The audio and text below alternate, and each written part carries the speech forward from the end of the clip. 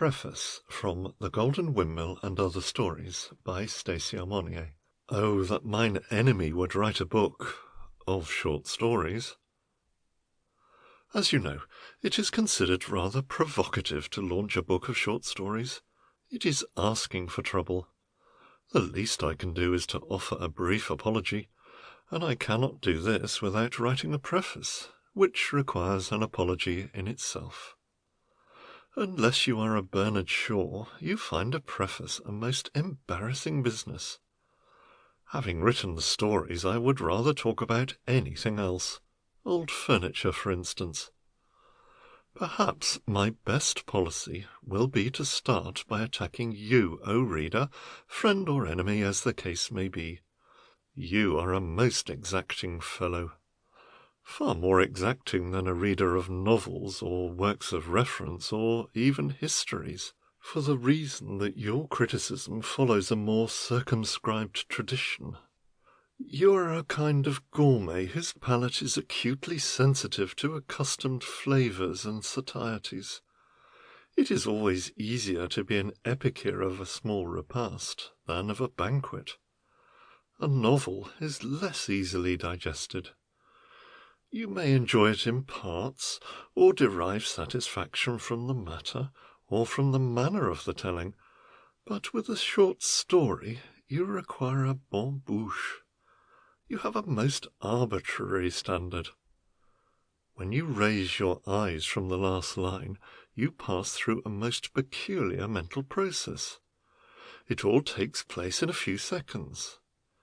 In a flash you see the shape and form and colour, the application of the title, the point of the whole thing. You demand this, and you also demand to have your senses tickled by some cunning solution, to be soothed by something unexpected at the close. You observe it as a whole, in the same way that you would observe a watercolour sketch or a Sheraton chair. You may afterwards further examine the sketch and even sit on the chair, but their appeal to you depends on that first glance. Otherwise you turn away, a dissatisfied and disgruntled gourmet. Tomorrow you will dine elsewhere. The truth is, your sense of tradition has been outraged. Fortunately for you, and for me, tradition is a fine thing.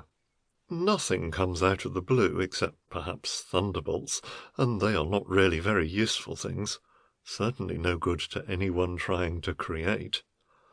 Chippendale, Sheraton, or Hepplewhite were all men of strong individuality. You could never mistake a Sheraton chair for a Chippendale, or a Chippendale for a Hepplewhite, and yet they were all craftsmen who worked on strictly traditional lines. The same may be said of Turgenev, Guy de Maupassant, Joseph Conrad, and Chekhov. Please do not think that I am mentioning my own short stories in the same breath with the stories of these giants. I only want to point out to you that those of us who desire to write them have a noble tradition to follow.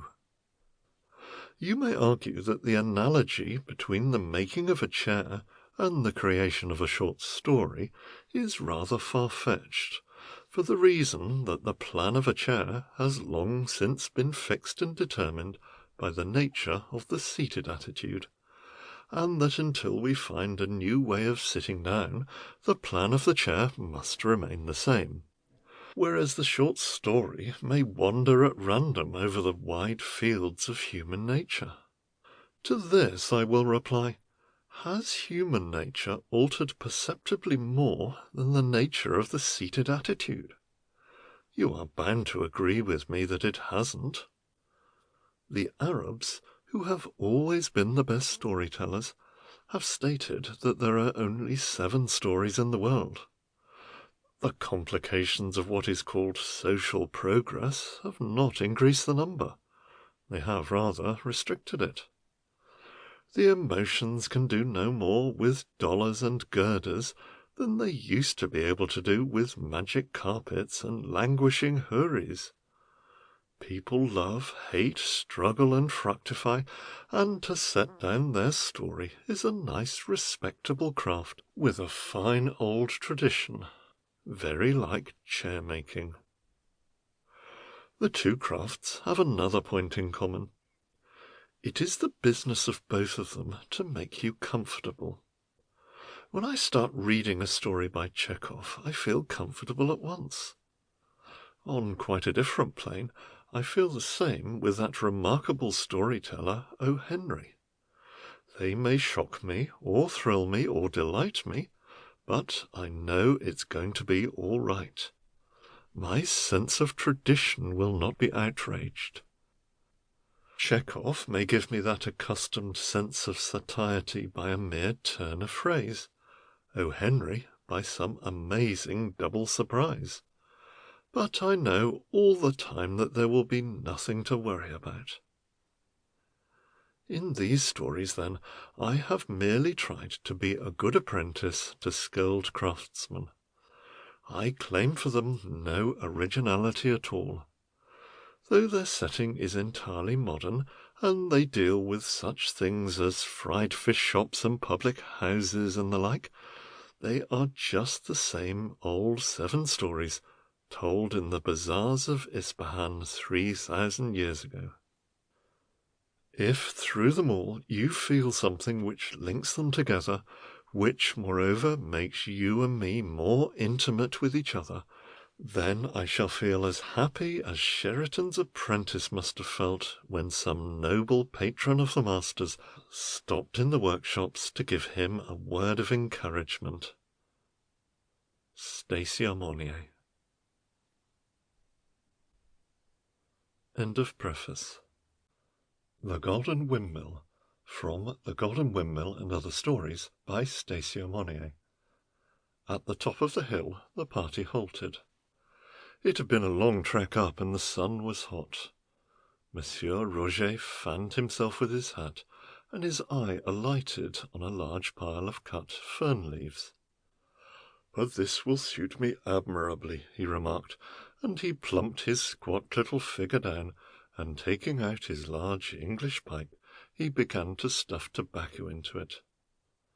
"My little one," said his stout wife, "I should not advise you to go to sleep. You know that to do so in the afternoon always gives you an indisposition." "Oh, la, la, no, no, no, I do not go to sleep, but this position suits me admirably," he replied.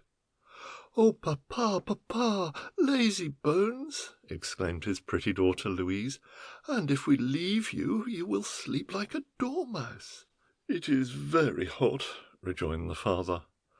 "Leave him alone," said Madame Roget, "and we will go to that place that looks like an inn and see whether they will sell us milk. Where is Lisette?" Lisette? Where should she be? And of course it was foolish to ask. Lisette, the younger daughter, had been lost in the wood on the way up with her fiancé, Paul Fasquelle. Indeed, the party had all become rather scattered. It is a peculiarity of picnics. Monsieur Roget's eldest son, Anton, was playing at seesaw with his 3 children on the trunk of a fallen tree. His wife was talking to Madame Aubert, and occasionally glancing up to exclaim, "Careful, my darlings!" Monsieur Roget was left alone. He lighted his pipe and blinked at the sun.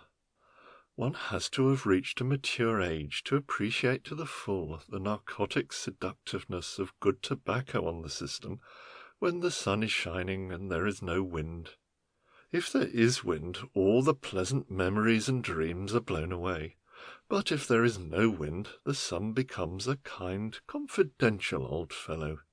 He is very, very mature. And Monsieur Roget was mature. He was 59 years old, given to corpulence, rather moist and hot, but eminently comfortable leaning against the pile of ferns. A glorious view across the woods of Fontainebleau lay stretched before him. The bees droned in the young gorse, his senses tingled with a pleasurable excitement, and, as a man will in such moments, he enjoyed a sudden crystallized epitome of his whole life. his struggles and failures and successes. On the whole, he had been a successful man. If he died tomorrow, his loved ones would be left in more than comfort. Many £1,000 carefully invested, some house property in the Rue Renoir, the 3 comestibles establishments all doing reasonably well. Things had not always been like that. There had been long years of anxiety, worry, and even poverty. He had worked hard, and it had been a bitter struggle. When the children were children, that had been the anxious time.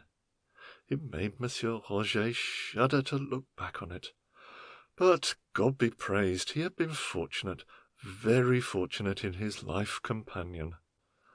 During that anxious time, Madame Roger had been patient, encouraging, incredibly thrifty, competent, resourceful, a loyal wife, a very Frenchwoman, and they had come through.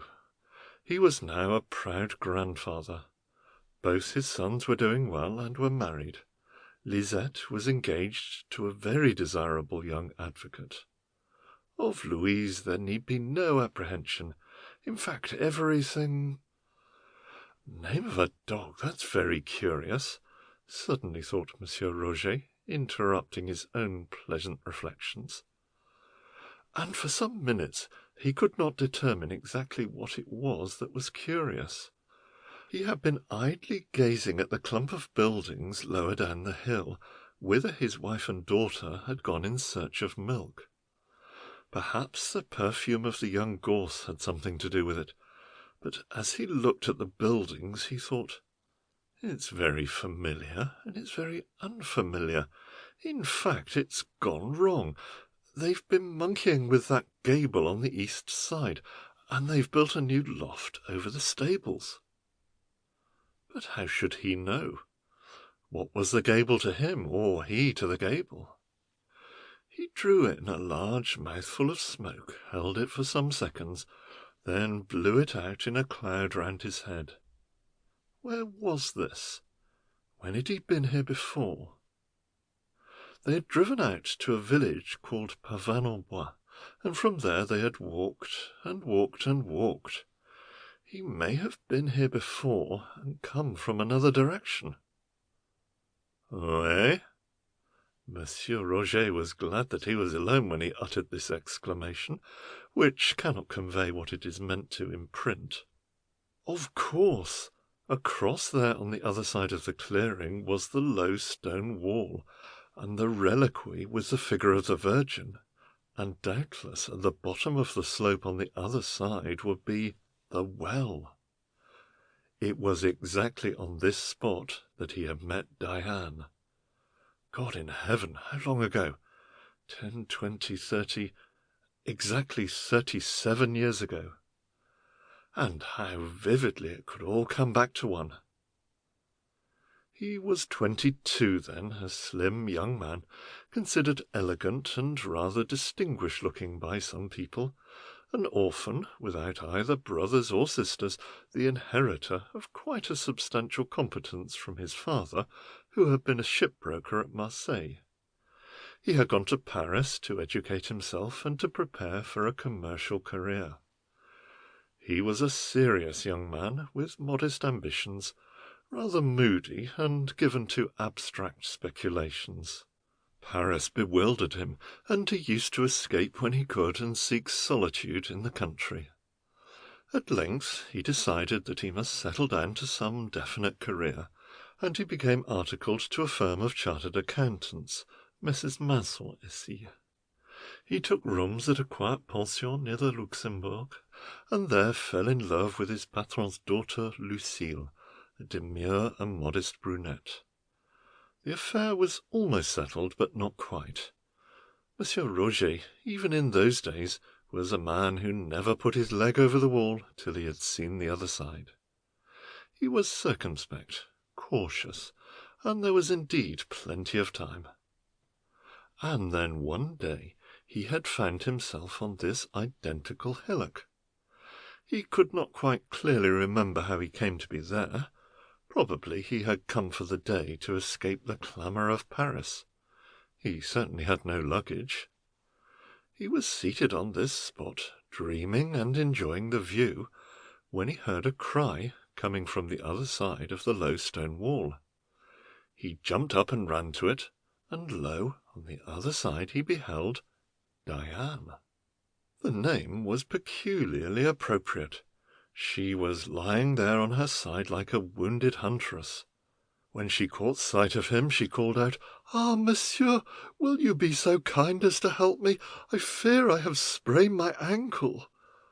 Paul Roget leapt the wall and ran to her assistance. The thought of leaping a wall now made him gasp. He lifted her up, trembling himself, and making sympathetic little clucks with his tongue. "Pardon, pardon, very distressing," he murmured when she stood erect.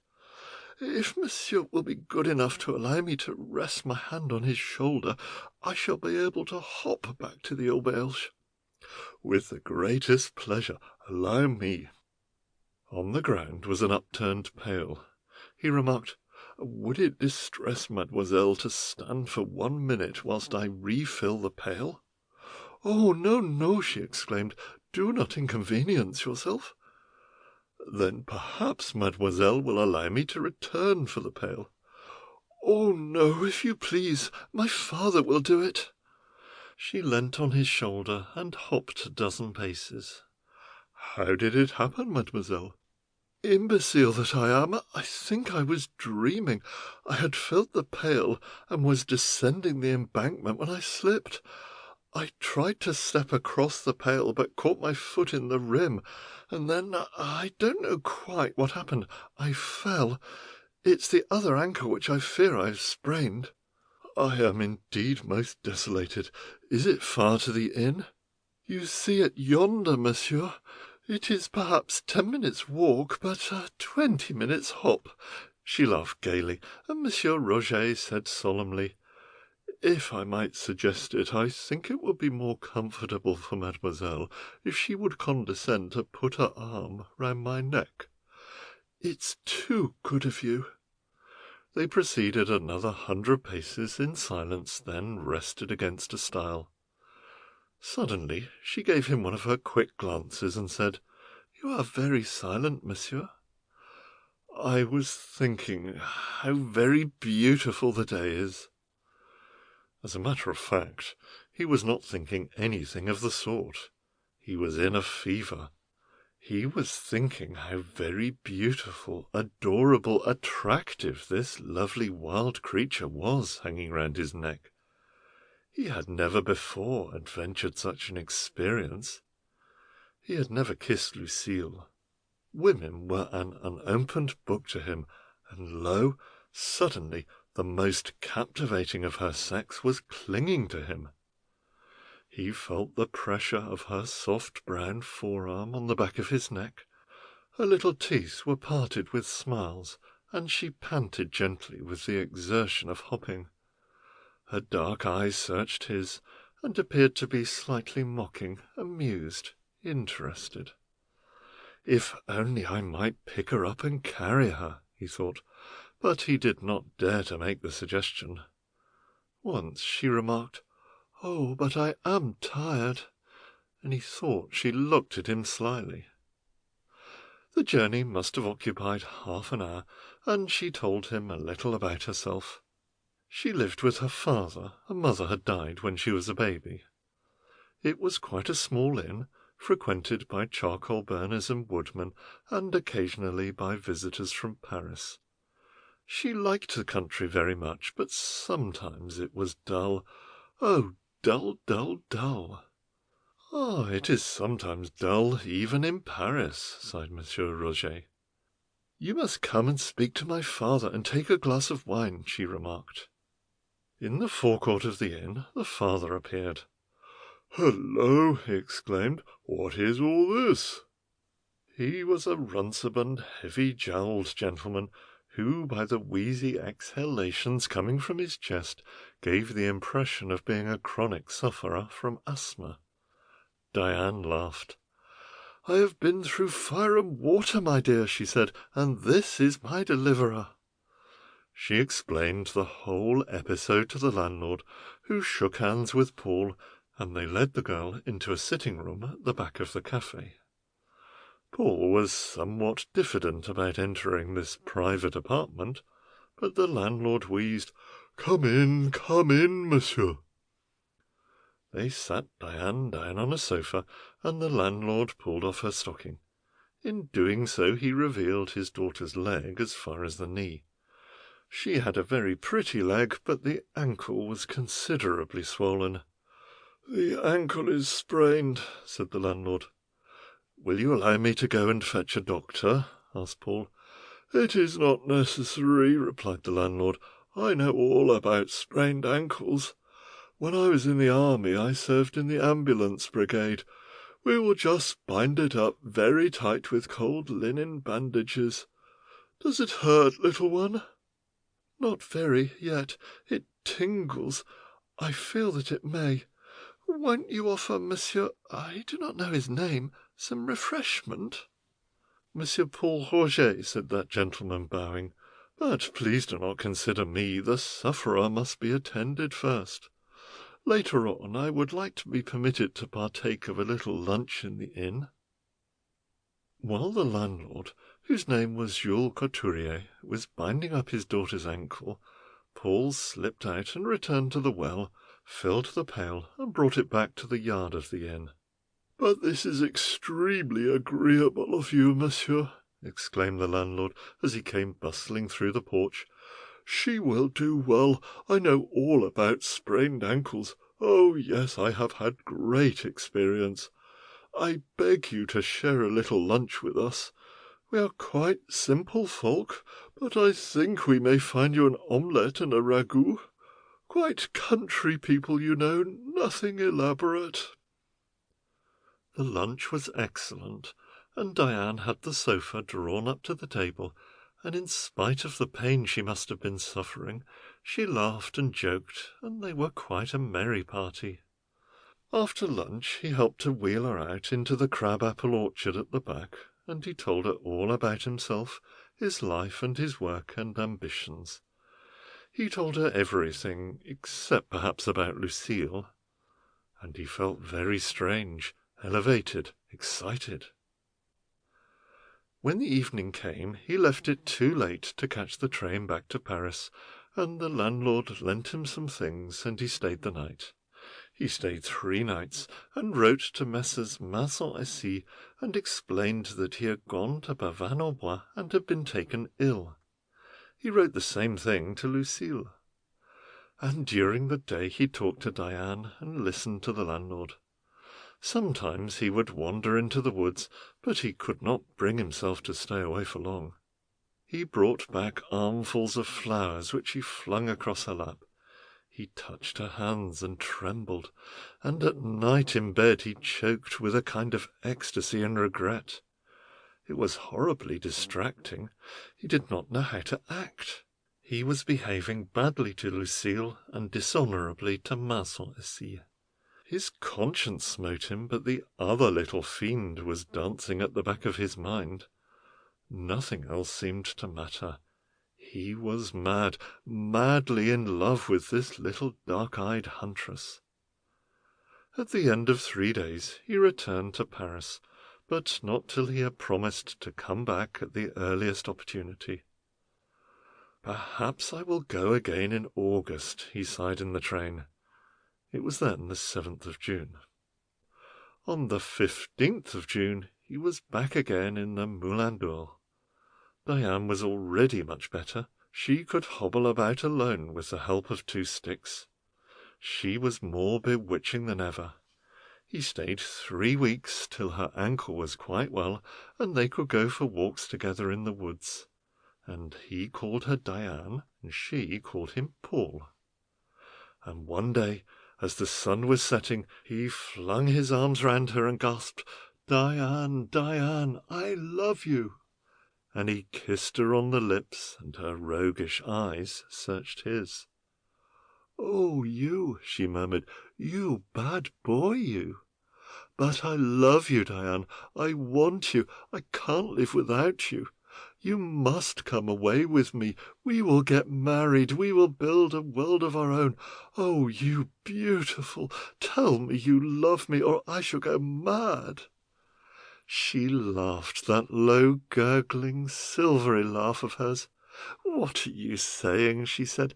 "How could I know? I think you are a nice boy, but I cannot leave my father." "My dear, he managed all the time you had to lie with your foot up. Don't torture me. Oh, you must love me, Diane. I couldn't love you so much if you didn't love me a little in return." "Perhaps I do," she said, smiling. "What is it then, Diane?" "Oh, I don't know. I do not want to marry. I want to be free to see the world. I am ambitious. I have been to the conservatoire at Suboise. They say I can dance and sing. My father has spent his savings on me." "Darling, if you marry me, you shall be free. You shall do as you like. You shall dance and sing and see the world. Everything of mine shall be yours, if only you will love me. You must, Diane." "Well, we shall see. Come, father will be anxious." In July he left his pension and moved out to Montmartre. He had never definitely proposed to Lucille, but his expressions of affection had been so definite that he felt ashamed.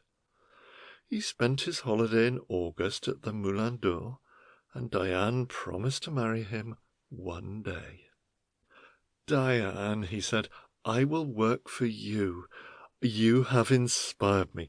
I shall go back to Paris and think of you all day and dream of you all night." "That won't give you much time to make your fortune, my little cabbage." "Do not mock me.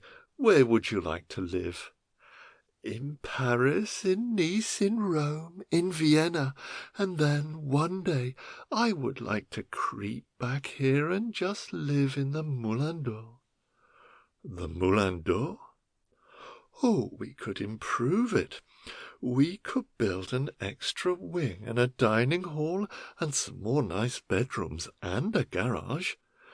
We could improve the inn, but we could not improve these beautiful hills. Isn't that true, little friend?" "Nothing could be improved where you are. You are perfection."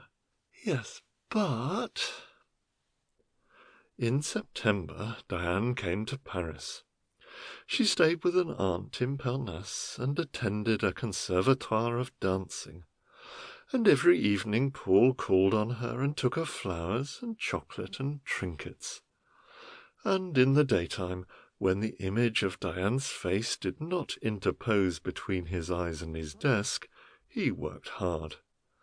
He meant to work hard and become a rich man, and take Diane to Nice and Rome and Vienna, and make the structural alterations to the Moulin d'Or. In a few months' time Diane made such progress that she was offered an engagement in the ballet at Olympia. She accepted it, and Paul was consumed with a fever of apprehension. Every night he went to the performance, waited for her, and escorted her home. But he disliked the atmosphere of the music hall intensely, and the other girls, Diane's companions, heaven defend her. And then she quarrelled with her aunt, and Paul besought her to marry him so that he might protect her. But she prevaricated, and in the end he took some rooms for her, and she consented to allow him to pay for them. She lived there for several weeks alone, only attended by an old concierge, and then she took a friend, Babette Baroche, to share the rooms with her, and Paul still continued to pay. Paul disliked Babette. She was a frivolous, vain, empty-headed little coquette, and no fit companion for Diane.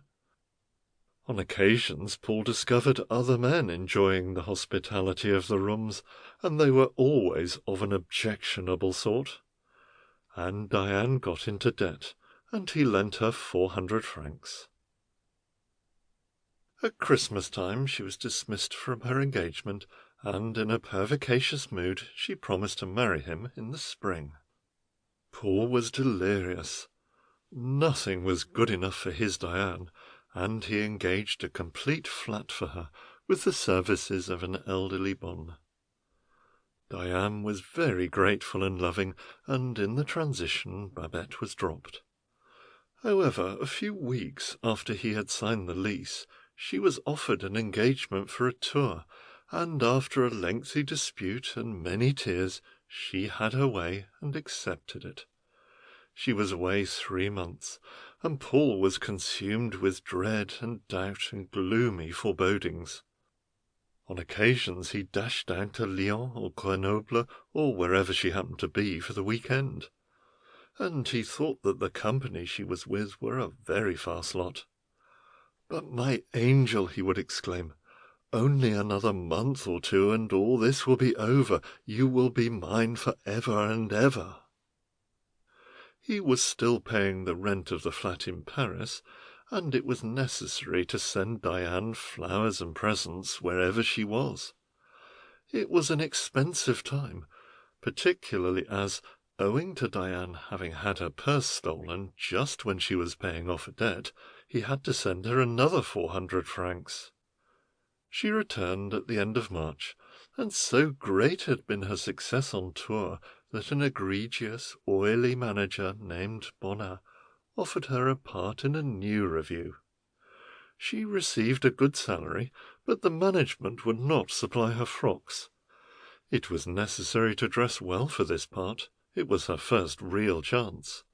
She ransacked shops in the Rue de Tivoli, and Paul accompanied her. Eventually she spent 1,200 francs on them, and Paul advanced the money. She only allowed him to do so on the understanding that she paid him back by instalments out of her salary. It is needless to say that she never did so. However, the frocks were a great success, and Diane made a hit.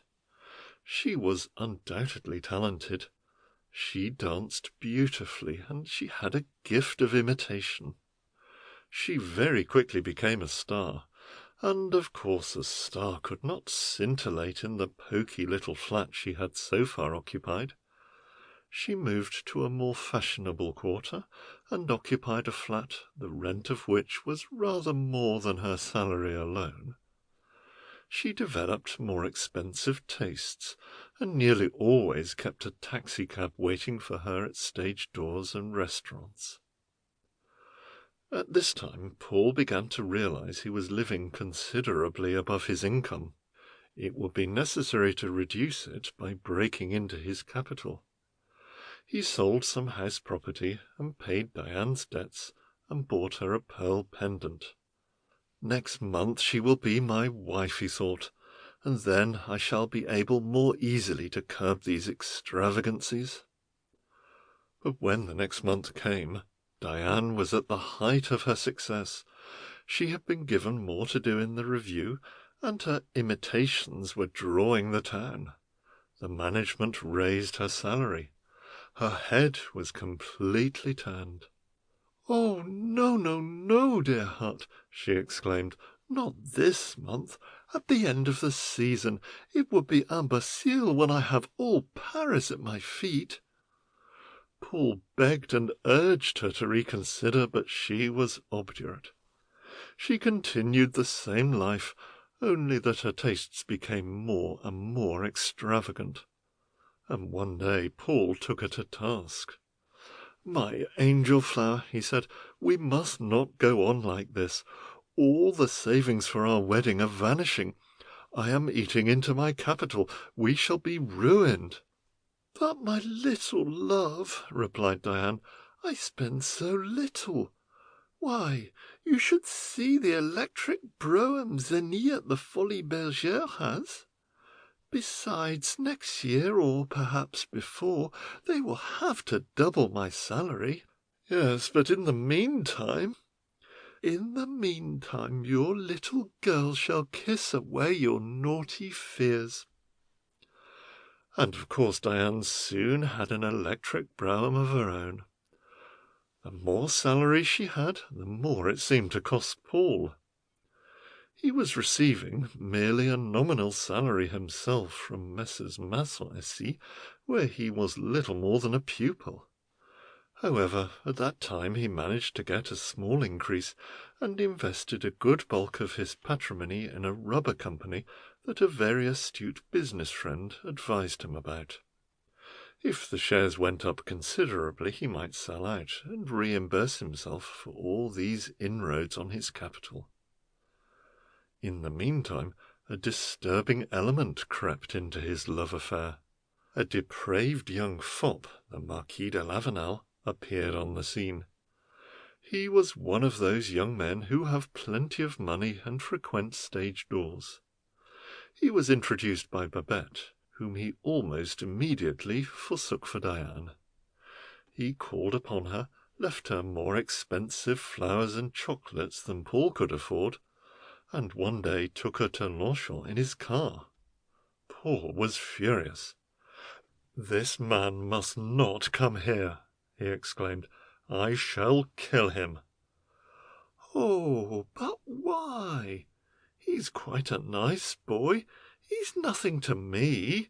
He's Babette's friend." "I don't trust him. I won't have him here. Do you understand, Diane? I love you so. I am distracted when that kind of person speaks to you." "Oh." Diane promised not to see him again alone, but Paul was dubious. The trouble was that he did not know what went on in the daytime. In the evening he could to a certain extent protect her, but in the daytime, that raven, that ogre, that bloodsucker, he was the kind of man who had the entrée of all theatres, both the back and the front. He went about with parties of girls. Diane explained that it was impossible sometimes not to meet him. He was always with her friends. At the end of July, Paul had a stroke of fortune. The rubber shares he had bought went up with a great boom quite suddenly. He sold out and netted a considerable sum. And then he had a brilliant inspiration. He would tell Diane nothing of this. He had plans of his own.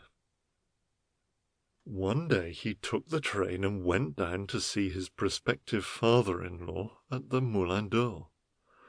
The old man was wheezier than ever, but very cordial and friendly. "Well, my boy, how goes it?" he asked. "Excellently," said Paul. "Now, father-in-law, I have a proposition to make. Diane and I are to be married after the summer season. It has always been her ambition to live at the Moulin d'Or, but she has spoken of improvements. I want to suggest to you, with all respect, that you allow me to make those improvements. I would like to do it without her knowledge, and then to bring her down as a great surprise." "Well, well, very agreeable, I'm sure, and why not? It would be very charming." "I suggest building a new wing with a dancing hall and several nice bedrooms and a garage, and laying out the gardens more suitably." "Well, good. It would be very desirable and conducive to good business. You may rely on me to assist you in your project, Monsieur Paul."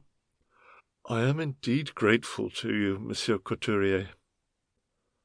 Paul returned to Paris in high spirits.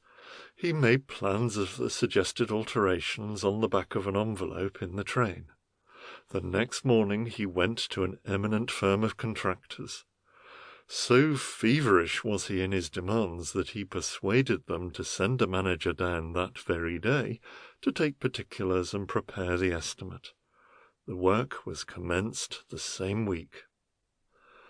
In the meantime, Diane had bought some expensive little dogs, because Fleury at the Odeon kept expensive little dogs, and a new silver tea service, because Lucie Castille at the Moulin Rouge had a silver tea service. And Paul was surprised, because neither of the accounts for these luxuries was sent to him.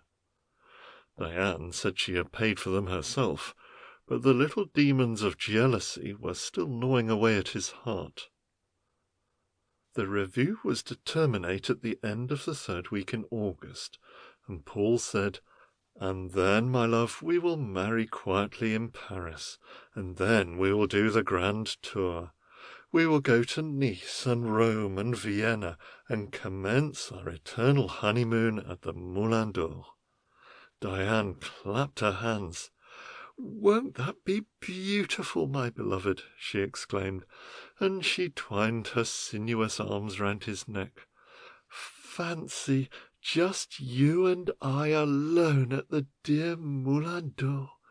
Ah, and then we will go to Venice and to Munich. Good gracious! It will soon be time to think about the frocks and the trousseau." Paul's heart swelled. The trousseau! Diane was becoming serious. There had been moments when he had doubted whether she meant to marry him at all, but the trousseau! Why, yes, the matter must be attended to at once. They spent 3 weeks buying Diane's trousseau. Nearly every day she thought of something fresh, some little trifle that was quite indispensable. When the bills came in, they amounted to 22,000 francs. Paul was aghast. He had no idea it was possible to spend so much on these flimsy fabrics, and furniture had yet to be purchased. He went to his astute business friend again, and begged for some enticing investment. He was recommended a Nicaraguan company that was just starting. They had acquired the rights of a new method of refining oil. It was going to be a big thing. With the exception of a sum of money to pay for the improvements at the Moulin d'Or, Paul put practically the whole of his capital into the Nicaraguan company. Nearly every day he called at the contractors, or sent frenzied telegrams to Monsieur Couturier to inquire how the work was progressing. At length he received a verbal promise that the whole thing would be completed by about the 20th of September. Excellent! That would fit in admirably. It would give him a month's honeymoon with his beautiful Diane, and then, one glorious September evening, he would drive up the hill, and jumping out of the car in the new drive, he would be able to exclaim, "Behold, do not all your dreams come true?" And Diane would fling her arms round his neck, and the old father would come toddling out and find them in that position, and he would probably weep, and it would all be very beautiful. A few days later there was a rather distressing incident. Quite on her own responsibility, Diane ordered a suite of Louis XV furniture. They were fabulously expensive copies. Paul had nothing like enough money to pay for it. He did not want to sell his Nicaraguan shares. In fact, he had only just applied for them. He protested vehemently.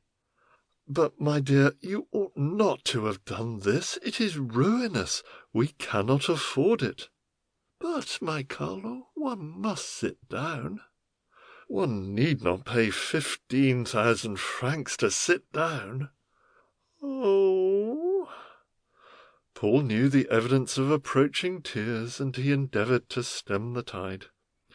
In the end he went to a money-lender and borrowed the money at an abnormal rate of interest. Then he went to Diane and said, "My beloved, you must promise me not to spend any more money without my consent. The consequences may be serious. My affairs are already getting very involved. You must promise me." Diane promised, and the next day drove to his office in a great state of excitement. Bonnat had been to see her. They wanted to take the review for a 2-month tour to Brittany and Normandy, commencing at Dinard on August 22nd. He had offered her dazzling terms. She simply must go. It might be her last chance. The wedding must be postponed till the end of October. Paul protested, and they both became angry and cried before 2 other clerks in Messrs. Masson's office. They parted without anything being settled. When he saw her that night after the theatre, she had signed the contract, and Paul returned to his rooms and bit his pillow with remorse and grief. On the 21st of August, Diane locked up her trousseau and the furniture and left with the company for Dinard. And Paul wrote to her every day, and she replied once a week and occasionally sent him a telegram announcing a prodigious success. Only occasionally did he get an opportunity of going to her over a weekend. The journeys were very long, and he resented spending the money. In only one way did he derive any satisfaction from that tour. The building work, like all building work, could not possibly be completed in the time specified.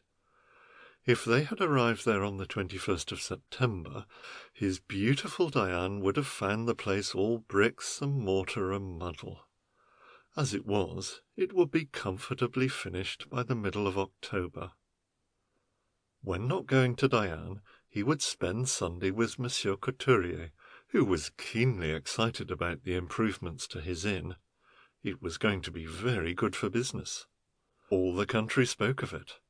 The patron of the Colonne de Bronze further down the hill was furious, and this was naturally a matter of satisfaction to Monsieur Couturier.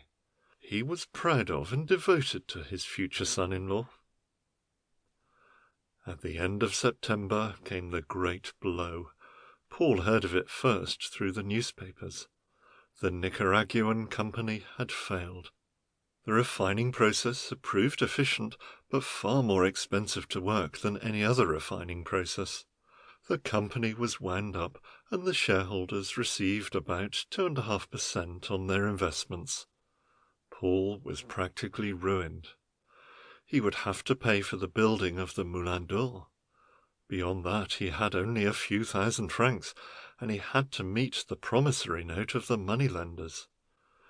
He wrote to Diane and confessed the whole story. She sent him a telegram which simply said, "Courage, courage!" He wore the telegram inside his shirt for 3 days till it got rather too dilapidated. Then he concentrated on his work. Yes, he would have courage. He would build up again. Diane trusted him. In any case, they could sell the furniture and go and live at the Moulin d'Or. He wrote her long letters full of his schemes. On October the 12th the work was completed, and he went down and spent 2 days and nights with Monsieur Couturier. Diane was to return to Paris on the 15th. Monsieur Couturier was full of sympathy and courage. They talked far into the night of how they would manage. With the increase of business assured, the inn would no doubt support the 3 of them. There were great possibilities, and Paul was young and energetic. Nothing mattered so long as his Diane believed in him. The night before he returned to Paris, he went for a walk in the woods by himself. He visualized the days to come, the walks with Diane, the tender moments when they held each other's hands. He could see their children toddling hand in hand through the woods picking flowers. In an ecstasy he rushed to a thick bush and picked a bunch of red berries. He would take them to Diane. They would be the symbols of their new life.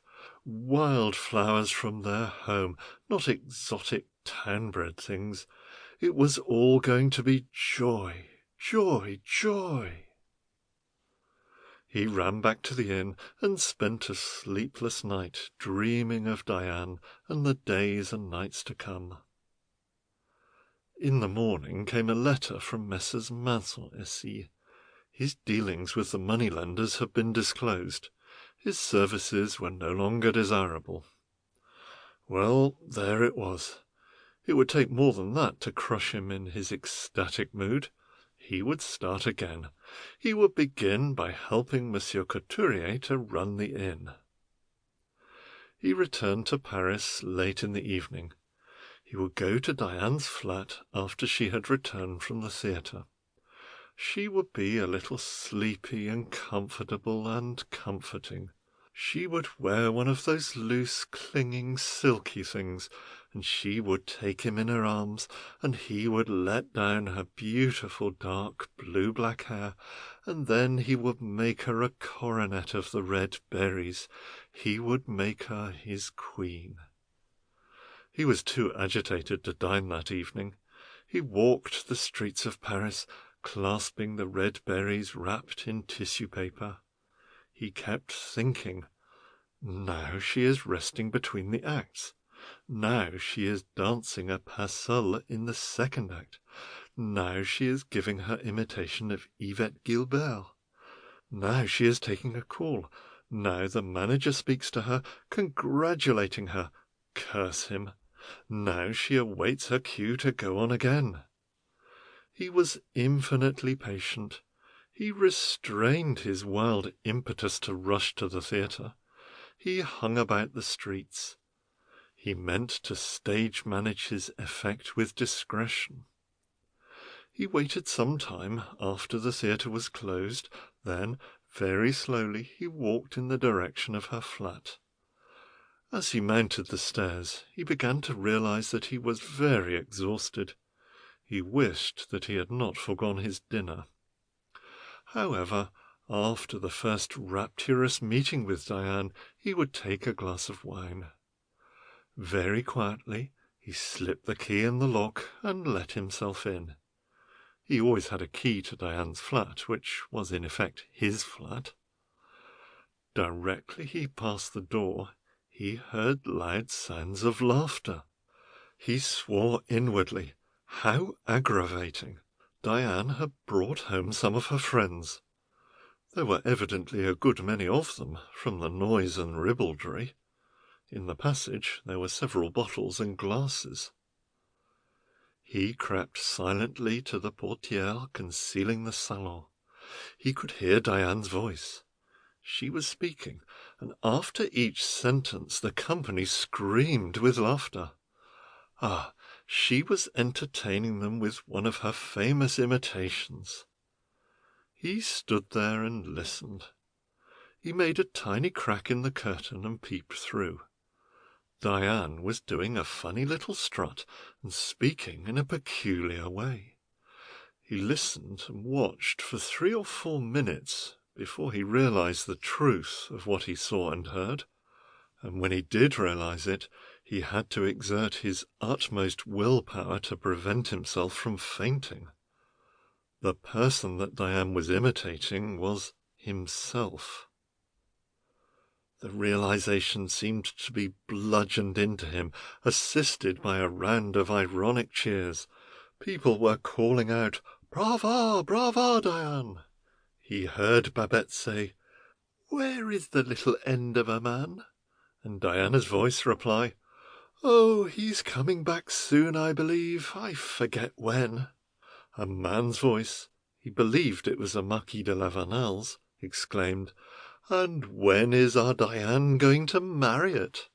Diane, very emphatically, "Do not distress yourself, my dear. He's lost all his money." A roar of laughter drowned conversation, and Paul groped his way along the passage, still clutching the red berries. He reached the door. Then he reconsidered the matter. He crept back to her bedroom. He placed the berries under the coverlet, and taking a sheet of paper, he wrote one word on it, "Goodbye." He placed this on the berries, then stole out into the night. Paul was then 22, and his life was finished. He was a crushed and broken man. He wandered the streets of Paris all night. He spent hours grimly watching the encircling waters of the Seine, the friend and comforter of so many broken hearts. At dawn he returned to his own apartment. He slept for several hours and then woke up in a fever. He was very ill for some weeks. But one must not despair forever. At the end of that time he pulled himself together and went out and sought employment. He eventually got a situation as a junior clerk in a wholesale store, and he went back to live at his old pension near the Luxembourg, and he resumed his friendship with Lucille. And in 2 years' time he married Lucille, and then his life began. His life began, and lo, here was Lucille walking slowly up the hill, arm in arm with her daughter Louise. Yes, his life began. "Ah, there you are! What did I say?" exclaimed Louise. "He's been asleep." "And we've had such an interesting time," added Madame Roget, panting with exertion. "We've been to the inn." "And there's such a pretty girl there," continued the daughter. "You'd fall in love with her, papa." "Is she very dark?" asked Monsieur Roget. "Yes, she has blue-black hair and beautiful dark eyes." "Good God!" "I knew he would be interested. She gave us some milk, and she's been telling us her story. She's quite young, and she owns the inn, though it's very hard work to run it, she says. She has only one woman and a potman. Her mother was a famous actress who made a lot of money and bought the inn and improved it. She died when Mademoiselle was 15. Who was her father?" "I don't know.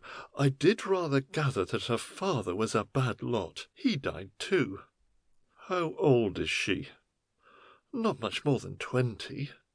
Then her mother must have been 39 when she died." "What makes you say so?" "Of course she must have been. What happened to the old man?" "What old man?" "Her grandfather." "What are you talking about, papa? I don't believe you're quite awake yet." "She must have had a grandfather. Everybody has a grandfather." "Well, of course, but then he must either be dead or alive."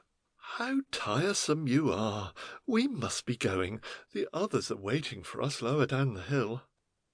Monsieur Roget struggled to his feet and shook the little dead fronds of fern from his clothes, and his wife dusted him down behind. "We shall be going back past the inn," she said. "The inn? Why can't we go the other way, the way we came?" "Don't be so absurd. What does it matter? The others are awaiting us." They went slowly down the hill and came in sight of the Moulin d'Or. "Isn't it disgusting," remarked Louise, "how these speculative builders are always spoiling these old inns?" "I don't see it spoiled," answered her father petulantly. "You are ridiculous, papa. Anyone can see the inn isn't half as nice as it was." As they approached the forecourt of the inn, a girl came out carrying a pail. She had dark eyes, blue-black hair, and a swinging carriage. Yes, there was no doubt about it. She was the spit-and image of her mother. As she approached, she smiled pleasantly and said, "Good evening, madame. A pleasant journey. Good evening, monsieur." The ladies returned a friendly greeting, and Monsieur Roget suddenly turned to the girl and said, "Is your grandfather alive or dead?" She continued smiling and replied, "I do not remember my grandfather, monsieur." "No, perhaps not. It was 37 years ago, and old Couturier was an old man then. Perhaps not." "Papa, can't you see she's going to the well to fetch water? Why don't you offer to help her?" "Eh? No, I'm not going. Let her fetch it herself." "Papa!" They walked on in silence till well out of hearing, when Louise exclaimed, Really, Papa, I can't understand you. So ungallant. It's not like you. You ought to have offered to fetch the water for her, even if she refused." "Eh? Oh, no, I wasn't going. Very dangerous. You might fall down and sprain your ankle. Oh, no, or she might fall down or something. It's very slippery up there by the well. You're not going to get me to do it. Let her fetch her own water. Oh, no, no, no, no, no." "Louise, dear," remarked Madame Roget, "let us hurry. Your father is most queer. I always warn him, but it is no good. If he sleeps in the afternoon, he always gets an indisposition." End of The Golden Windmill. A Source of Irritation from The Golden Windmill and Other Stories by Stacy Aumonier. To look at old Sam Gates, you would never suspect him of having nerves. His 69 years of close application to the needs of the soil had given him a certain earthy solidity. To observe him hoeing or thinning out a broad field of turnips hardly attracted one's attention. He seemed so much part and parcel of the whole scheme. He blended into the soil like a glorified Swede. Nevertheless, the half-dozen people who claimed his acquaintance knew him to be a man who suffered from little moods of irritability. And on this glorious morning a little incident annoyed him unreasonably. It concerned his niece Aggie. She was a plump girl with clear blue eyes and a face as round and inexpressive as the dumplings for which the county was famous. She came slowly across the long sweep of the downland, and putting down the bundle wrapped in a red handkerchief which contained his breakfast and dinner, she said, "Well, uncle, is there any news?" Now, this may not appear to the casual reader to be a remark likely to cause irritation, but it affected old Sam Gates as a very silly and unnecessary question. It was, moreover, the constant repetition of it which was beginning to anger him.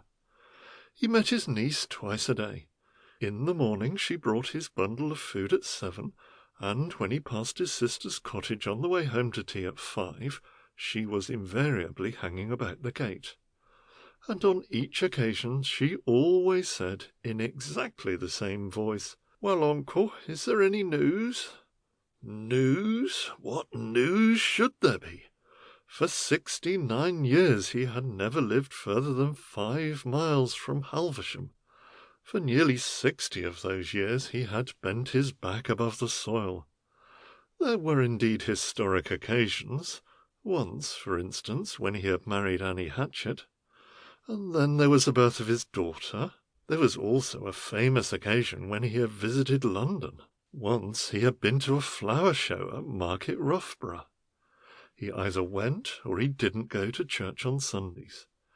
He had had many interesting chats with Mr. James at the Cowman, and 3 years ago he had sold a pig to Mrs. Wake. But he couldn't always have interesting news of this sort up his sleeve. Didn't the silly gaffer know that for the last 3 weeks he had been thinning out turnips for Mr. Dodge on this very same field? What news could there be? He blinked at his niece and didn't answer. She undid the parcel and said, "Mrs. Galpin's fowl got out again last night." He replied, "Ah," in a non-committal manner, and began to munch his bread and bacon. His niece picked up the handkerchief and, humming to herself, walked back across the field. It was a glorious morning, and a white sea mist added to the promise of a hot day. He sat there munching, thinking of nothing in particular, but gradually subsiding into a mood of placid content. He noticed the back of Aggie disappear in the distance. It was a mile to the cottage and 1.5 miles to Halversham. Silly things, girls, they were all alike. One had to make allowances. He dismissed her from his thoughts and took a long swig of tea out of a bottle. Insects buzzed lazily. He tapped his pocket to assure himself that his pouch of shag was there, and then he continued munching. When he had finished, he lighted his pipe and stretched himself comfortably. He looked along the line of turnips he had thinned, then across the adjoining field of swedes. Silver streaks appeared on the sea below the mist. In some dim way he felt happy in his solitude amidst this sweeping immensity of earth and sea and sky. And then something else came to irritate him. It was one of these dratted airy planes. Airy planes were his pet aversion. He could find nothing to be said in their favour. Nasty, noisy, vile-smelling things that seared the heavens and made the earth dangerous. Every day there seemed to be more and more of them. Of course, this old war was responsible for a lot of them, he knew. The war was a plaguey nuisance. They were short-handed on the farm, beer and tobacco were dear, and Mrs. Stephen's nephew had been and got wounded in the foot. He turned his attention once more to the turnips. But an airy plane has an annoying genius for gripping one's attention. When it appears on the scene, however much we dislike it, it has a way of taking stage centre. We cannot help constantly looking at it. And so it was with old Sam Gates. He spat on his hands and blinked up at the sky. And suddenly the aeroplane behaved in a very extraordinary manner. It was well over the sea when it seemed to lurch in a drunken manner and skimmed the water. Then it shot up at a dangerous angle and zigzagged.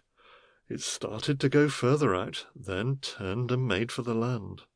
The engines were making a curious grating noise. It rose once more, and then suddenly dived downwards and came plump down right in the middle of Mr. Dodge's field of swedes. Finally, as if not content with this desecration, it ran along the ground, ripping and tearing up 25 yards of good swedes, and then came to a stop. Old Sam Gates was in a terrible state. The aeroplane was more than 100 yards away, but he waved his arms and called out, "Hi, you there! You mustn't land in these Swedes. They're Mr. Dodge's." The instant the aeroplane stopped, a man leapt out and gazed quickly around.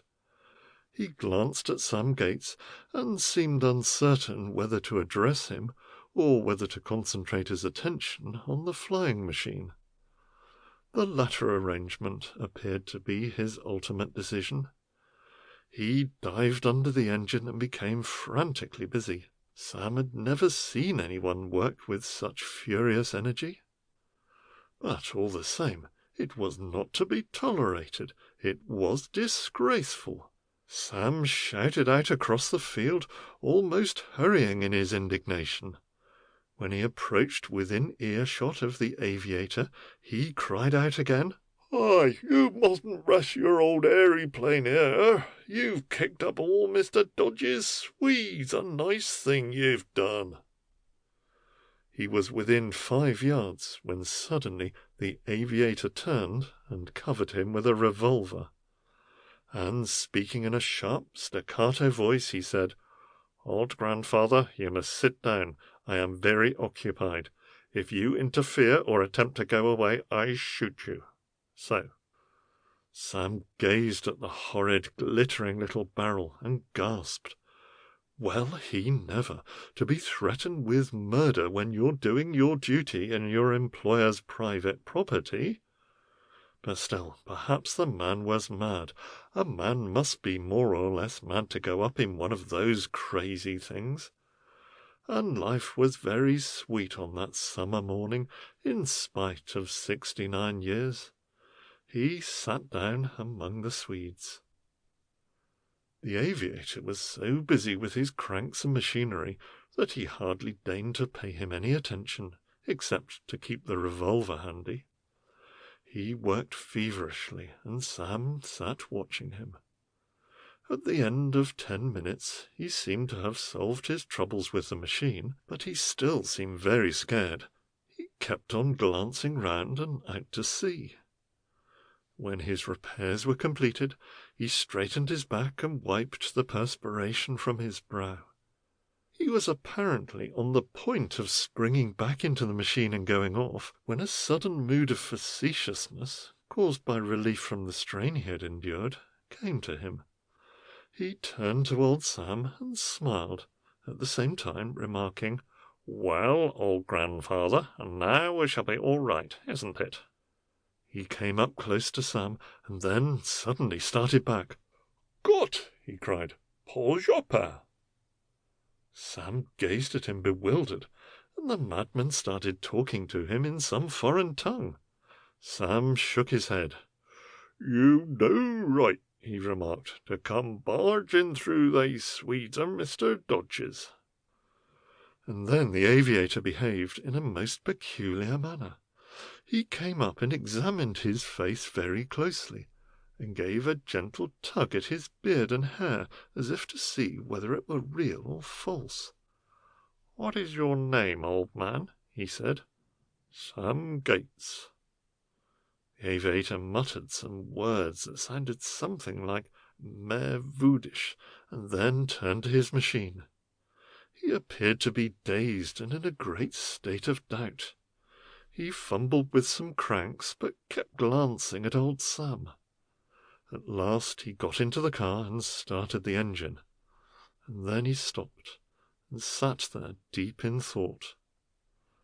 At last he sprang out again, and approaching Sam, he said very deliberately, "Old grandfather, I shall require you to accompany me."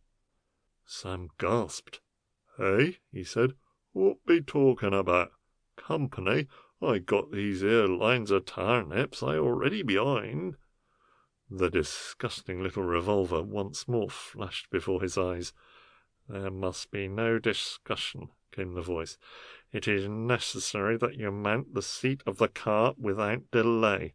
Otherwise I shoot you like the dog you are. So." Old Sam was hale and hearty. He had no desire to die so ignominiously. The pleasant scent of the downland was in his nostrils. His foot was on his native heath. He mounted the seat of the car, contenting himself with a mutter, "Well, that be a nice thing, I must say, flying about the country with all they turnips only half thinned." He found himself strapped in. The aviator was in a fever of anxiety to get away. The engines made a ghastly splutter and noise. The thing started running along the ground. Suddenly it shot upwards, giving the Swedes a last contemptuous kick. At 20 minutes to 8 that morning, old Sam found himself being borne right up above his fields and out to sea. His breath came quickly. He was a little frightened. "God forgive me," he murmured. The thing was so fantastic and sudden, his mind could not grasp it. He only felt in some vague way that he was going to die, and he struggled to attune his mind to the change. He offered up a mild prayer to God, who, he felt, must be very near somewhere up in these clouds. Automatically he thought of the vicar at Halversham, and a certain sense of comfort came to him at the reflection that on the previous day he had taken a cooking of runner beans to God's representative in that village. He felt calmer after that, but the horrid machine seemed to go higher and higher. He could not turn in his seat, and he could see nothing but sea and sky. Of course the man was mad, mad as a March hare. Of what earthly use could he be to anyone?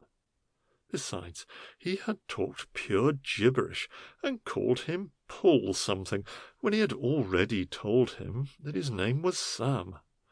The thing would fall down into the sea soon, and they would both be drowned. Well, well, he had reached the 70 years. He was protected by a screen, but it seemed very cold. What on earth would Mr. Dodge say? There was no one left to work the land but a fool of a boy named Billy Whitehead at Eric's Cross.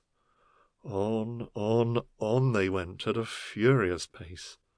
His thoughts danced disconnectedly from incidents of his youth, conversations with the vicar, hearty meals in the open, a frock his sister wore on the day of the postman's wedding, the drone of a psalm, the illness of some ewes belonging to Mr. Dodge.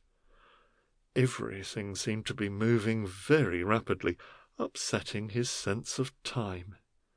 He felt outraged, and yet at moments there was something entrancing in the wild experience. He seemed to be living at an incredible pace.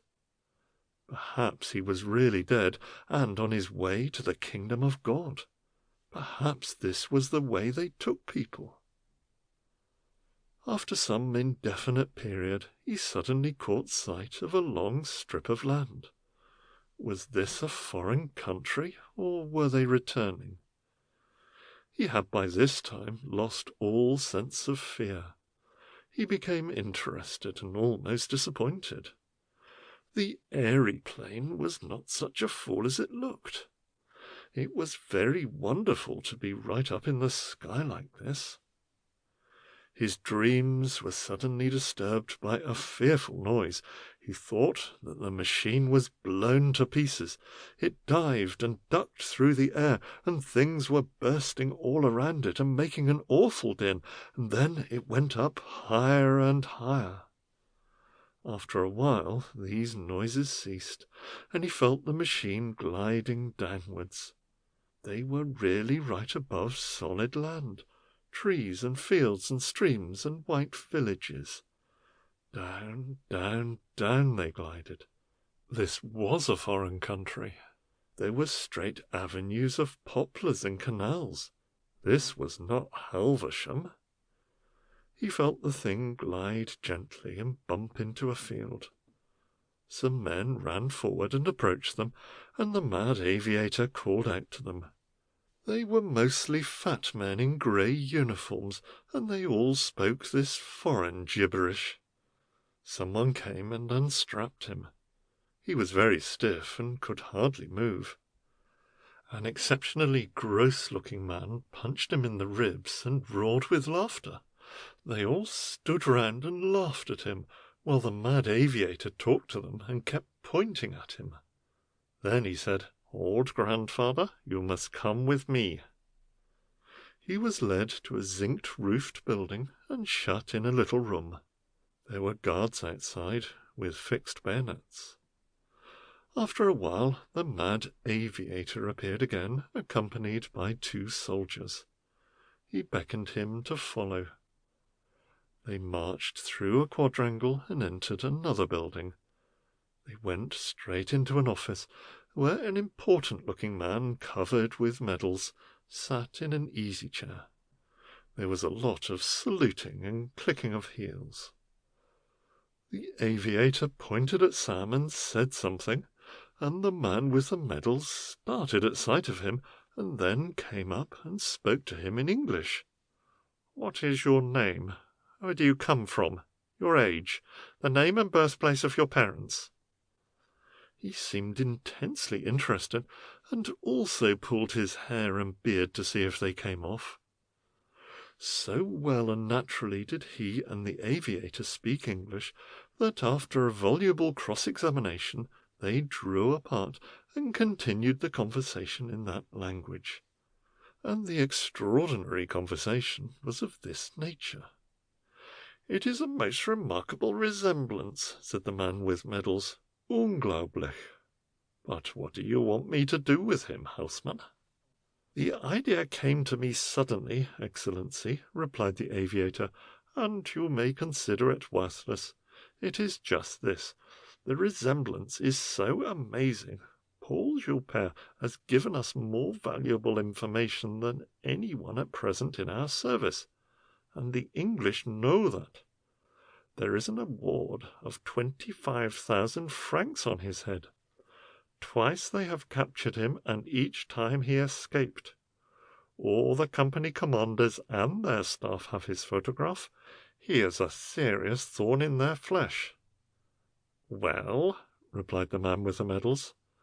The aviator whispered confidently, "Suppose, Your Excellency, that they found the dead body of Paul Joubert." "Well," replied the big man, "my suggestion is this. Tomorrow, as you know, the English are attacking Hill 701, which we have for tactical reasons decided to evacuate. If after the attack they find the dead body of Paul Joubert in, say, the second lines, they will take no further trouble in the matter. You know their lack of thoroughness. Pardon me, I was 2 years at Oxford University, and consequently Paul Joubert will be able to prosecute his labours undisturbed." The man with the medals twirled his moustache and looked thoughtfully at his colleague. "Where is Paul at the moment?" he asked. "He is acting as gardener at the convent of St. Heloise at Maiton-en-Eau, which, as you know, is 100 metres from the headquarters of the British Central Army Staff." The man with the medals took 2 or 3 rapid turns up and down the room. Then he said, "Your plan is excellent, Houseman. The only point of difficulty is that the attack started this morning." "This morning?" exclaimed the other.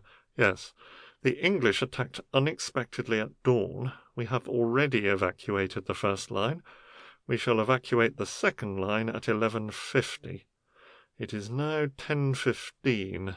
There may be just time." He suddenly looked at old Sam in the way that a butcher might look at a prize heifer at an agricultural show, and remarked casually, "Yes, it is a remarkable resemblance. It seems a pity not to do something with it." Then, speaking in German, he added, "It is worth trying, and if it succeeds, the higher authority shall hear of your lucky accident and inspiration, Herr Haussmann. Instruct Over-Lieutenant Schutz to send the old fool by 2 orderlies to the east extremity of Trench 38. Keep him there till the order of evacuation is given. Then shoot him, but don't disfigure him, and lay him out face upwards." The aviator saluted and withdrew, accompanied by his victim. Old Sam had not understood the latter part of the conversation, and he did not catch quite all that was said in English, but he felt that somehow things were not becoming too promising, and it was time to assert himself. So he remarked when they got outside, "Now, looky here, mister, when be I going back to my turnips?" And the aviator replied with a pleasant smile, "Do not be disturbed, old grandfather. You shall get back to the soil quite soon." In a few moments he found himself in a large grey car, accompanied by 4 soldiers. The aviator left him. The country was barren and horrible, full of great pits and rents, and he could hear the roar of artillery and the shriek of shells. Overhead aeroplanes were buzzing angrily. He seemed to be suddenly transported from the kingdom of God to the pit of darkness. He wondered whether the vicar had enjoyed the runner beans. He could not imagine runner beans growing here. Runner beans, aye, or anything else. If this was a foreign country, give him dear old England. Grrr, bang! Something exploded just at the rear of the car. The soldiers ducked, and one of them pushed him in the stomach and swore. "An ugly-looking lout," he thought. "If I were 20 years younger, I'd give him a punch in the eye that'll make him sit up." The car came to a halt by a broken wall. The party hurried out and dived behind a mound. He was pulled down a kind of shaft, and found himself in a room buried right underground, where 3 officers were drinking and smoking.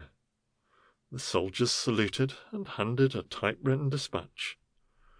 The officers looked at him drunkenly, and one came up and pulled his beard and spat in his face and called him an old English swine. He then shouted out some instructions to the soldiers, and they led him out into the narrow trench. One walked behind him and occasionally prodded him with the butt end of a gun. The trenches were half full of water and reeked of gases, powder, and decaying matter. Shells were constantly bursting overhead, and in places the trenches had crumbled and were very nearly blocked up.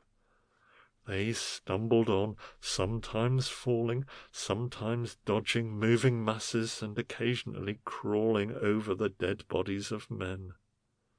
At last they reached a deserted-looking trench, and one of the soldiers pushed him into the corner of it and growled something and then disappeared round the angle.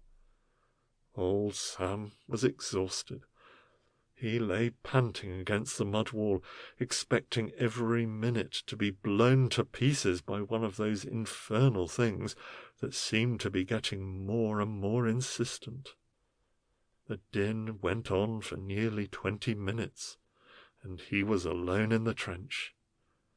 He fancied he heard a whistle amidst the din. Suddenly one of the soldiers who had accompanied him came stealthily round the corner, and there was a look in his eye old Sam did not like. When he was within 5 yards, the soldier raised his rifle and pointed it at Sam's body. Some instinct impelled the old man at that instant to throw himself forward on his face, and as he did so he was conscious of a terrible explosion, and he had just time to observe the soldier falling in a heap near him when he lost consciousness. His consciousness appeared to return to him in a snap. He was lying on a plank in a building, and he heard someone say, "I believe the old boy's English." He looked round. There were a lot of men lying there, and others in khaki and white overalls were busy amongst them. He sat up and rubbed his head and said, "Aye, mister, where be I now?" Someone laughed, and a young man came up and said, "Well, old thing, you were very nearly in hell. Who the devil are you?" Someone else came up, and the 2 of them were discussing him. One of them said, "He's quite all right. He was only knocked out. Better take him to the colonel. He may be a spy." The other came up and touched his shoulder and remarked, "Can you walk, uncle?" He replied, "Aye, I can walk all right. That's an old sport." The young man took his arm and helped him out of the room into a courtyard. They entered another room, where an elderly, kind-faced officer was seated at the desk. The officer looked up and exclaimed, "Good God! Bradshaw, do you know who you've got there?" The younger one said, "No. Who, sir?" "By God, it's Paul Joubert!" exclaimed the colonel. "Paul Joubert? Great Scott!" The old officer addressed himself to Sam. He said, "Well, we've got you once more, Paul. We shall have to be a little more careful this time." The young officer said, "Shall I detail a squad, sir?" "We can't shoot him without a court-martial," replied the kind-faced senior. Then Sam interpolated, "Look'ee, sir, I'm fair sick of all this. My name bain't Paul, my name's Sam. I was a thinning a loin of turnips."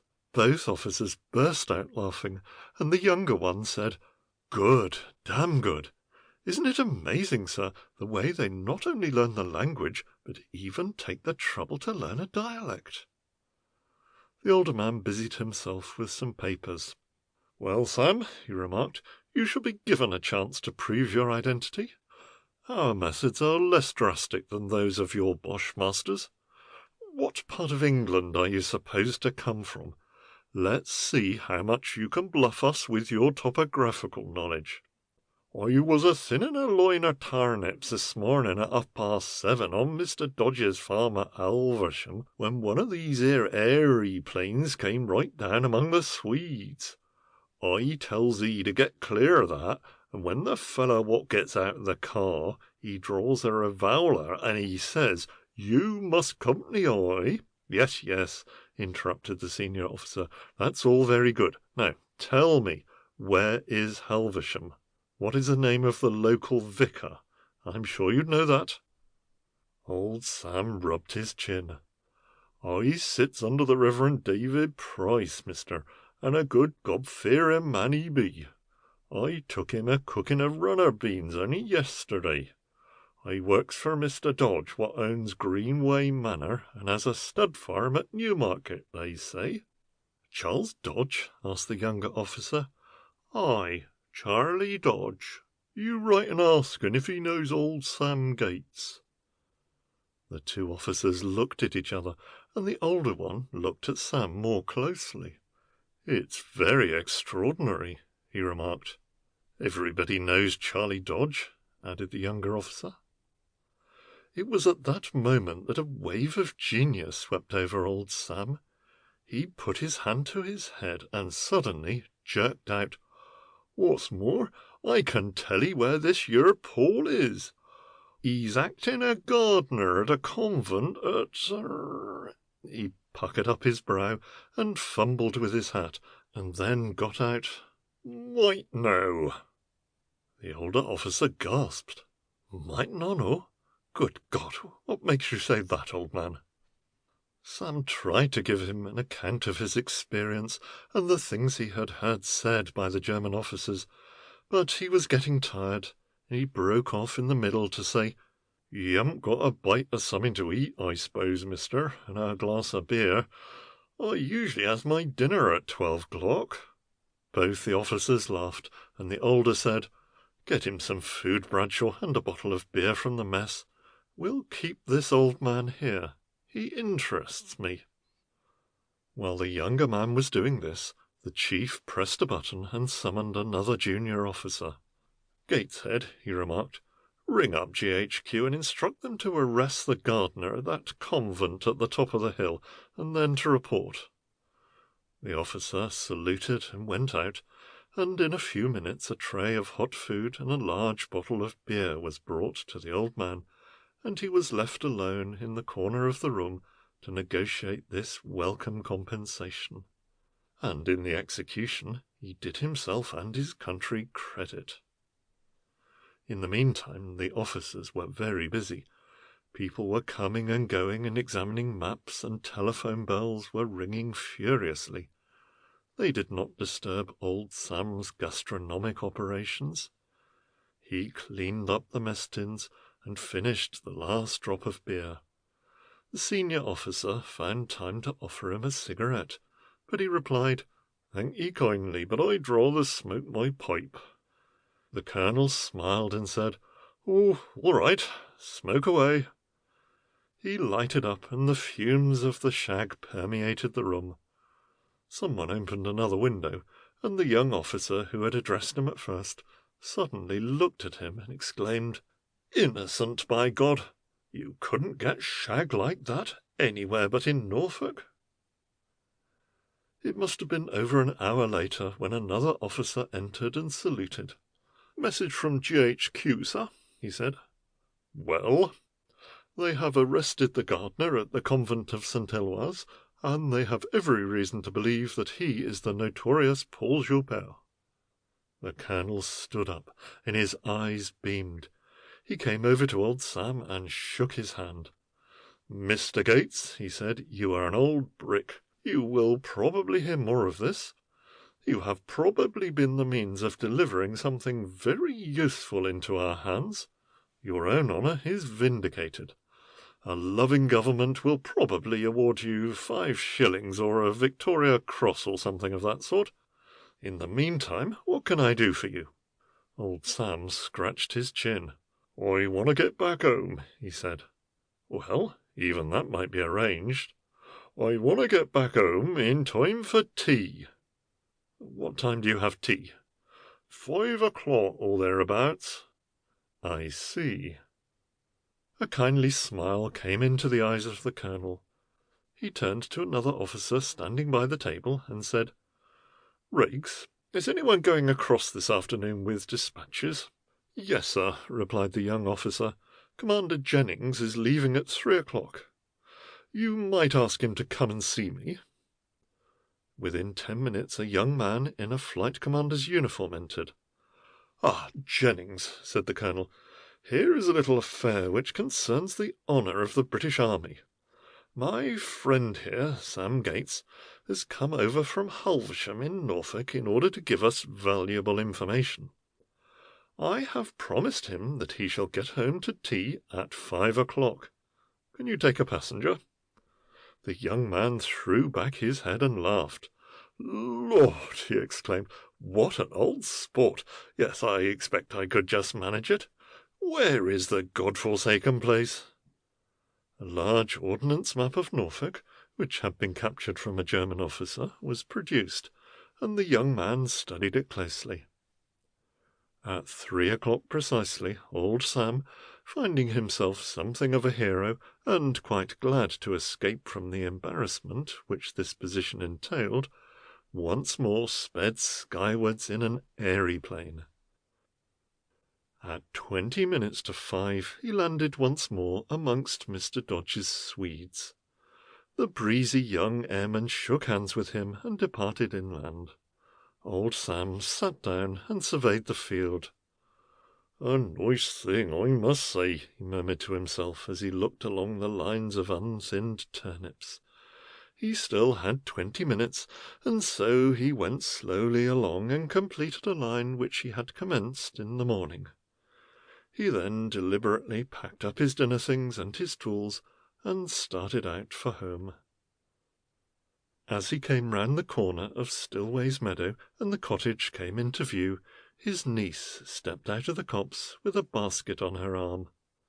"Well, uncle," she said, "is there any news?"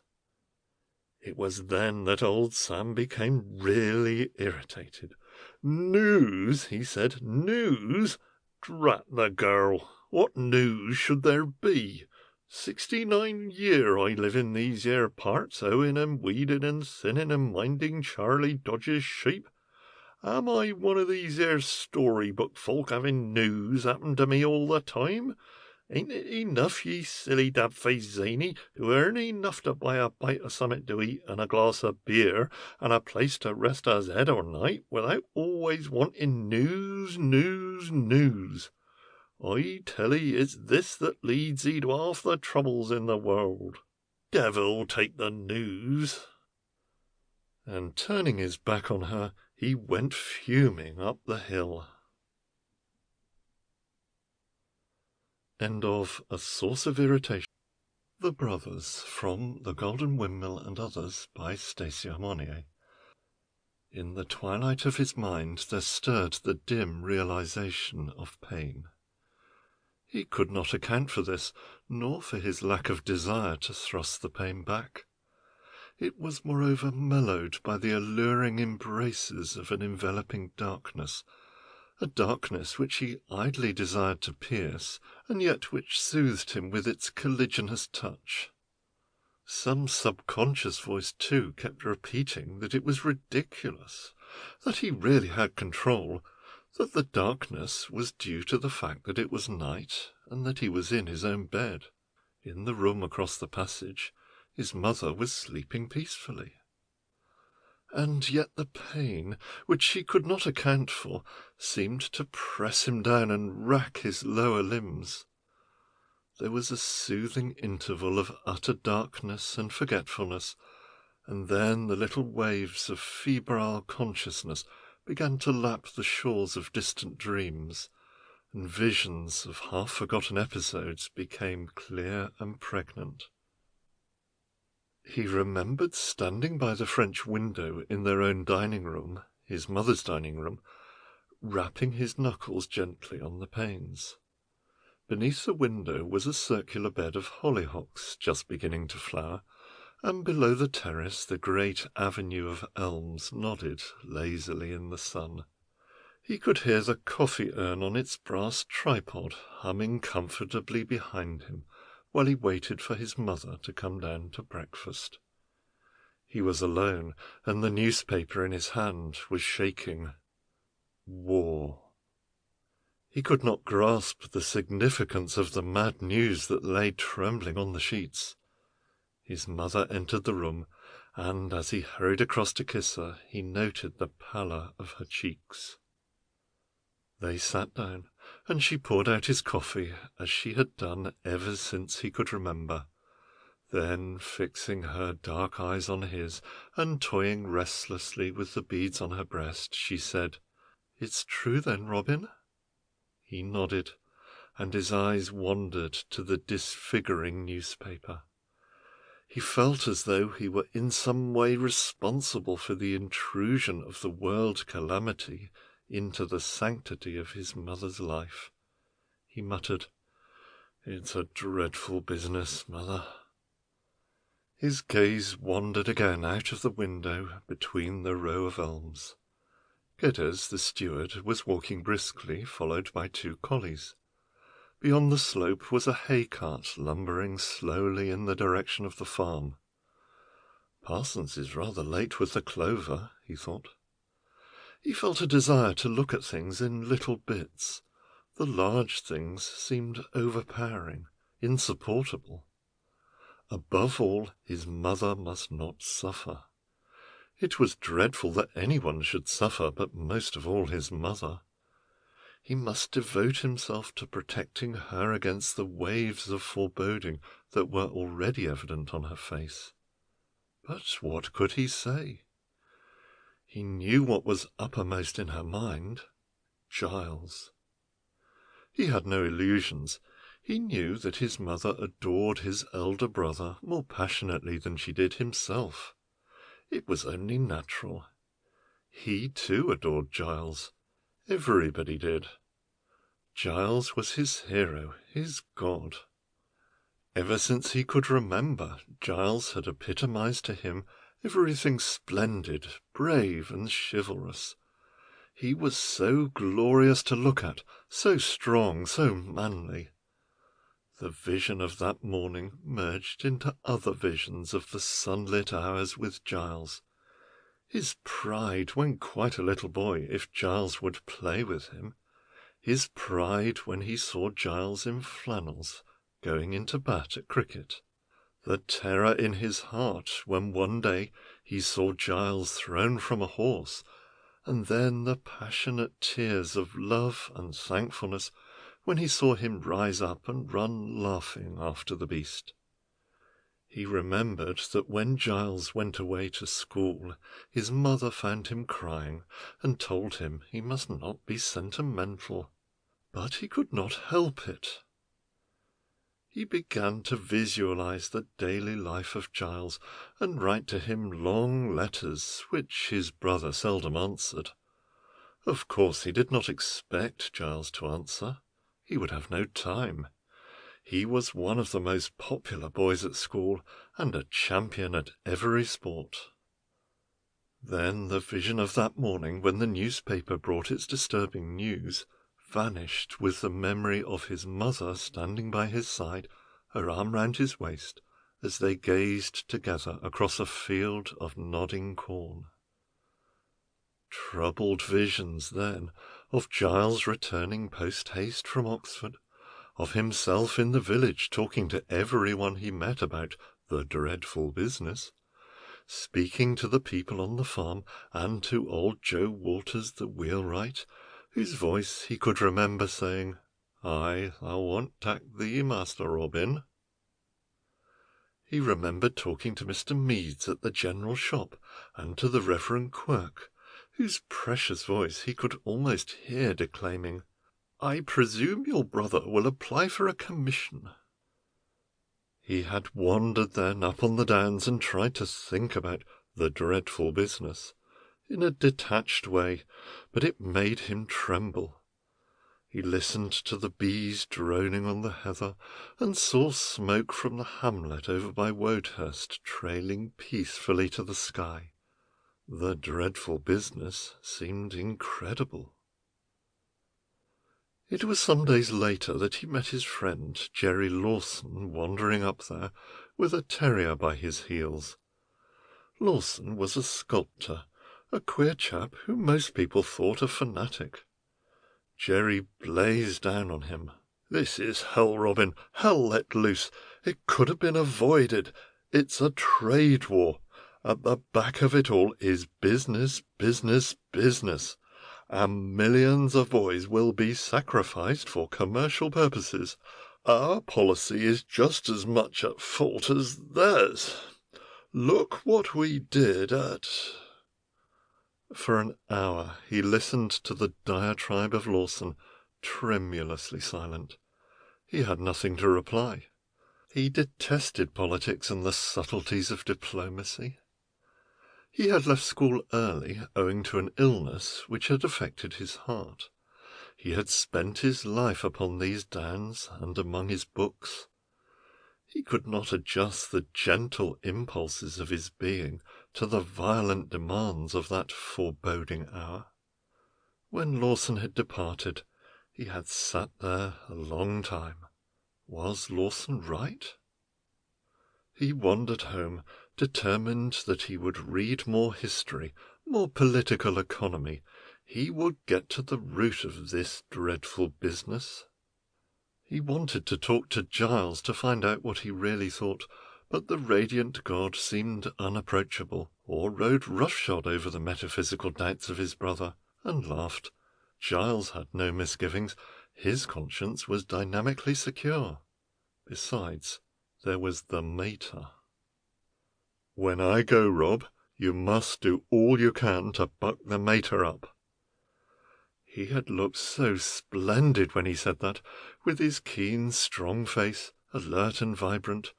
Robin had not had it in his heart to answer. And then had come lonely days, reading news books and occasionally talking with Lawson. When Giles went off to his training, he spent more time with his mother, but they did not discuss the dreadful thing which had come into their lives. His mother became restlessly busy, making strange garments, knitting, attending violently to the demands of the household. Sometimes in the evening he would read to her, and they would sit trying to hide from each other the sound of the rain pattering on the leaves outside. He had not dared talk to her of the misgivings in his heart, or of his arguments with Lawson. And then a vision came of a certain day in October. The wind was blowing the rain in fitful gusts from the sea. He was in a sullen, perverse mood. Watching his mother's face that morning, a sudden fact concerning her had come home to him. It had aged during those 3 months, and the grey hair on that distinguished head had turned almost white. He felt within him a surging conflict of opposing forces.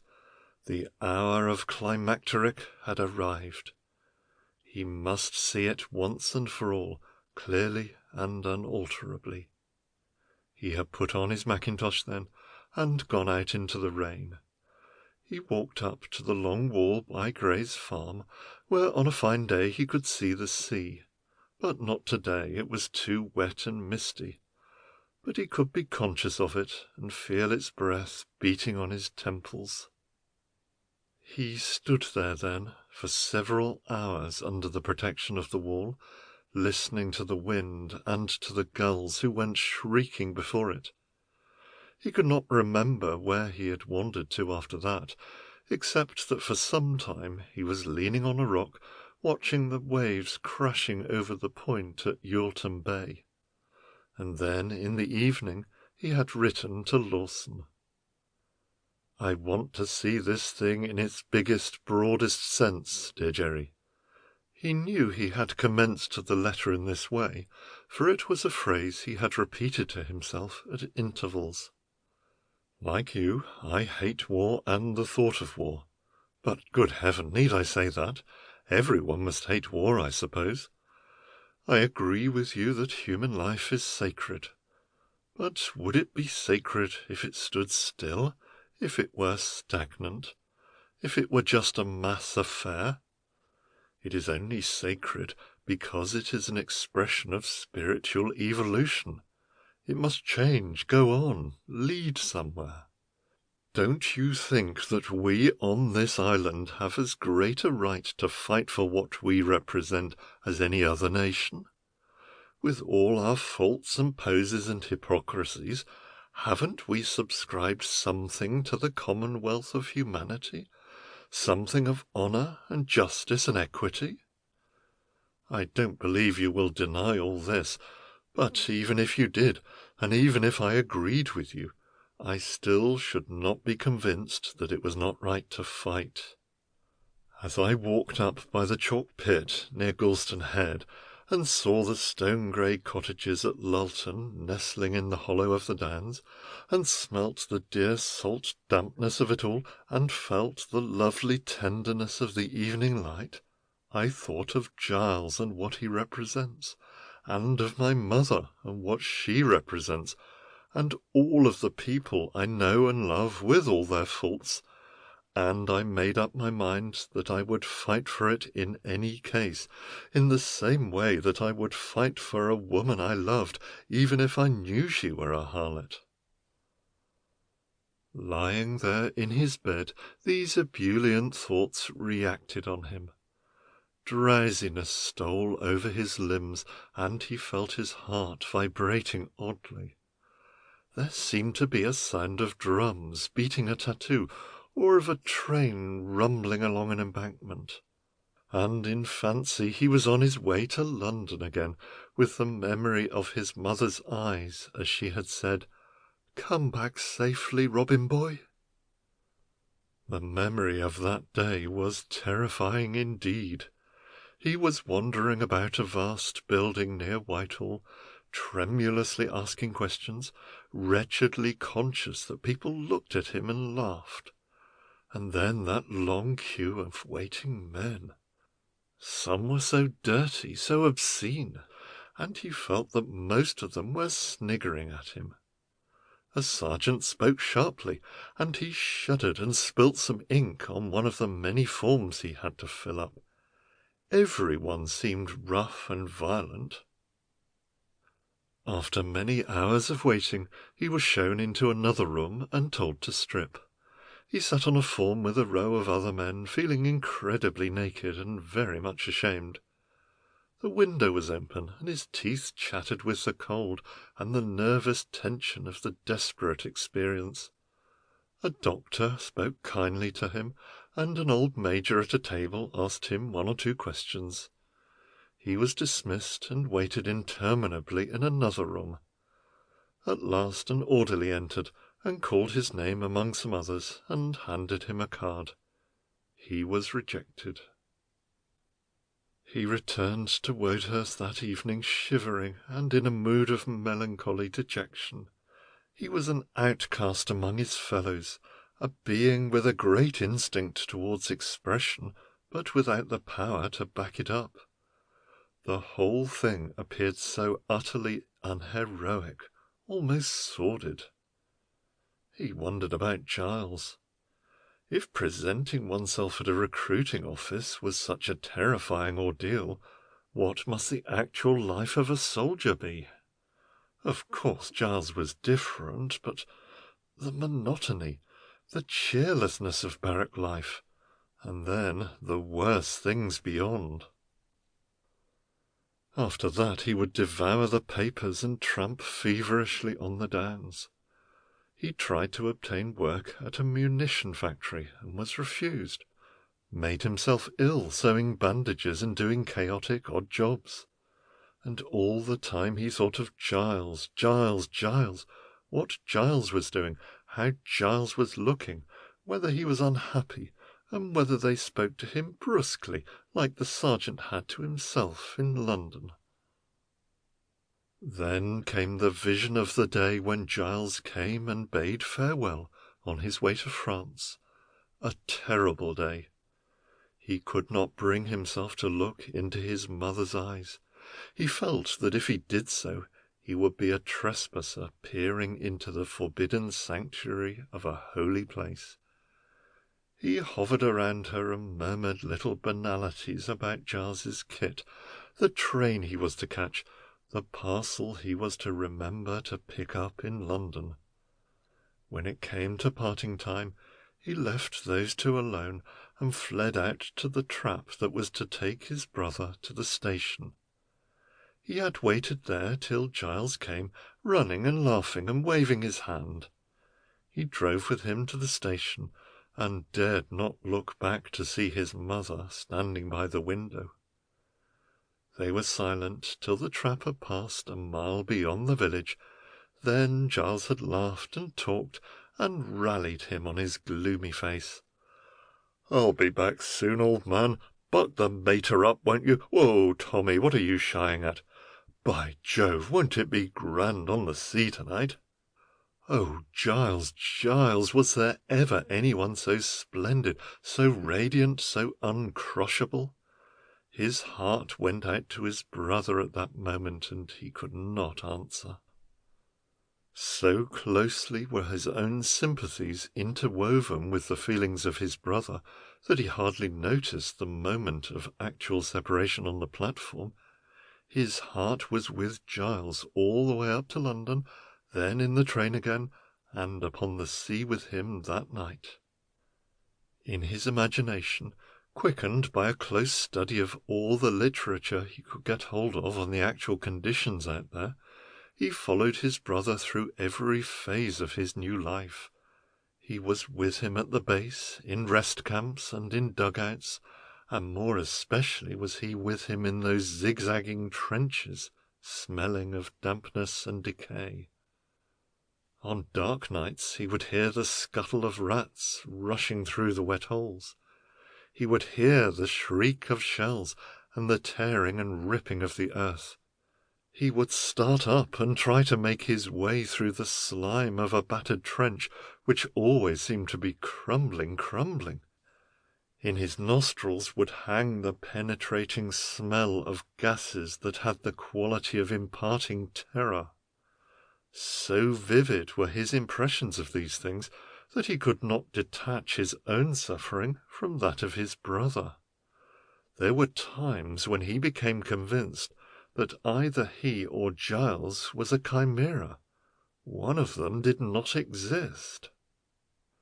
He seemed to stand for an eternity peering through a slit in a mud wall and gazing at another mud wall, and feeling the penetrating ooze of dying vegetation creeping into his body. Above his head would loom dark poles and barbarous entanglements. It was as though everything had vanished from the world but what must the actual life of a soldier be? Symbols of fear and cruelty which rioted insanely against the heavens, as though everything that man had ever learned had been forgotten and destroyed. And he growled there in the wet earth, flaunting the feral passions of his remote ancestry. And the cold was terrible. He remembered a strange thing happening at that time. During some vague respite from the recurring horror of these imaginings, he had, he believed, been walking out through the meadows when a numbness seemed to creep over his lower limbs. He could not get back. He had lain helpless in a field when George Carter, one of the farmhands, had found him and helped him home. He had been very ill then, and his mother had sent for Dr. Ewing. He could not remember exactly what the doctor said, or what treatment he prescribed, or how long he had lain there in a semi-conscious state, but he vividly remembered hearing the doctor say one day, "It's very curious, madam. I was, as you know, out at the front for some time with the Red Cross, and this boy has a fever quite peculiar to the men at the front. Has he been out standing in the wet mud?"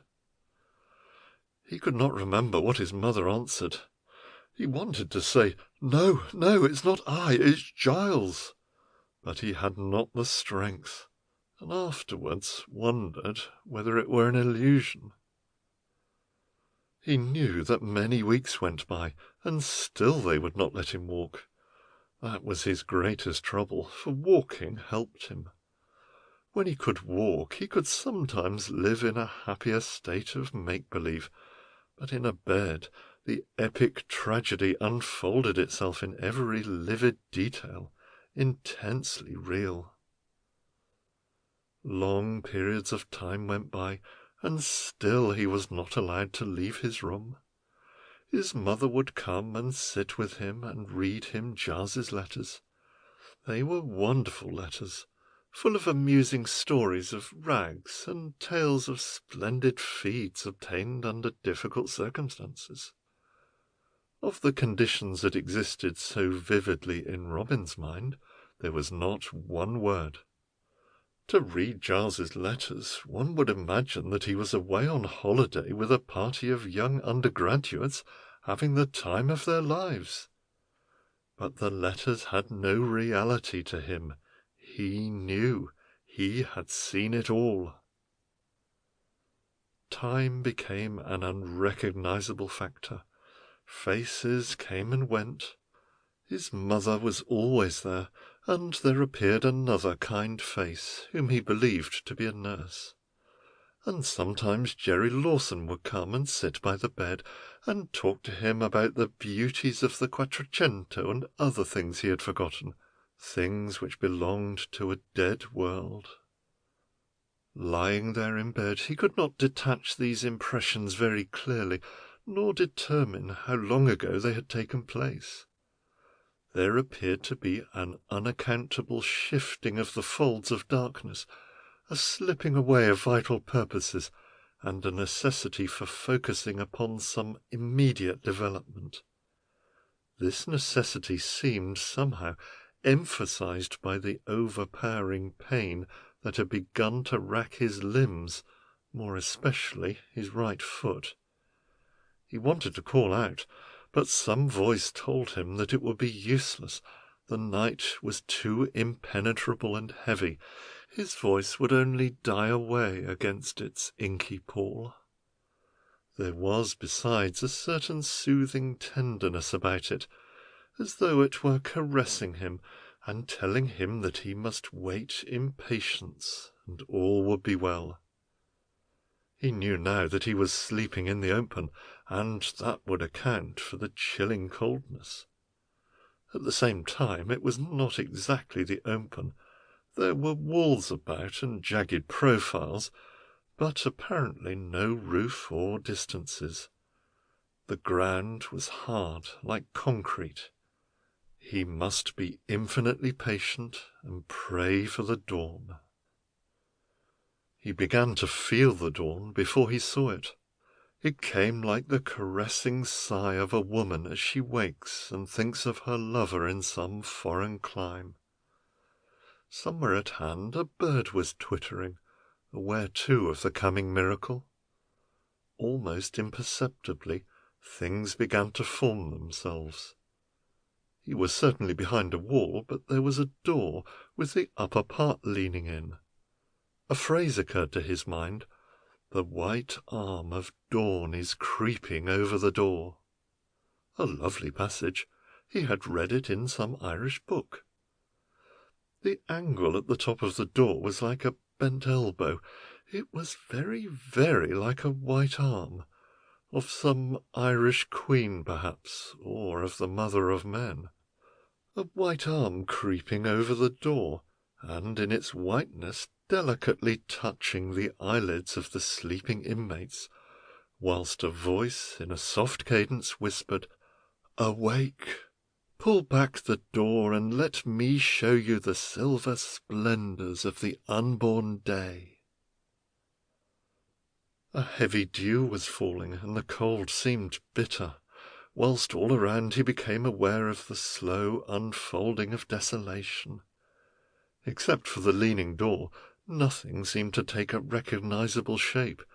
Everything was jagged and violent in its form, and exuded the cloying odours of death.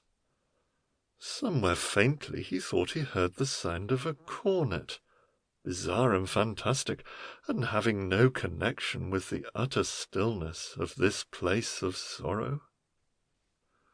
His eyes searched the broken darkness in fugitive pursuit of a solution of the formless void. Quite near him, apparently, was an oblong board, which, amidst this wilderness of destruction, seemed to have escaped untouched. As the dim violet light began to reveal certain definite concrete things, he became aware that on the board were some Roman letters. He looked at them for some time unseeingly. The word written there stamped itself without meaning on his brain. The word was fille. He repeated it to himself over and over again. The earth seemed to rock again with a sullen, vibrating passion, as though irritated that the work of destruction was not entirely complete. Things already destroyed seemed to be subjected to further transmutation of formlessness. But still the board remained intact, and he fixed his eyes on it. It imbued him with a strange sense of tranquillity. Fille. A little word, but it became to him a link to cosmic things. The desire to reason passed as the ability to suffer passed. Across the midst of time he seemed to hear the laughter of children. He could almost see them pass. There were Jeannette and Marie with long black pigtails and check frocks, and just behind them, struggling with a heavy satchel, little fair-haired Babette. How they laughed, these children! And yet he could not determine whether their laughter came from the years that had passed, or from the years that were to come. But wherever the laughter came from, it seemed the only thing the powers of darkness could not destroy. He lay then for a long time, conscious of a peace greater than any he could have conceived, and the white arm of dawn crept over the door. The crowd who habitually came down by the afternoon train trickled out of the station and vanished. The master of Woadhurst came limping through the doorway. His face was bronzed and perhaps a little thinner, but his eyes laughed, and his voice rang out to the steward waiting in the dog-cart. "Hello, Sam, how are you?" He was leaning on 2 sticks, and a porter followed with his trunks. "Can I help you up, sir?" "No, it's all right, old man, I can manage." He pulled himself up and laughed because he hit his knee upon the mudguard. "It's good to be home, Sam." "Yes, I expect your mother will be glad, sir," answered Geddes, touching up the horse, "and so will we all, I'm thinking." They clattered down the road, and the high spirits of the wounded warrior rose. He asked 1,000 questions, and insisted on taking the reins before they had gone far. It was dusk when they began to draw near Woadhurst. A sudden silence had fallen on Giles. The steward realized the reason. He coughed uncomfortably. They were passing within 100 yards of Woadhurst Church. Suddenly he said in his deep burr, "We were all very sorry, sir, about Master Robin." The eyes of the soldier softened. He murmured, "Poor old chap." "I feel I ought to tell you, sir.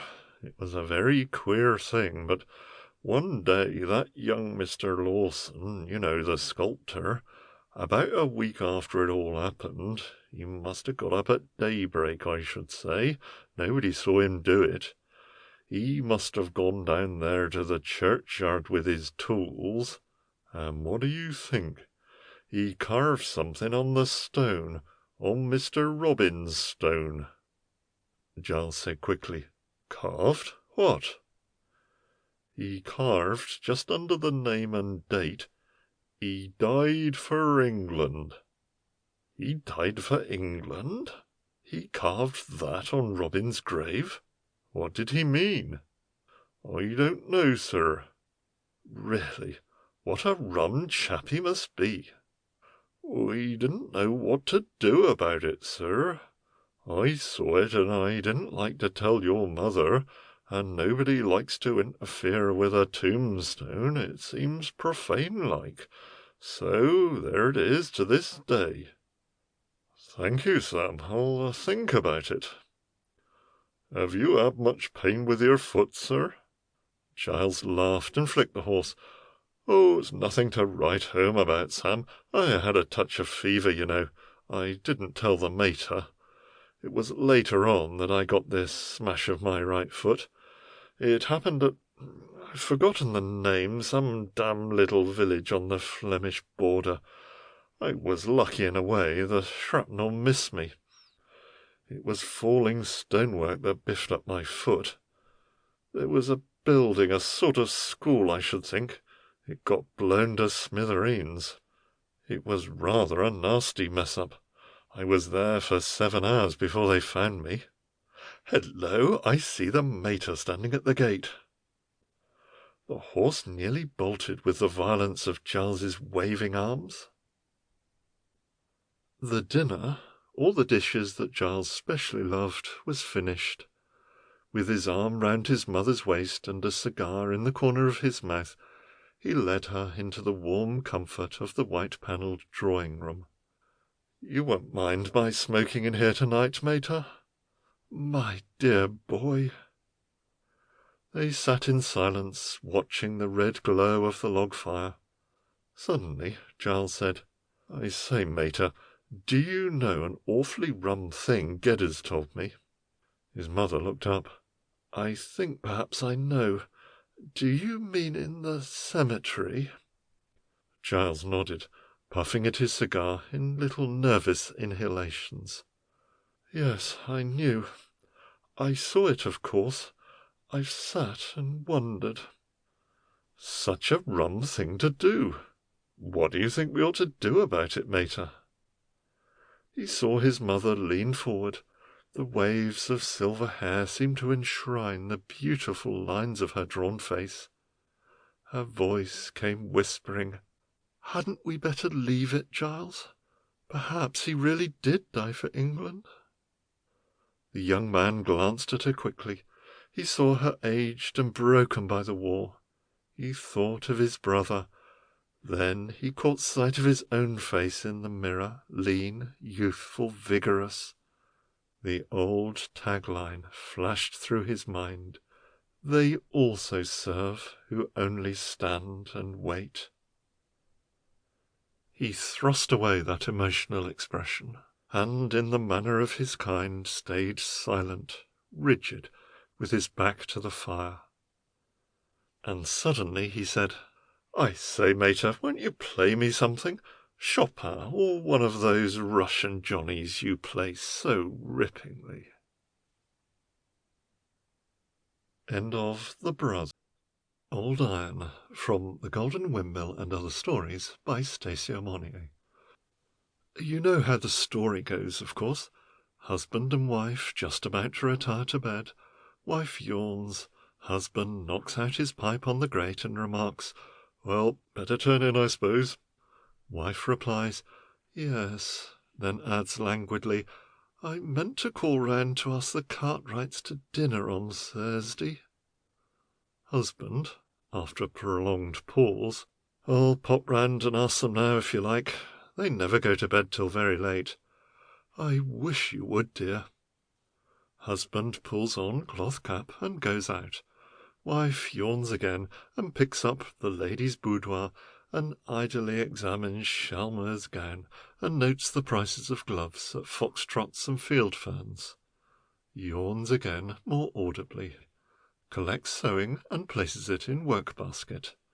Takes the kitten out and locks it up in the scullery. Yawns and walks languidly upstairs. Turns on the light and spends 15 minutes examining face at various angles in the glass. Begins to disrobe. Thinks sleepily, "Tom's a long time." Brushes out her hair and admires it considerably. Conceives a new way of dressing it for future festivities. Disrobes farther. Yawns. Disrobes completely and re-robes dressing gown. It's too bad being all this time. Vitality slightly stirred in the direction of resentment and a kind of mild apprehension. Lies on the bed and drowsily reviews the experiences of the day. Dreams. Suddenly starts with a consciousness of cold. Gropes for her wristwatch. 1:15. Jumps from the bed, feeling the cold hand of fear on her heart. Runs downstairs and stares helplessly out of the front door. Pauses to consider 1,000 possible eventualities. Returns to bedroom and completely re-robes, not forgetting to do her hair neatly and powder her nose. Puts on cloak and goes out. Cartwright's house, all in darkness. Bangs on the front door and rings bell. Head of old Mr. Cartwright at first-floor window. "Who the devil's that?" "It's me. Where's Tom?" "Tom? Haven't seen him for weeks." "Good God, let me in." Cartwright family aroused.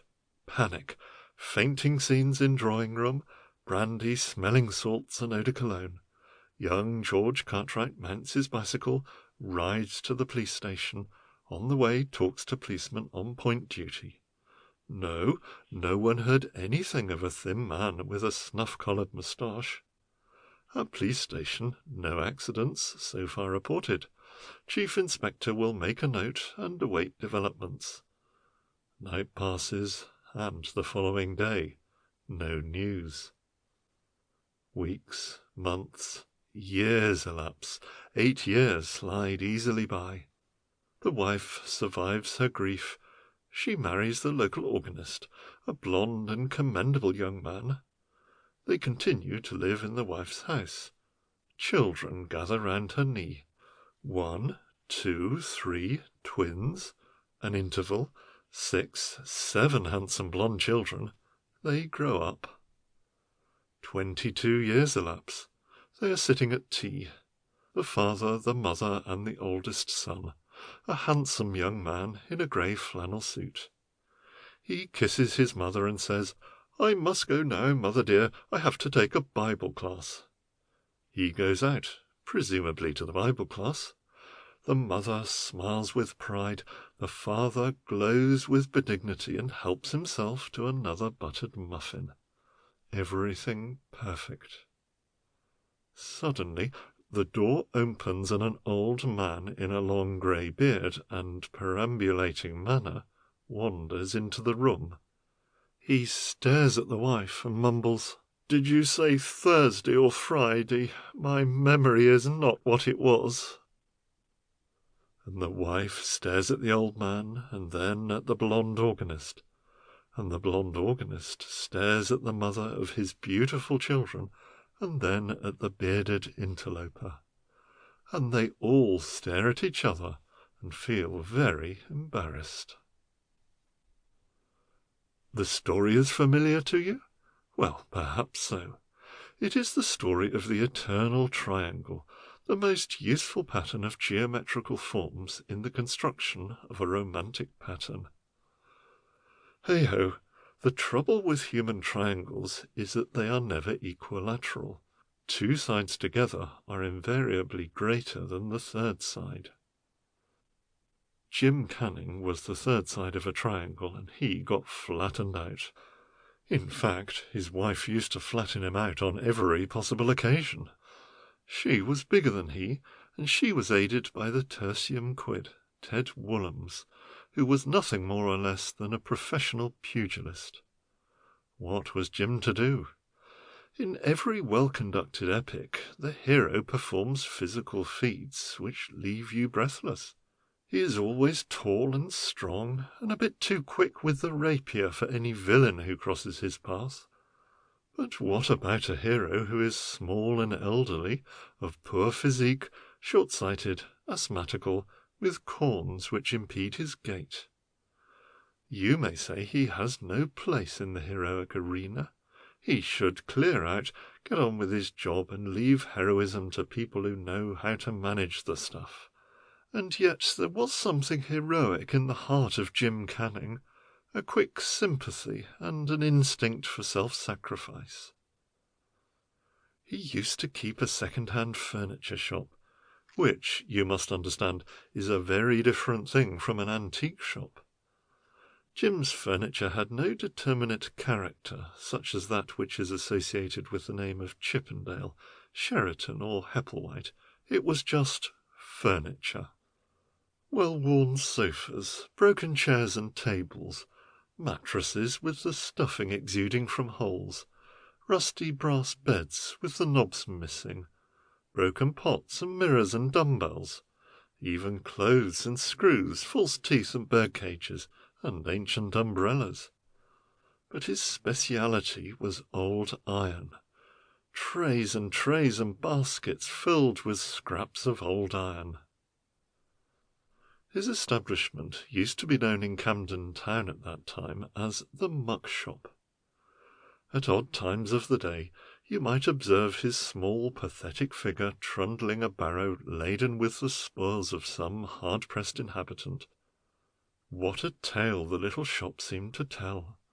Struggle and poverty, homes broken up, drink, ugly passions, desperate sacrifices, a battered array of the symbols of distress.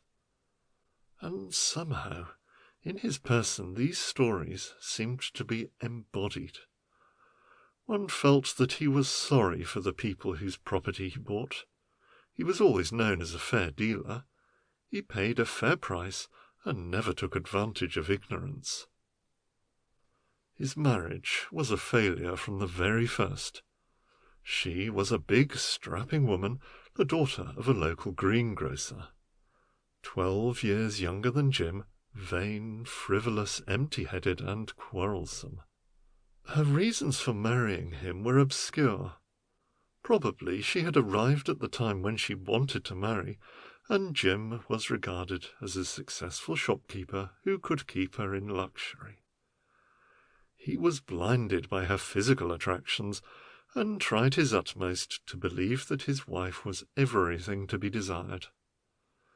Disillusionment came within the first month of their married life, at the moment, indeed, when Clara realized that her husband's business was not so thriving as she had been led to believe. She immediately accused him of deceiving her. Then she began to sulk and neglect him. She despised his manner of conducting business, his conscientiousness and sense of fair dealing. "If you put some ginger into it," she once remarked, "and not always be thinking about the feelings of the tripe you buy from, we might have had a house in the Camden Road and a couple of servants." This had never been Jim's ambition. Many years ago he had attended a sale at Shorewell Green on the borders of Sussex, a glorious spot near the Downs, amidst lime trees and little running streams. It had been the dream of his life that one day he would retire there with the woman he loved and her children. When he put the matter to Clara, she laughed him to scorn. "Not half," she said. "Catch me living among butterflies and blinking cars. The Camden Road's my game." Jim sighed and went on trundling his barrow. Well, there it was. If the woman he had married desired it, he must do what she wanted. In any case, it was necessary to begin to save. But with Clara he found it exceedingly difficult to begin to save. She idled her day away, bought trinkets, neglected her domestic duties, went to the pictures, and sucked sweets. Any attempt to point out to her the follies of her ways only led to bitter recriminations, tears, and savage displays of temper, even physical violence to her husband.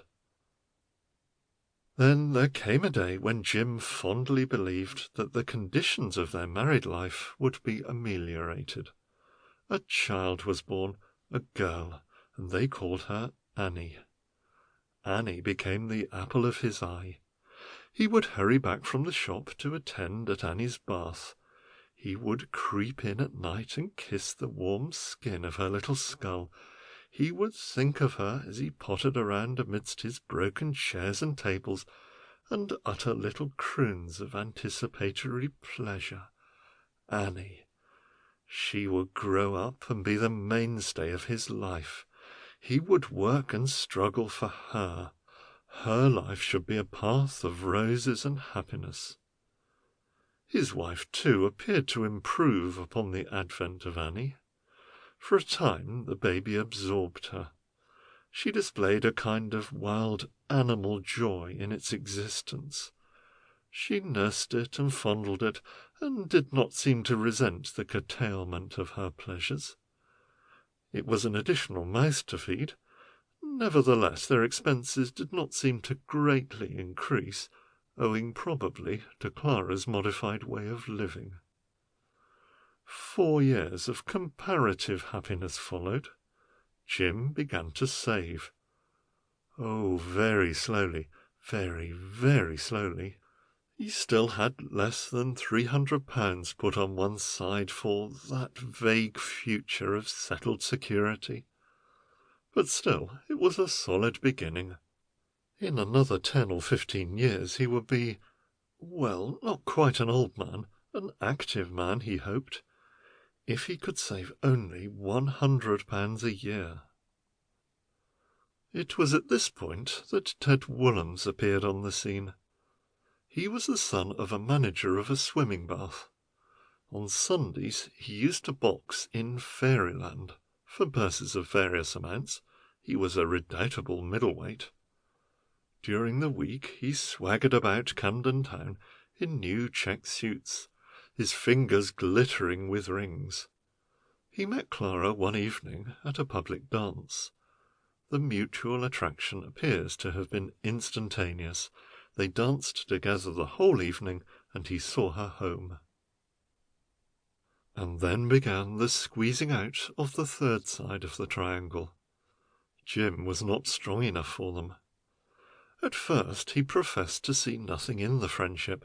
He described Ted as a jolly young fellow, a great pal of my wife's. And Ted treated him with a certain amount of respect. He called in at odd times, stayed to meals, drank Jim's beer, and smoked Jim's tobacco. The triangle was quite intact. It was Annie who caused the first disruption. She disliked the prize-fighter and screamed at the sight of him. This led to reprisals when he had gone, and Jim's championship of the child did not help to cement the always doubtful nature of the affection between husband and wife. There were cross words and tears, and once she pushed him over a chair, and in the fall cut his temple. A few days later, Ted Woolhams called in a great state of agitation. He wished to see Jim alone. It appeared that a wonderful opportunity had occurred to him.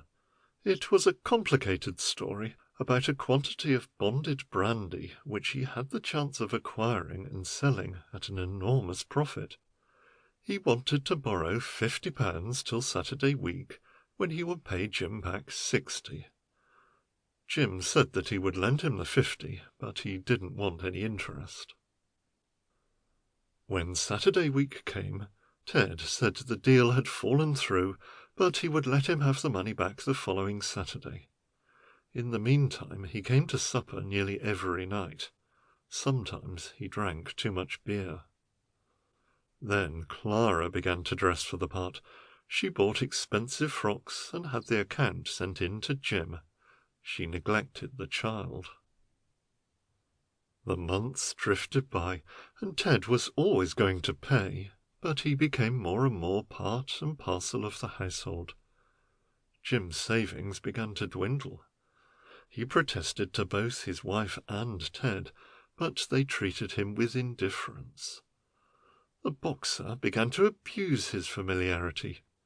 He would frequently tell Jim that he was not wanted in the drawing-room after supper. When spoken to about the money, he laughed and said, "Oh, you got plenty, old 'un.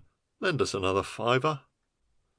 On one occasion, Jim was foolish enough to lend him another £10, under the spell of some heart-rending story about a poor woman in the street where Woolhams lived. This lopsided triangle held together for nearly 4 years. Jim was unhappy and distracted. He did not know how to act. He could not leave his wife for the sake of the child. If he turned her out, and he had no legal power to do so, she would probably take Annie with her, and the child was devoted to him. They were great friends, and it was only this friendship which prevented him indulging in some mad act. Several times he ordered Woolhams out of the house and forbade him to come back again, but the boxer laughed at him and called him an old fool. He knew that his wife was practically keeping the man. They went to cinemas together and often disappeared for the whole day, but she always returned at night, although it was sometimes 2 or 3 in the morning before she did so. Jim had no proof of actual unfaithfulness. Neither could he afford to hire detectives, a course of action which in any case appeared to him distasteful. Far from saving £100 a year, he was spending more than his income.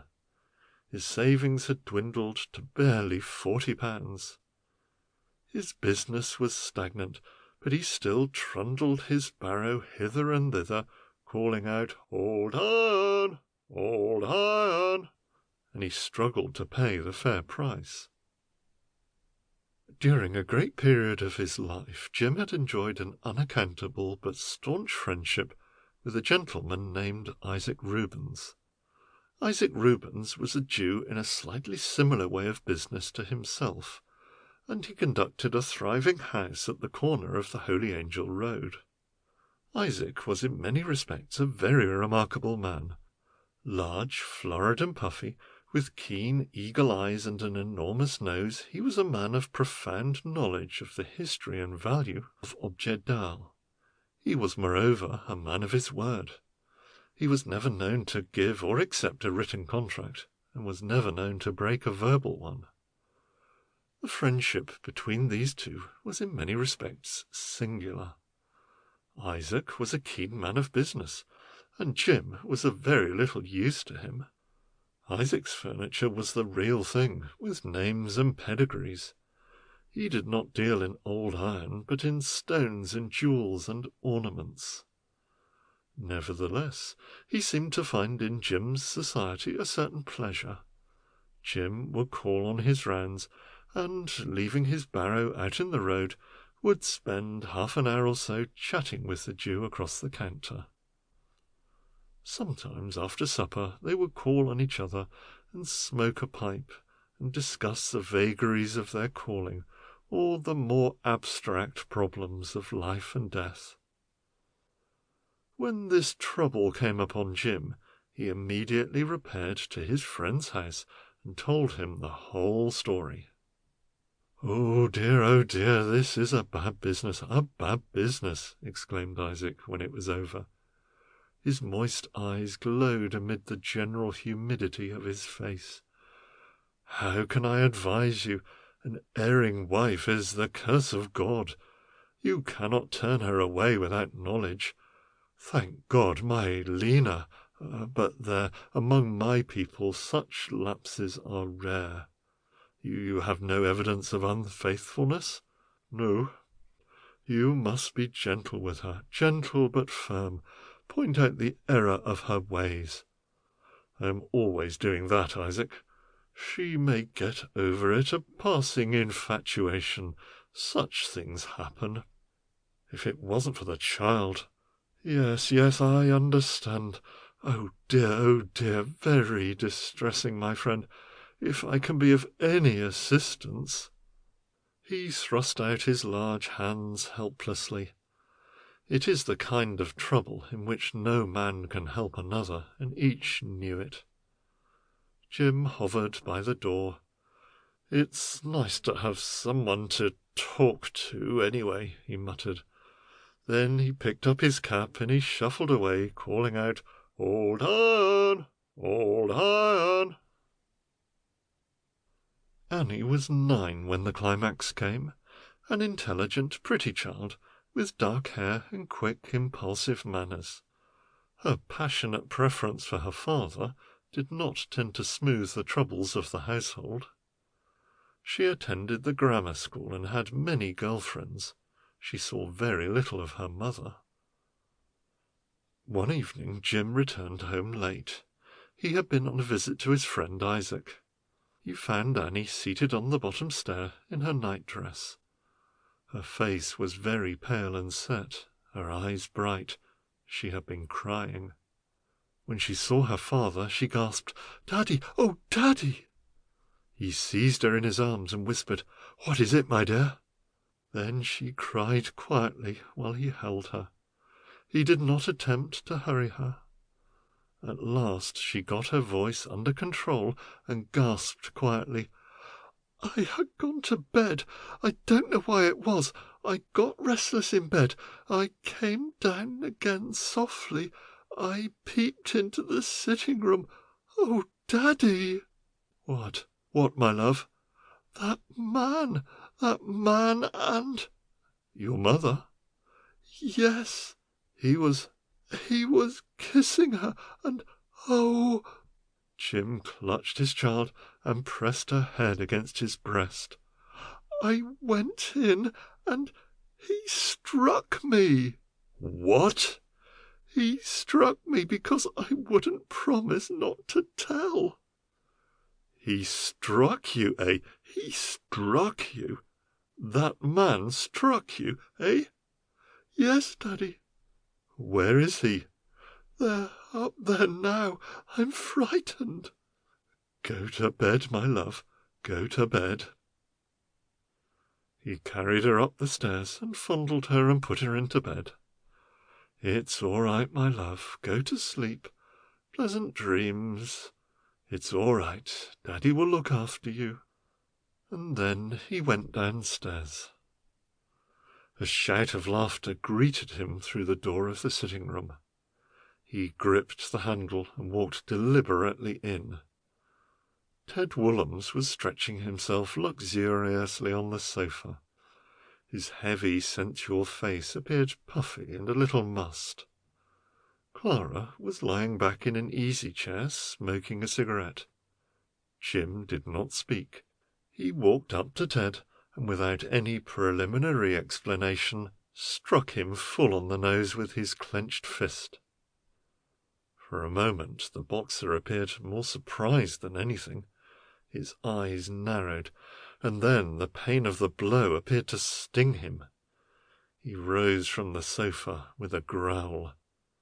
As he advanced upon Jim, the latter thought, "He's going to kill me. What a fool I was not to strike him with a poker." He thrust out his arms in an ineffectual defence. There was something horribly ugly and revolting in the animal-like lurch of the man bearing down on him, the demon of an inevitable doom. Jim struck wildly at the other's arms, and at the same time thinking, "My little girl, I promised to look after her." A jarring blow above the heart staggered him, and as he began to crumple forward, he had a quick vision of the more destroying fate, the something which came crashing to his jaw. He heard his wife scream, then darkness enveloped him. A long and very confused period followed. His glimpses of consciousness were intermittent and accompanied by pain. He heard people talking, and they appeared strangers to him. There was a lot of talking going on, quarrelling perhaps. When he was once more a master of his brain, he realized abruptly that he was in the ward of a hospital. His jaw was strapped up tight and was giving him great pain. A nurse was feeding him through a silver tube. 2 of his teeth were missing. He wanted to talk to her, but found he could not speak. Then he recalled the incident of his calamity. Well, there it was. He had been brought up in a hard school, old iron. The instinct of self-preservation prompted him to bide his time. Doubtless his jaw was broken. A long job, but he would get well again.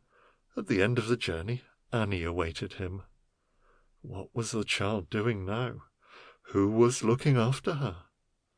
He passed through periods of mental anguish and misgiving, and then long periods of drowsy immobility. Night succeeded day. To his surprise, on the following afternoon, his wife appeared. She came and sat by the bed and said, "Going on all right?" He nodded. She looked uneasily round, then whispered, "You needn't have taken on like that. Ted's going off to America tomorrow, fulfilling engagements." Jim stared at the ceiling, then closed his eyes. Ted no longer interested him. He wanted Annie, and he could not ask for her. Clara stayed a few moments, chatted with the nurse, and vanished. Why had she come? Later on, he was removed to the operating theatre, and they reset his jaw. The shift of time again became uncertain. A long while later he remembered a kindly-faced man in a white overall saying, "Well, old chap, who struck you this blow?" He bent his ear down to Jim's lips. The latter managed to reply, "A stranger." Isaac came, humid and concerned, and pressed his hand. "Well, well, I've found you, old friend. A neighbour told me. Distressing indeed. They say you must not talk. Well, what can I do?" Jim indicated with his hands that he wished to write something down. Isaac produced an envelope and a pencil, and he wrote, "Go and see my little gal Annie. Send her to me. Keep an eye on her." Isaac nodded gravely and went away. There appeared an eternity of time before the child came, but when she did, all his dark forebodings vanished. She came smiling up the ward and kissed him. They held each other's hands for a long time before she spoke. "They would not tell me where you were. It was old Mr. Rubens. Oh, Daddy, are you getting better?" Yes, he was getting better, much better. During the last 2 minutes he had improved enormously. He felt that he could speak. He managed to mumble, "How are you, my love?" "All right. Mother has been very cross. That horrid man has gone away. Mr. Rubens said you hurt your face. How did it happen, Daddy?" "I slipped on the stairs, my dear, and fell." Annie's eyes opened very wide, but she did not speak. He knew by her manner that she did not believe him. At the back of her eyes there still lurked something of that horror which haunted them on the night when she had discovered that horrid man embracing her mother. It was the same night that her father had slipped on the stairs. The child was too astute to dissociate the two incidents, but she did not want to distress him. "I shall come every day," she announced. He smiled gratefully, and she stayed and chatted with him until the sister proclaimed that visitors were to depart. From that day the convalescence of Jim Canning, though slow, was assured. Apart from the broken jaw, he had suffered a slight concussion, owing to striking the back of his head against the wall when he fell. The hospital authorities could not get out of him how the accident happened. Annie and Isaac Rubens were regular visitors, but during the 7 weeks he remained in hospital, Clara only visited him twice, and that was to arrange about money. On the day that he was discharged, he had drawn his last £5 from the bank. Never mind, he thought to himself. We'll soon get that back." And within a few days he was again trundling his barrow along the streets, calling out in his rather high, tremolo voice, "Old Iron! Old Iron!" There followed after that a long period in the life of the Canning family, which is usually designated as humdrum. With the departure of Ted Woolhams, Clara settled down into listless prosecution of her domestic routine. She seldom spoke to her husband except to nag him or to grumble about their reduced circumstances, and these, for a time, were in a very serious state. Debts had accumulated, and various odds and ends in the house had disappeared while he had been in hospital. Clara was still smartly dressed, but Annie's clothes, particularly her boots, were in a deplorable condition. But Jim set to work, leaving home in the morning at 7 o'clock, and often not returning until 8 or 9 at night. For months the financial position remained precarious, a period of hunger and ill temper and sudden ugly brawls. But gradually he began again to get it under control. Clara had not lost her taste for good living, but she was kept in check by the lack of means. She was furtive, sullen, and resentful. Jim insisted that whatever they had to go without, Annie was to continue with her schooling. They never spoke of Ted Woolhams, but Jim knew that he had only gone away for 4 or 5 months. Jim struggled on through the winter months, out in all weathers in his thin and battered coat. Sometimes twinges of rheumatism distorted his face, but he mentioned it to no one, not even Isaac. It was in April that a sudden and dramatic change came into Jim's life. One morning he was alone in the shop. It was raining, and no customers had been in for several hours. Jim was struggling with the unsolvable problem of getting things straight and sorted out. Beside a bed he came across a jumble of indescribable things, bits of iron and broken pots, odd boots, sections of brackets, nameless, odd-shaped remnants covered with dust and grime. He sighed. He remembered this lot quite well. They had been a great disappointment to him. He had trundled his barrow all the way down to a sale in Greenwich, where he had been given the tip that there were some good things going. Owing to losing his way, he had arrived late, and all the plums had been devoured by rival dealers. He had picked up this lot at the end of a sale for a few shillings, not that they appealed to him as a good bargain, but because he did not want to feel that he had completely wasted his day. He had brought them back and dumped them under the bed, intending to go through them later on. That was many months ago, long before he had been to the hospital, and there they had remained ever since. Jim's ideas of dusting were always a little perfunctory. With a small feather brush he flicked clouds of dust from one object to another. No, there was nothing here of any value, though that piece of torn embroidery might fetch 5 shillings, and the small oblong iron box which someone had painted inside and out a dark green might be worth a little more. He picked it up and examined it. A ridiculous notion to paint iron, but there people were fools, particularly customers. Of course it might be copper or brass. In that case it would be worth more. He pulled out a long jackknife and scraped the surface. The paint was old, but incredibly thick.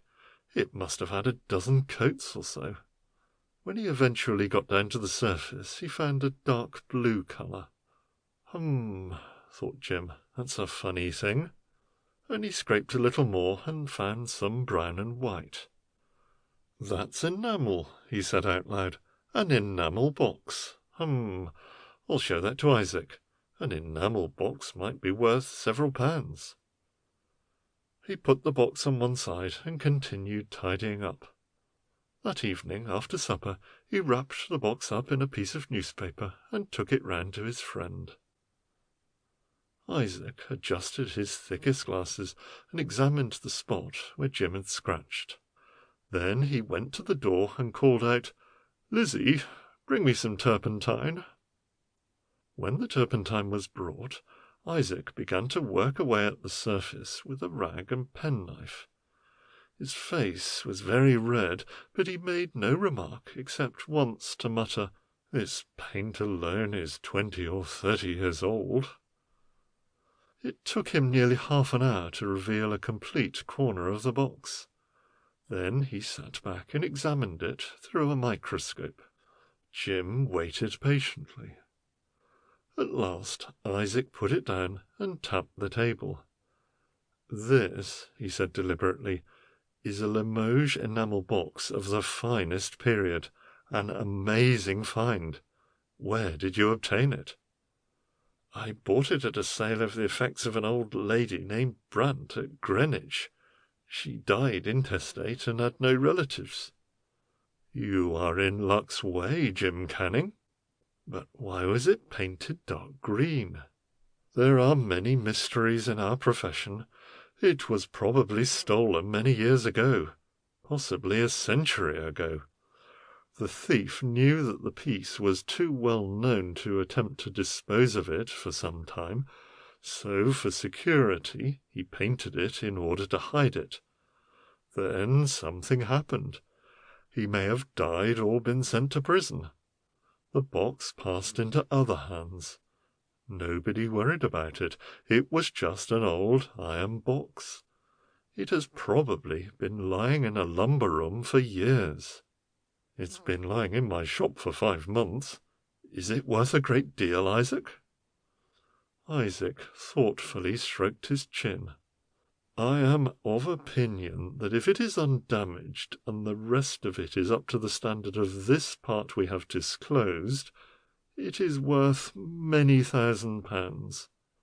Jim looked aghast. "But I only gave 6 and sixpence for the lot." "It is the fortune of our profession." The upshot of it was that Jim left the box in Isaac's hands to deal with it as he thought fit.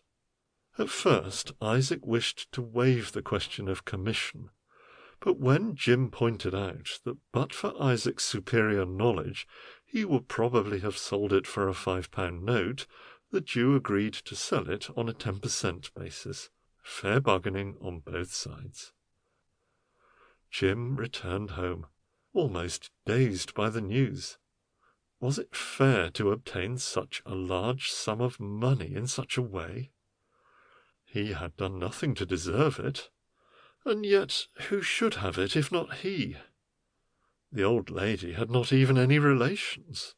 She was an eccentric who lived alone with a crowd of cats. An enamel box has no attraction to a cat.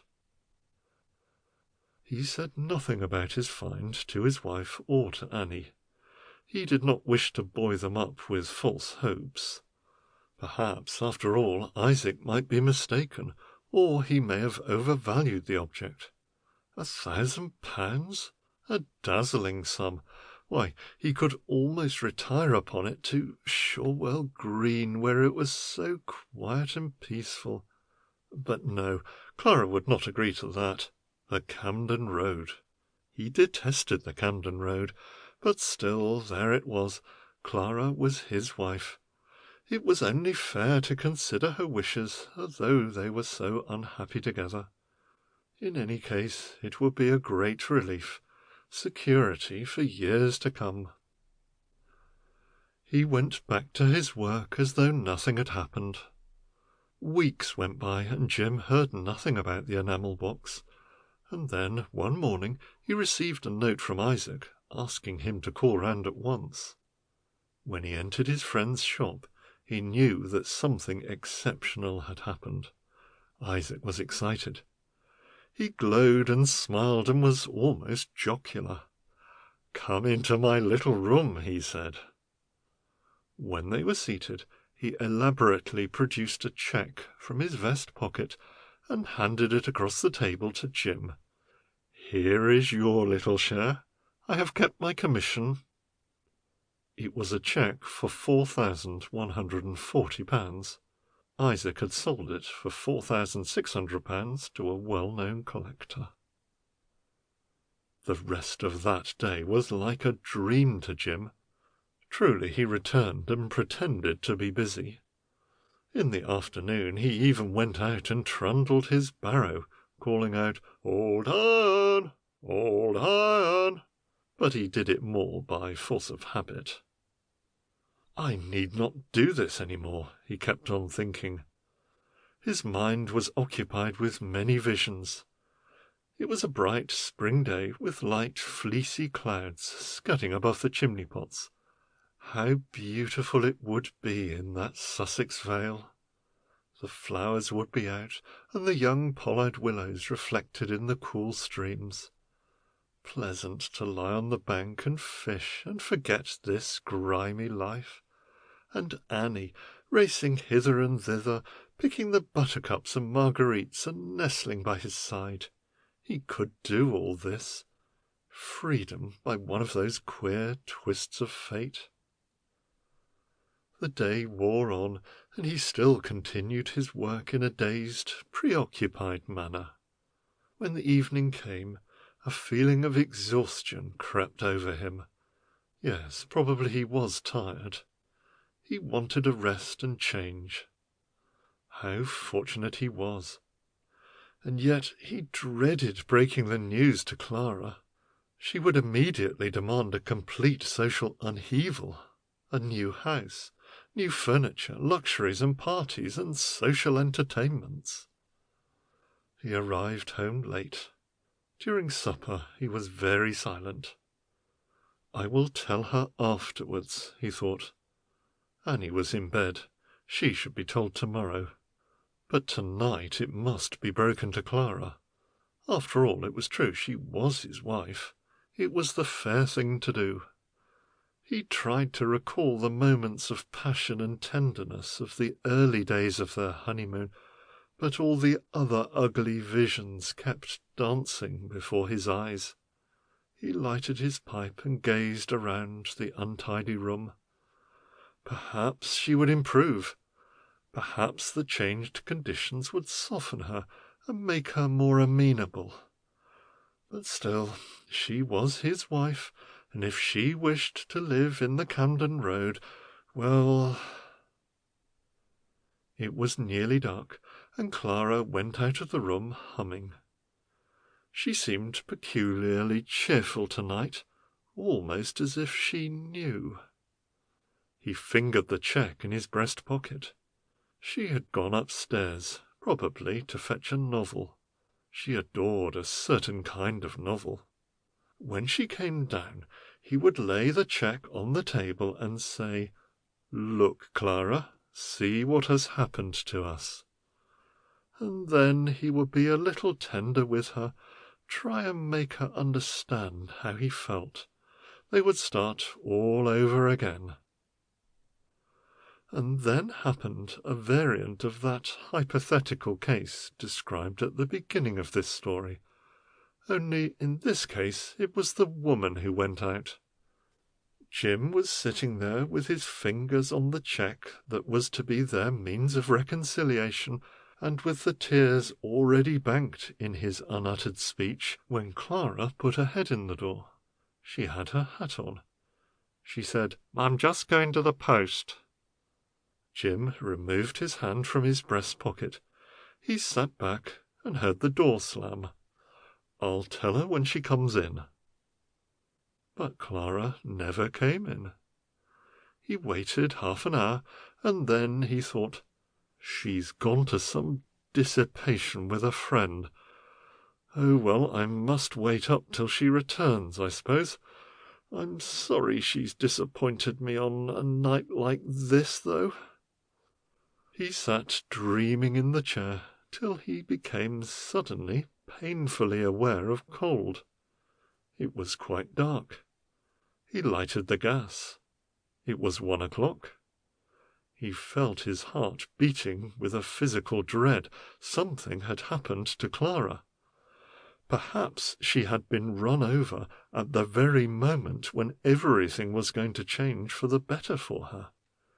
He blundered his way out into the hall, where a gas jet flickered feebly, and groped for his overcoat. On it he found a note pinned. He turned up the gas higher and read, "I'm going off to Ted Woolham's. I'm sick of you and this stinking ass. Ted's made of it in America, and I'll give you the address. You can do what you like about it, but it's no use ever you trying to get me back. Clara. It was characteristic of Jim Canning that this note made him cry. He was so sensitive to its utter callousness and ingratitude. Then he dabbed his eyes with his old red handkerchief and went upstairs. He tapped on Annie's door, and then he opened it and said quietly, "Annie, it's all right, my dear, it's only me. May I come in?" The sleeping child was awake abruptly. She held out her arms. "I ought not to have woken you up, my love, only I felt a little lonely. Annie, would you like to come away with me to a beautiful place in the country, where it's all woods and flowers and little streams?" "Oh, Daddy, yes! Would there be lambs too, and little black pigs and brown calves?" "Yes, my dear, all those things, and birds too, and quietness and freedom." "But, Daddy, could we?" "Yes, dear, I've had some good fortune." Annie was very wide awake now, and she sat up and clapped her hands. "Oh, Daddy, when can we go?" "Quite soon, my dear, perhaps in a few weeks." When he had closed the door, he dabbed his eyes again and thought, "It was unthinking of me. I oughtn't to have woken her up, but she is all I have." A week later he wrote to Clara. "Dear Clara, I understand for the last week you have been living with Ted Woolhams. I do not criticize your action. We are all as God made us. I shall in a due course take divorce proceedings, not as an act of hostility to you, but that you may marry the man of your choice and be respectable. I shall also share with you the result of a good deal last week, in order that you may not want, and so close with a cheque for £2,020. I think this fair. Jim." It was Isaac who helped him over all the difficult problems which occurred at that time, and it was Isaac who persuaded him that he was overdoing the fairness to Clara. He said that under the circumstances he had no moral obligation to Clara, and that £500 would be lavish. So, in the end, Jim altered the cheque to that amount. It was Isaac who took over the little shop, which he used as a kind of dumping ground of his superfluous stock. And it was Isaac who, a year after, returned letters to Jim in a handwriting he recognized, "Gone away, address not known." And it was he who, in later years, bore the brunt of the wild invective of a drunken harridan who said that her husband had deserted her and would not hand her any of the fortune he must have inherited. He shook his head sadly and replied that he knew nothing. Mr. Canning and his daughter had left London. He thought that they had gone to Australia. When she had gone, he said to himself, "It would distress Jim to know that a woman who had once been his wife had sunk to such a condition." And as he passed through to the room at the back, he smiled and thought, "How fortunate she did not come in here." On the table was a large bowl of red and white roses, with the label and card still lying on the table. On the card was inscribed, "With love to Uncle Isaac, A." The postmark on the label was a village in Sussex. End of Old Iron. Little White Frock from The Golden Windmill and Other Stories by Stacy Aumonier.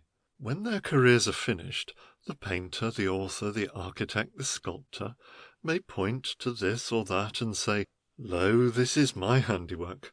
Future generations shall rejoice in me." But to the actor and the executive musician, there is nothing left but memories. Their permanence lies in the memories of the people who love them, they cannot pass it on. Someone may say to you, "Ah, my boy, you should have heard Jean de Rezka," or "You should have seen Macready play that part." And you are bound in all politeness to accept this verdict. But if you have not heard Jean de Rezka, nor seen Macready, it leaves no definite impression on you at all. Indeed, the actor is in a worse case than the musician. For at the present time there are ingenious mechanical devices for caging the performance of a musician, with various degrees of success, but no mechanism could ever imprison the electric thrill of Joseph Jefferson or Henry Irving on their great nights of triumph. They are gone for ever, cast away among the limbo of the myths. These melancholy reflections occurred to me on the first occasion when I visited Colin Branca. I met the old chap first of all in the public library. He had a fine, distinguished head, with long, snow-white hair. He was slim, and in spite of a pronounced stoop, he carried himself with a certain distinction and alertness. I was a fairly regular visitor to the library, and I always found him devouring the magazines and newspapers which I particularly wanted to read myself.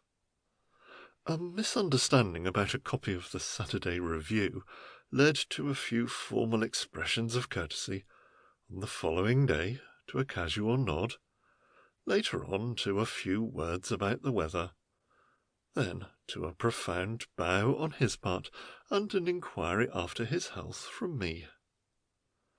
Once we happened to be going out at the same time, and I walked to the end of the road with him.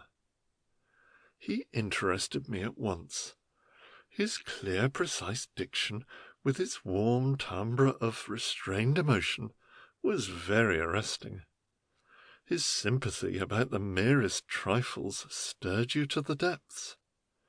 If he said, "What a glorious day it is today," it was not merely a conventional expression, but a kind of paean of all the joy and ecstasy of spring life, sunshine, and young lambs frisking in the green meadows.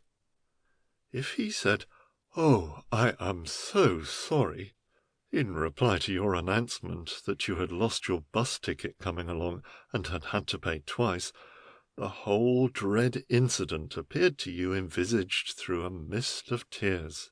The grief of Agamemnon weeping over the infidelity of Clytemnestra seemed but a trite affair in comparison. One day, with infinite tact, he invited me to his humble abode. He occupied the upper part of a small house in Talbot Road. He lived alone, but was apparently tended by a gaunt, middle-aged woman who glided about the place in felt slippers. The rooms were, as he expressed it, humble, but not by any means poverty-stricken. He had several pieces of old furniture and bric-a-brac, innumerable mementos and photographs. It was then that I realized the peculiar position of the actor. If he had been a painter, I could have looked at some of his work and could have placed him. But what could you do with an old actor who lived so much in the past? The position seemed to me to be pitiable. Doubtless in his day he had been a fine and distinguished actor, and here was I, who knew nothing about him, and did not like to ask what parts he had played, because I felt that I ought to know. Neither was he very informing. Not that he was diffident in speech, he talked well and volubly, but I had to gather what he had done by his various implications. There was a signed photograph of himself in the character of Malvolio, and in many other Shakespearean parts. There were also signed photographs of J.L. Toole and Henry Irving, and innumerable actors, some of whom were famous, and others whose names were unfamiliar to me. By slow degrees I patched together some of the romantic tissues of his life. Whatever position he may have held in the theatrical world, He certainly still had the faculty of moving one person profoundly, myself. Everything in that little room seemed to vibrate with romance. One of Irving's photographs was inscribed, "To my dear old friend Colin Branca." On the circular table was an enamel snuff-box given him by Nellie Farren. When he spoke of his mother, his voice sounded like some distant organ with the vox humana stop pulled out. I gathered that his mother had been a famous French actress. On the piano was a fan given her by the Empress Eugénie. He never spoke of his father. Nearly everything had some intimate association. I formed a habit of calling on old Branca on Thursday evenings, when my wife usually visited an invalid aunt. The experience was always a complete entertainment. He knew nothing of my world, and I knew nothing of his. I came completely under the spell of his imagery. I only had to touch some trinket on the mantelpiece to set the whole machinery of retrospection on the move. He came haltingly to his subject, as though he were feeling for it through the lavender-scented contents of some old drawer. But when the subject was discovered, he brought the whole picture vividly before my mind. I could see those people strutting before the footlights, hear them laugh and joke in their stuffy lodgings and their green rooms, follow their hard life upon the road, their struggles and adversities and successes, and above all the moving throb of their passions and romances. And then the picture would die out. It had no beginning and no end. It was just an impression. The angle of vision would alter. Something else would appear on the scene. After a time, touched with pity for this lonely and derelict old actor, my wife and I occasionally sent him little presents of game and port wine when such things came our way. I would like to explain at this point that my wife is younger than I. Her outlook is less critical and introspective. To use her own expression, she is out to have a good time. She enjoys dances and theatres and gay parties, and after all, why shouldn't she? She is young and beautiful and full of life. Her hair... But I digress. In spite of the pheasants and the port, she had never met old Branca. But one day we all happened to meet at the corner of the Talbot Road. I then enjoyed an entirely novel vision of my hero. He was magnificent. The bow he made, the long sweep of the hat would have put D'Artagnan to shame. When I introduced them, he held her hand for a moment and said, "It is indeed a great pleasure." It doesn't sound very much in print, but Alice completely went under. She blushed with pleasure and told me afterwards that she thought he was a perfect old dear. The affair lapsed for several weeks. I still continued to call upon him, and we nearly exhausted the whole gamut of his belongings. We even rooted through odd drawers where faded remnants of ancient fustian would recall some moving episode of the past. I became greedy for these visionary adventures. One night, rather late, I found the little white frock. So familiar had I become with my old friend that I was allowed to poke about his room on my own and ask him questions. It was a child's frock, and it lay neatly folded on top of a chest in the passage. I brought it into the room where he was sipping his rum and water, and said, "What's this, Mr. Branca?" He fixed his eyes upon the frock, and instantly I was aware that he was strangely moved. At first, an expression of surprise and bewilderment crept over his face. Then I observed a look of utter dejection and remorse. He did not speak, and rather confusedly I went up to him and touched him on the shoulder. "I'm sorry," I said. "Doubtless there is some story. I ought not to have—" Instantly he patted my arm in return and muttered, "No, no, it's all right, old boy. I will tell you. Only not tonight. No, not tonight." He stood up and took 1 or 2 turns up and down the room in silence. I did not dare to intrude in the secret chamber of his memories. Suddenly he turned to me, and putting his arm round my shoulder, exclaimed, "Old boy, come in tomorrow. Come to dinner. Bring the wife. Yes, you must both come. Come to dinner at 7:30, and then I will tell you the story of that little white frock." It happened that a dance my wife had intended going to the following night had fallen through. To my surprise, she jumped at Mr. Branker's invitation. She said that she thought it would be extremely interesting. I felt a little nervous at taking her. An invitation to dinner for the first time is always a doubtful number. The social equation varies so alarmingly and unexpectedly. My wife frequently dined at what she called smart houses. How could old Branker possibly manage a dinner in his poky rooms? I warned her to wear her oldest and shabbiest, and have a sandwich before she started. Needless to say, my advice was ignored. She appeared in a wonderful gown of pearl grey. Experience told me that it was useless to protest, and I jogged along the street by her side in my tweed suit. Then I had my second surprise. Old Branker was in immaculate evening dress. Cunningly modulated lights revealed a table glittering with silver and glass. I mumbled some apology for my negligence, but in his most courtly way he expressed his pleasure that I had treated him with such friendly lack of ceremony.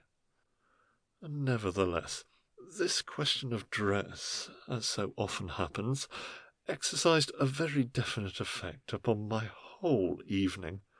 I felt a little out of it. My wife and old Branker seemed to belong to one world, and I to another. Moreover, their conversation flowed easily and naturally.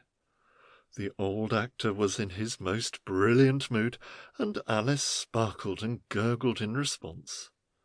Although she was younger and Branker older than I felt at times that I was the oldest of the three, and that they were just children playing an absorbing game. And the dinner was the third surprise. The gaunt woman served it, gliding in and out of the room with a quiet assurance. It was no lodging-house dinner, but the artful succession of little dishes which symbolizes the established creed of superior living creatures. Wine, too, flowed from long-necked bottles, and coffee was served in diminutive cups. At length Mrs. Windsor collected the last vestiges of this remarkable feast, but left on the table a silver tray on which were set 4 liqueur glasses and a decanter of green chartreuse. "Let us all sit round the fire," said our host, "but first let me press you to have a little of this excellent beverage. It was given to me by a holy brother, a man who led a varied life, but who, alas, died in disgrace." He passed his hand across his brow, as though the memory were too sacred to be discussed. I sighed involuntarily, and my wife said brightly, "Not for me, Mr. Branker, but you help yourself. And now you're going to tell us the story of the white frock." He raised his fine head and looked at her. Then he stretched out his long arm across the table and gently pressed her hand. "I beg of you, dear lady," he said gently, "just one drop in memory of my friend." The implied sanctity of the appeal could not be denied. Both my wife and I partook of half a glass, and though I am by nature an abstainer, I must acknowledge that it tasted very good. Old Branca's hand trembled as he poured out the chartreuse. He drank his at a gulp, and as though his emotions were not yet stilled, he had another one. Then he rose, and taking my wife's arm, he led her to the easy-chair by the fire. I was rather proud of my intimate knowledge of the old actor's possessions, and I pointed out the snuff-box which Nellie Farren had given him, and the photograph of Irving with its inscription, "To my dear old friend." Branca sighed and shrugged his shoulders. Perhaps one does not boast of these associations. Perhaps it is vulgar, but I knew how interested Alice would be. When we had done a round of the rooms, whither in his fatherly way he had conducted my wife by the arm, and occasionally rested his hand ever so lightly on her shoulder, we returned to the dining-room, and Alice said, "Now, show me this little white frock." He bowed, and without a word went out into the hall, and returned with the frock, which he spread reverently over the back of a chair. "How perfectly sweet," said my wife. For a few moments he buried his head in his hands, and Alice and I were silent. I could not but observe the interesting mise-en-scène in which I found myself. The dim recesses of the room heavy with memories, my wife cosily curled up in the high armchair, the firelight playing on her fresh, almost childlike face, a simple ring sparkling on her finger, and on the pearly glint of her diaphanous gown. On the other side of the table, where the little glasses stood, the clear-cut features and long snow-white hair of the old actor, silhouetted against a dark cabinet, and then, like some fragile ghost recalled to bear witness of its tragic past, the dim outline of the child's white frock. "It was before your time, mes enfants, long, long before your time," he said suddenly. "You would not remember the famous Charles Cartwright Company who starred the Provinces. We became known as the Capacity Company. The title was doubly earned. We always played to full houses, and in those days—" He turned to me with a penetrating, almost challenging look, and added, "There were actors. Comedy and tragedy, history, everything worth doing in the legitimate was in our repertoire. We changed our bill every night and sometimes twice a day. Aye, and we changed our parts, sir. I remember Terry O'Bain and I reversing the parts of Othello and Iago on alternate nights for 2 weeks at a stretch. I played Lord Stamford to his Puttock in the Golden Dawn. He played Shylock to my Bassanio. I will not bore you with these details. Ah, poor old Terry, poor dear old Terry." He stopped and looked down at his hands, and neither of us spoke. "When I say that Terry O'Bain and I were friends, I want to tell you that we were friends as only artists can be friends. We loved each other. For 3 years we worked together side by side, never a suspicion of envy, never a suspicion of jealousy. I remember one night, after Terry's delivery of Jacques' speech on the Fool, he did not get a hand. I found him weeping in the wings. 'Old fellow,' I said, but he gripped me by the arm. 'Colly boy,' he answered, 'I was thinking of you. I knew how distressed you would be.' Think of that. His only concern was that I should be distressed. Ah, in those days!" He stretched his long white fingers and examined them. Then, suddenly turning to my wife, he said, "I want to ask you, mademoiselle," he persisted in calling her mademoiselle all the evening, "to make allowances for what I am about to tell you for the tempora et mores. In my young days, love had a different significance to what it has now. In this modern world, I observe nothing but expediency and opportunism. No one is prepared to sacrifice, to run risks. The love between O'Bain and me was an epic of self-sacrifice, and it ran its full course. It found its acid test on the day when Sophie Wiles joined our company at Leeds. He stood up, and his voice trembled in a low whisper. Looking at Alice, he said, "She was as beautiful, as fragile, as adorable as you are, mademoiselle. Strange how these great secrets are conveyed imperceptibly." O'Bain and I looked at each other, and instinctively we understood. We said nothing. We made no comment about her. We were entirely solicitous of each other's feelings. We referred to her as Miss Wiles, and we addressed her as Miss Wiles.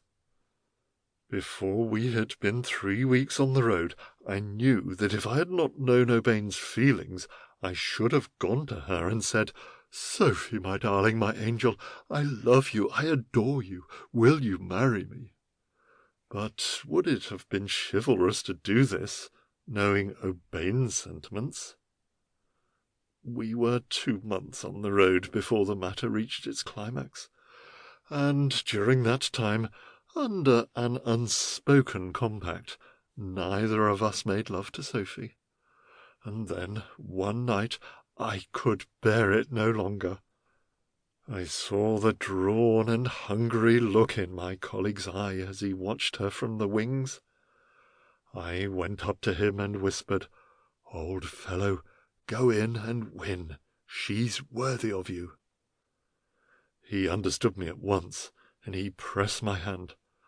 "Collie," he said, "you're right. This can't go on. Meet me after the show and come round to my rooms." The old actor's lips were trembling. He drew his chair nearer to my wife's. I cannot tell you of the heart-burning interview I had with my old friend that night. Each tried to give way to the other. It was very terrible, very moving.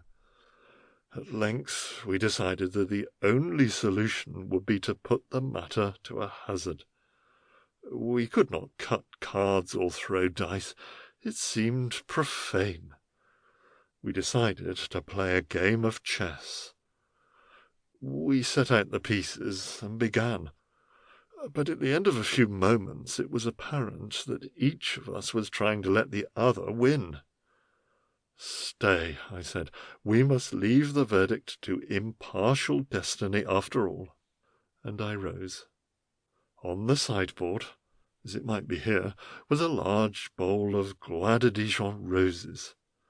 I took the largest bloom and said, "Terry, old boy, if there are an odd number of petals in this rose, she is yours.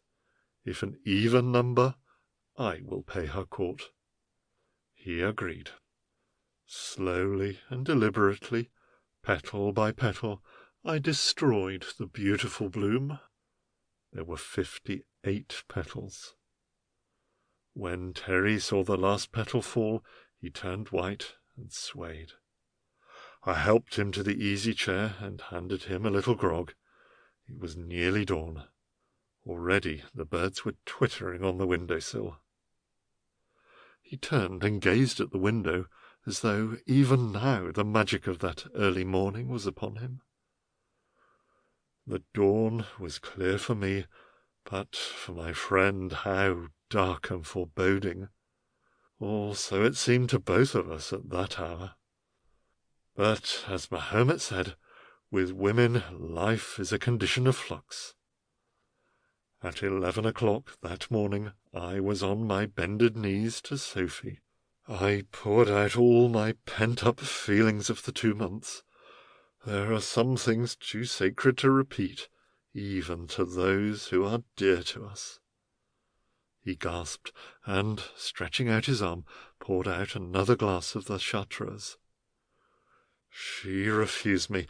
or if she did not actually refuse me, indeed she did not, she was sympathetic, almost loving, but so indeterminate that I was almost driven to a frenzy of despair. When one is young, one is like that. One must have all, and at once all go crazy with despair. For a week I courted her day and night, and I could not make her decide. She liked me, but she did not love me.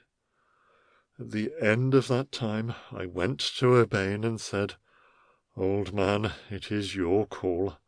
My part is played."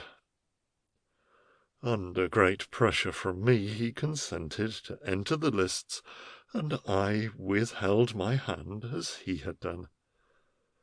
Even now the memory of that week of anguish, when I knew that my greatest friend was making love to my adored, is almost unbearable. At the end of that week he came to me and said, "Old boy, I don't know how I stand. She likes me, but I hardly think she loves me. I will not burden you with the chronicles of our strange actions which followed. We decided that as the question was identical, it should be an open fight in a fair field, otherwise, between us, we should lose her altogether. We would both pay court to her wherever and whenever the opportunity occurred, and we would do so without animosity or ill will. The tour lasted 3 months, and I knew that Urbain was winning. There was no question about it. He was the favourite. Every minute I was expecting to hear the dread glad tidings. And then a strange thing happened. He leant back in his chair and passed his hands through his hair with a graceful gesture.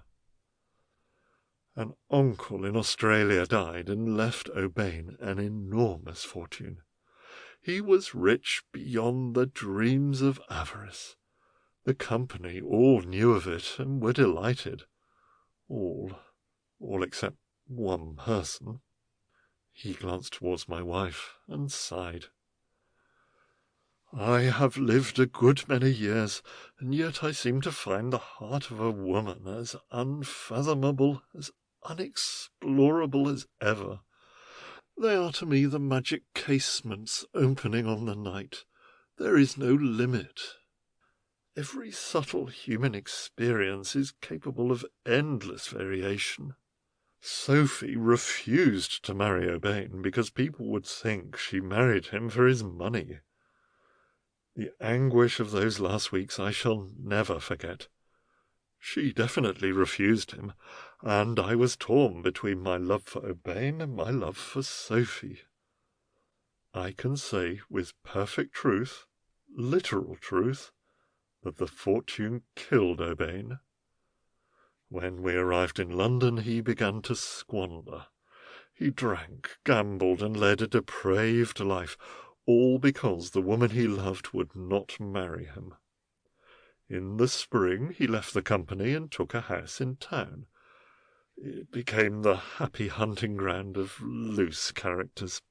It is needless to say that if Sophie wouldn't marry him, there were plenty of other women willing to marry a young millionaire.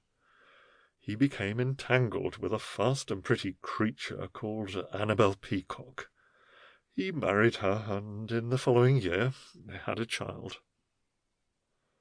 The fire crackled on the hearth. My wife did not take her eyes from the old actor's face. A black cat strolled leisurely across the room and stretched itself before the fire. He continued. It was then that I experienced an entirely novel vision of a woman's character.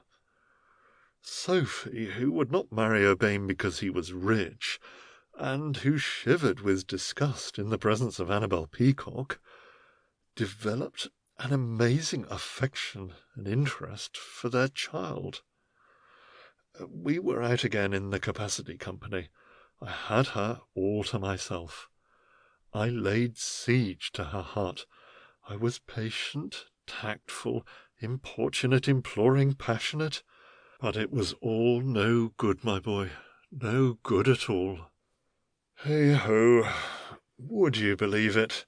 For 10 years of my life from that date, I was that woman's slave, and she was the slave of Terry's child. Company after company I joined in order to be with her. I gave up good parts. I sacrificed leads. In fact, I even accepted a walk-on. Anything to be with Sophie. Sophie, who would not listen to me, who treated me like a little pet to run hither and thither, who spent all her money and time on toys and clothes for Terry's child. Would you believe it? To my surprise, my wife spoke for the first time. She said, "Yes." Branka looked at her keenly and nodded. Yes. In any affair between a man and a woman, a man finds himself at a disadvantage. Mademoiselle, you see, understands. Women have all kinds of mysterious intuitions and senses which we wot not of. She is armed at every point. She has more resources. She is better equipped than man. Sophie even made a friend of Annabel. She wrote her loving letters and called her my dearest. For you must know that 2 years after his marriage, my old friend Terry O'Bain went under. He awakened one night feeling ill. He groped in a chest where he usually kept a flask of brandy. He took a gulp. The liquid he drew into his throat was pure liquid ammonia, which Annabel had been using for photographic work. She was a keen amateur photographer. He rushed out into the street in his pyjamas and died in the arms of a policeman at the corner. The horror of this episode was written plainly in the old man's face. He delivered it with a kind of dramatic despair, as though he knew it had to be told, and he could not control himself. Then he seemed to fall to pieces and lay huddled at the back of his chair. I looked at Alice furtively and could see a tear swimming on the brink of her eye. It was some moments before he could continue. These were all the best years of my life, mes enfants, when my powers were at their highest. My old friend Toole offered me a good part in London. He said to me, "Branka, old man, you're wasting yourself in the provinces. Come to town and take a lead." I could only press his hand and thank him. In another week or two I was on the road again with Sophie. As the years went by, she became more and more absorbed by Terry's unattractive child, more and more distressed concerning it. For you must know that in spite of his profligate life, Terry still had left a considerable fortune, and Annabel continued to live in the same way. And it was the worst possible atmosphere to bring up a child in. Annabel was kind to the child in a spasmodic way, passionate and unreliable. She would pet it and coax it and buy it expensive toys and dresses, then suddenly neglect or scold it. Sophie knew this, and all the time she could spare she went to London and tried to help the situation. She humoured and flattered Annabel, who was quite manageable if you treated her like this, and she did what she could to influence the early training of the child for good. But, as you can imagine, the little minx grew up the spit and image of her mother. She was vain, fickle, and spoilt. By the time she was 10, she thought of nothing but her looks and her frocks, and she was indeed a very pretty child. She had all the prettiness of her mother, with something of her father's grace and charm. She was encouraged to amuse the vulgar people who came to the house, and she was allowed to listen to all the loose talk, and to sit up to any hour she liked, unless Annabel happened to be in a contrary mood, when she would slap the child and lock her in her room. Aunt Sophie, as she called her, was a favourite with Lucy, but only, I'm afraid, because Aunt Sophie gave her expensive toys and lavished her love persistently upon the child. She wrote to her nearly every day, wherever she happened to be, and sent her little gifts. The old man mopped his forehead. He was evidently labouring under the severe strain which the evoking of these memories put upon him. He walked to the sideboard and poured himself out a glass of water, into which he poured, as an afterthought, a tiny drop of rum. After taking 2 long meditative gulps, he resumed his seat. He seemed to have forgotten all about our presence. He was living in the past. But suddenly he turned to my wife and said, "I have many of the beautiful frocks which Sophie made for little Lucy. They have come down to me. If it would not bore you to call one afternoon, mademoiselle, I could show you some that might interest you." There was a strange, eager appeal in his voice. It seemed a matter of tremendous moment that Alice should go and inspect the frocks. My heart bled for him. Of course she will go, I thought, but to my surprise she said nothing. She just looked at him with that queer, watchful expression that women alone are capable of. Perhaps it is part of what the old chap referred to, their equipment. She toyed with the chain on her frock, and his eyes meditated her movements. He hesitated, and then rather nervously proceeded, as though talking to himself. Frocks! What a part they play in our lives! Carlyle was right. Sophie was extraordinarily clever with her needle. She had a genius for combining materials. Her theatrical experience helped her. She made the most alluring frocks. The child adored Aunt Sophie's frocks. They always looked so striking and so professional. The crisis in my life, and which I am about to tell you of, was indeed occasioned by one of the frocks which Sophie made for Lucy. It came about in this way. He paused again and tapped the top of the table with his beautiful white hands. That last year, that year when Lucy reached her 10th birthday, the excesses in Annabel's house reached their zenith. The place became notorious. Annabel had taken to herself a drunken Lord Starborough. He was a dissipated young roué. He rather took a fancy to Lucy, and he spoiled her in the same way that Annabel did. We heard stories of the goings-on. The child was taken to houses to dance. I believe she was even taught to put on rouge. There was a rich family called the Arkwrights, who also had children, and who lived a similar life. These children were Lucy's great friends. They vied with each other in their infantile snobbery. The parents gave elaborate parties and tried to outshine each other in the lavishness of their entertainment and the overdressing of the children.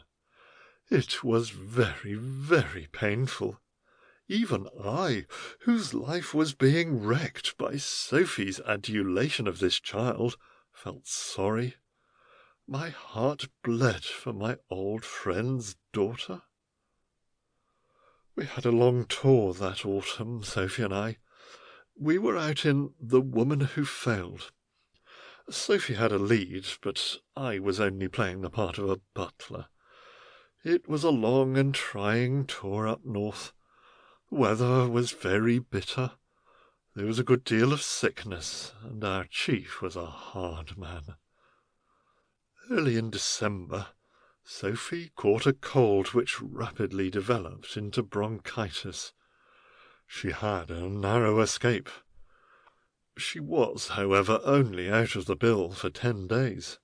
She insisted on returning and struggling on. The tour was to end on Christmas Eve. One day she had a letter from Lucy. I remember the exact words to this day. "Dear Aunt Sophie, do make me a lovely frock for Christmas Eve. The Arkwrights are having a lovely ball, and I know Irene is having a gold and green with a sparkling veil. Your loving Lucy." When Sophie got this letter, she smiled. She was happy. She was always happy when doing a service. Ah, me! For nearly a week she thought and dreamt about the frock she was going to make for Lucy for the Arkwrights' party.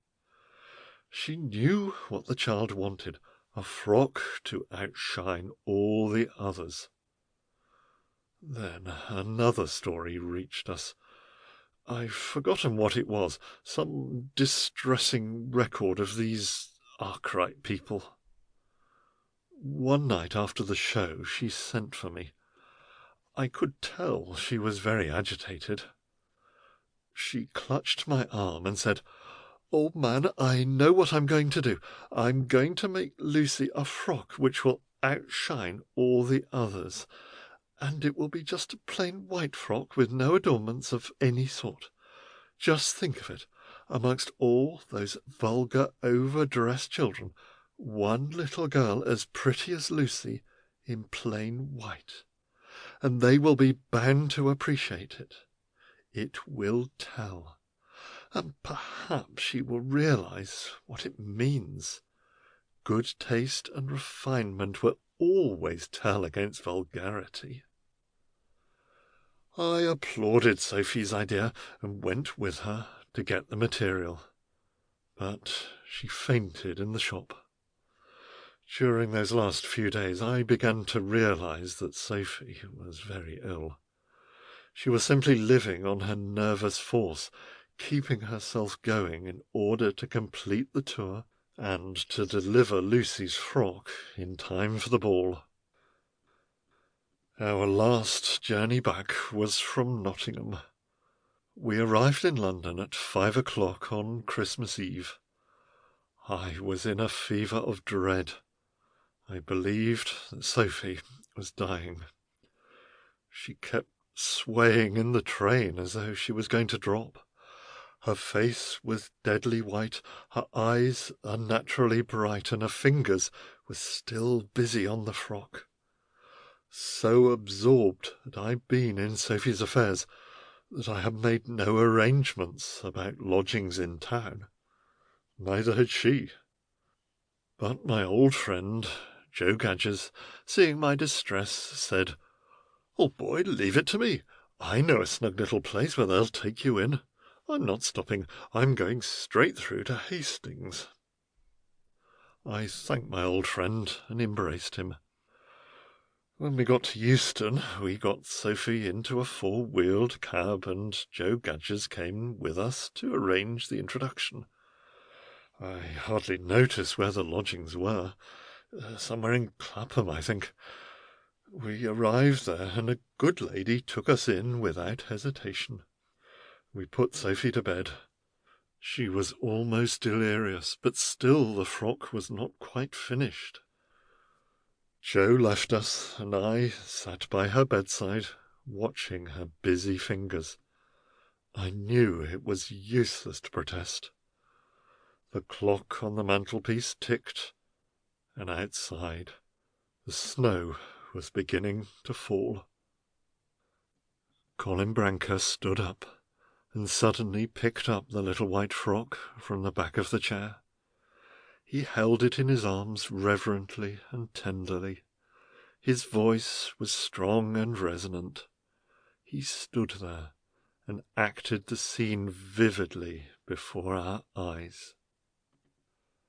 At 7 minutes to 10, I left the house, holding the frock in my arms. I rushed out without a hat, without a coat. I flew along the street, calling out for a cab like a madman.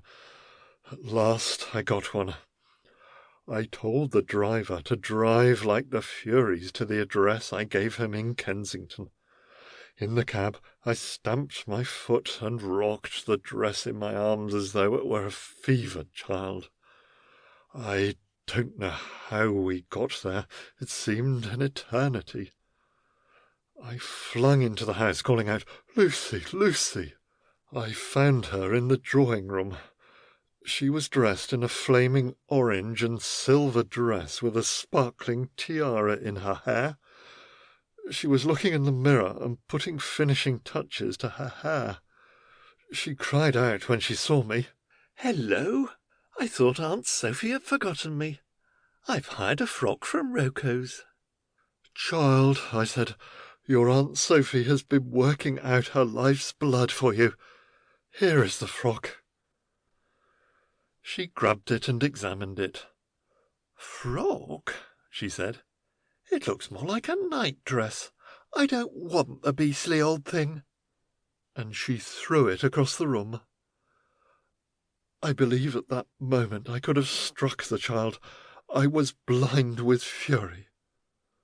Fortunately, I remembered in time that she was my old friend Terry O'Bain's daughter. I picked up the frock. "Ungrateful child!" I exclaimed. "You don't know what you're doing. You're murdering an ideal. You're killing your aunt." She tossed her insolent head and actually pressed the bell for the butler to show me out, just like a grown-up person. Dazed and baffled, I clutched the little white frock and staggered out into the street. The night was dark and the snow was still falling. Christmas bells were beginning to peal. I plunged on and on, my heart beating against my ribs. People stared at me, but I was too distressed to care. How could I go back to Sophie with the insulting message? Suddenly, at the corner of Hyde Park, a most appalling realization flashed through my mind. I had made no note of the address of the lodgings where Sophie and I were staying. God in heaven, what was I to do? The only man who could help me, my old friend Joe Gadgers, had gone to Hastings. What could I do? Could I go to the police and say, "Will you help me to find the address of some lodgings where an actress is staying? I think it's somewhere around Clapham. I don't know the name of the landlady or the name of the street or the number." They would have thought I was mad. Perhaps I was mad. Should I go back to Lucy? The child wouldn't know, and all this time Sophie was dying. Ah, merciful God! Perhaps she would die. If she died before I found her, she would die in the happy belief that the frock had been worn. Her last hours would be blessed with dreams, visions of purity and joy, whilst I should have no place in them, perhaps, but I, too, after all, I'd suffer for her sake. Who knows? Who knows? His voice broke off in a low sob. I leaned forward, watching his face racked with anguish. The room was extraordinarily still. I dared not look at Alice, but I was conscious of the pearly sheen of her frock under the lamp. Away in the distance one could hear the rumble of the traffic on the high road. The remorseless tick of the clock was the only sound in the room. Once I thought it ticked louder. Then I realized that it was someone tapping gently at the door. The door opened a little way, and against the dim light in the passage appeared the gaunt face of the old serving-woman, phantom-like, unreal. "Excuse me, sir." She peered into the room. The old actor gazed at her with unseeing eyes. He stood with one hand on the back of the chair, and across the other arm lay the white frock, a dignified and pathetic creature. "I'm sorry to trouble you, sir." "Yes, Mrs. Windsor?" "My little niece has just called. I can't find it anywhere, that little frock I made for her last week. I put it in the chest. I thought perhaps you might Oh, here it is, sir. Do you mind?" "Thank you very much, sir." "I'm sorry to have disturbed the company." In the sanctuary of our bedroom that night, my wife said, "Did you really believe that writing on the photograph was by Henry Irving?" "My dear," I answered, "when their careers are finished, the painter, the author, the architect, or the sculptor may point to this or that and say, 'Lo, this is my handiwork.' But to the actor nothing remains but memories. Their permanence lies in the memories of those who love them. Are we to begrudge them all the riches of imagination? After all, what is the line of demarcation between what we call reality and what we call imagination? Is not the image invoked by Shelley when he sings of dubious myths as real a fact as the steel rivets in the Forth Bridge? What is reality? Indeed, what is life?" "I don't know what life is," answered my wife, switching off the light. "But I do know what you are. You are a dear old, perfect old boob." "Alice, what do you mean?" I said. She laughed softly. "Women are equipped, you know," she replied enigmatically, and insisted on going to sleep.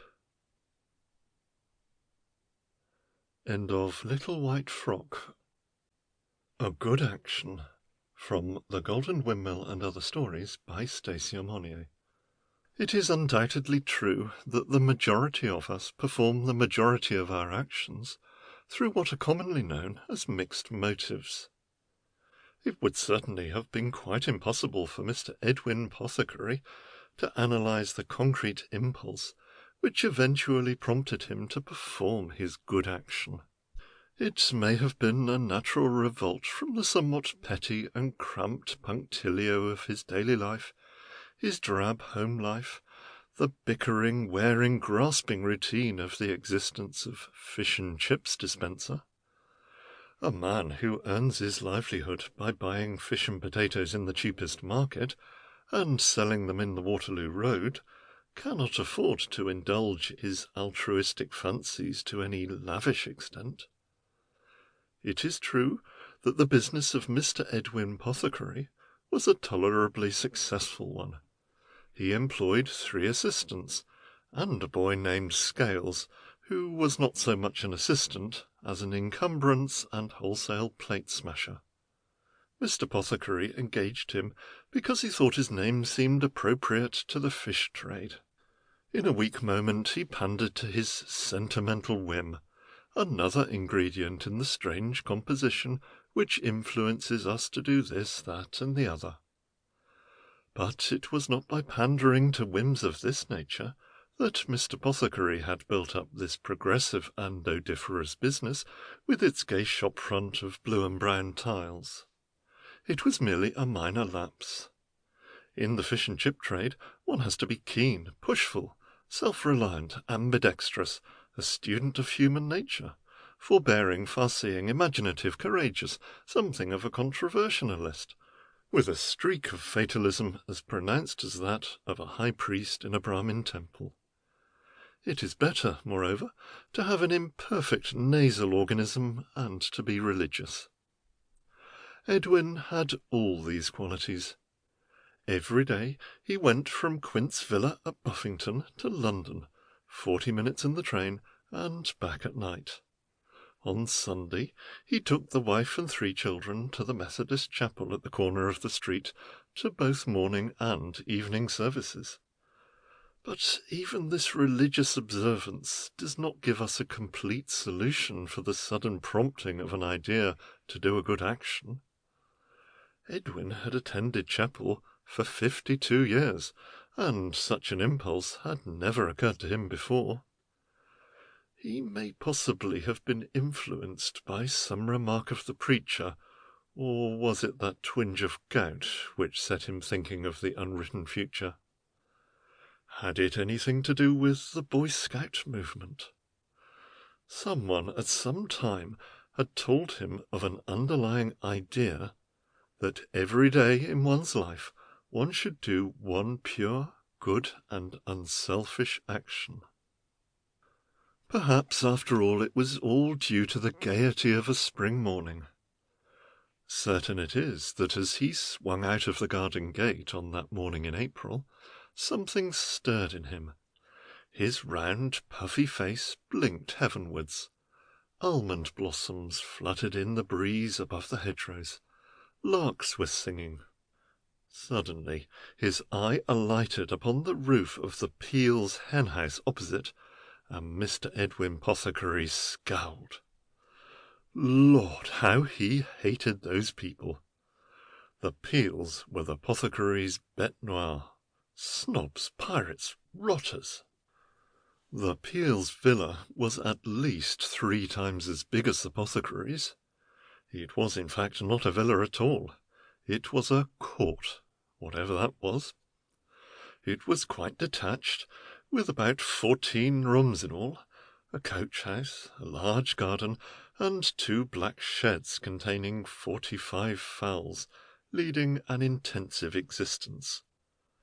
The Pothecary's had 5 fowls, which sometimes did and sometimes didn't supply them with 2 or 3 eggs a day. But it was known that the Peels sent at least 250 eggs to market every week, besides supplying their own table. Mr. Peel was a successful dealer in quills and bristles. His wife was the daughter of a post office official, and they had 3 stuck-up daughters who would have no truck at all with the Pothecary's. You may appreciate, then, the twinge of venom which marked the face of Edwin as he passed through his front gate and observed the distant roof of the Peels' fowl-house. And still the almond blossoms nodded at him above the hedges.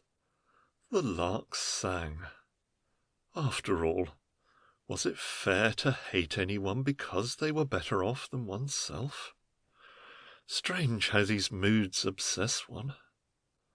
The soft air caressed Edwin's cheek. Little flecks of cloud scudded gaily into the suburban panorama. Small green shoots were appearing everywhere.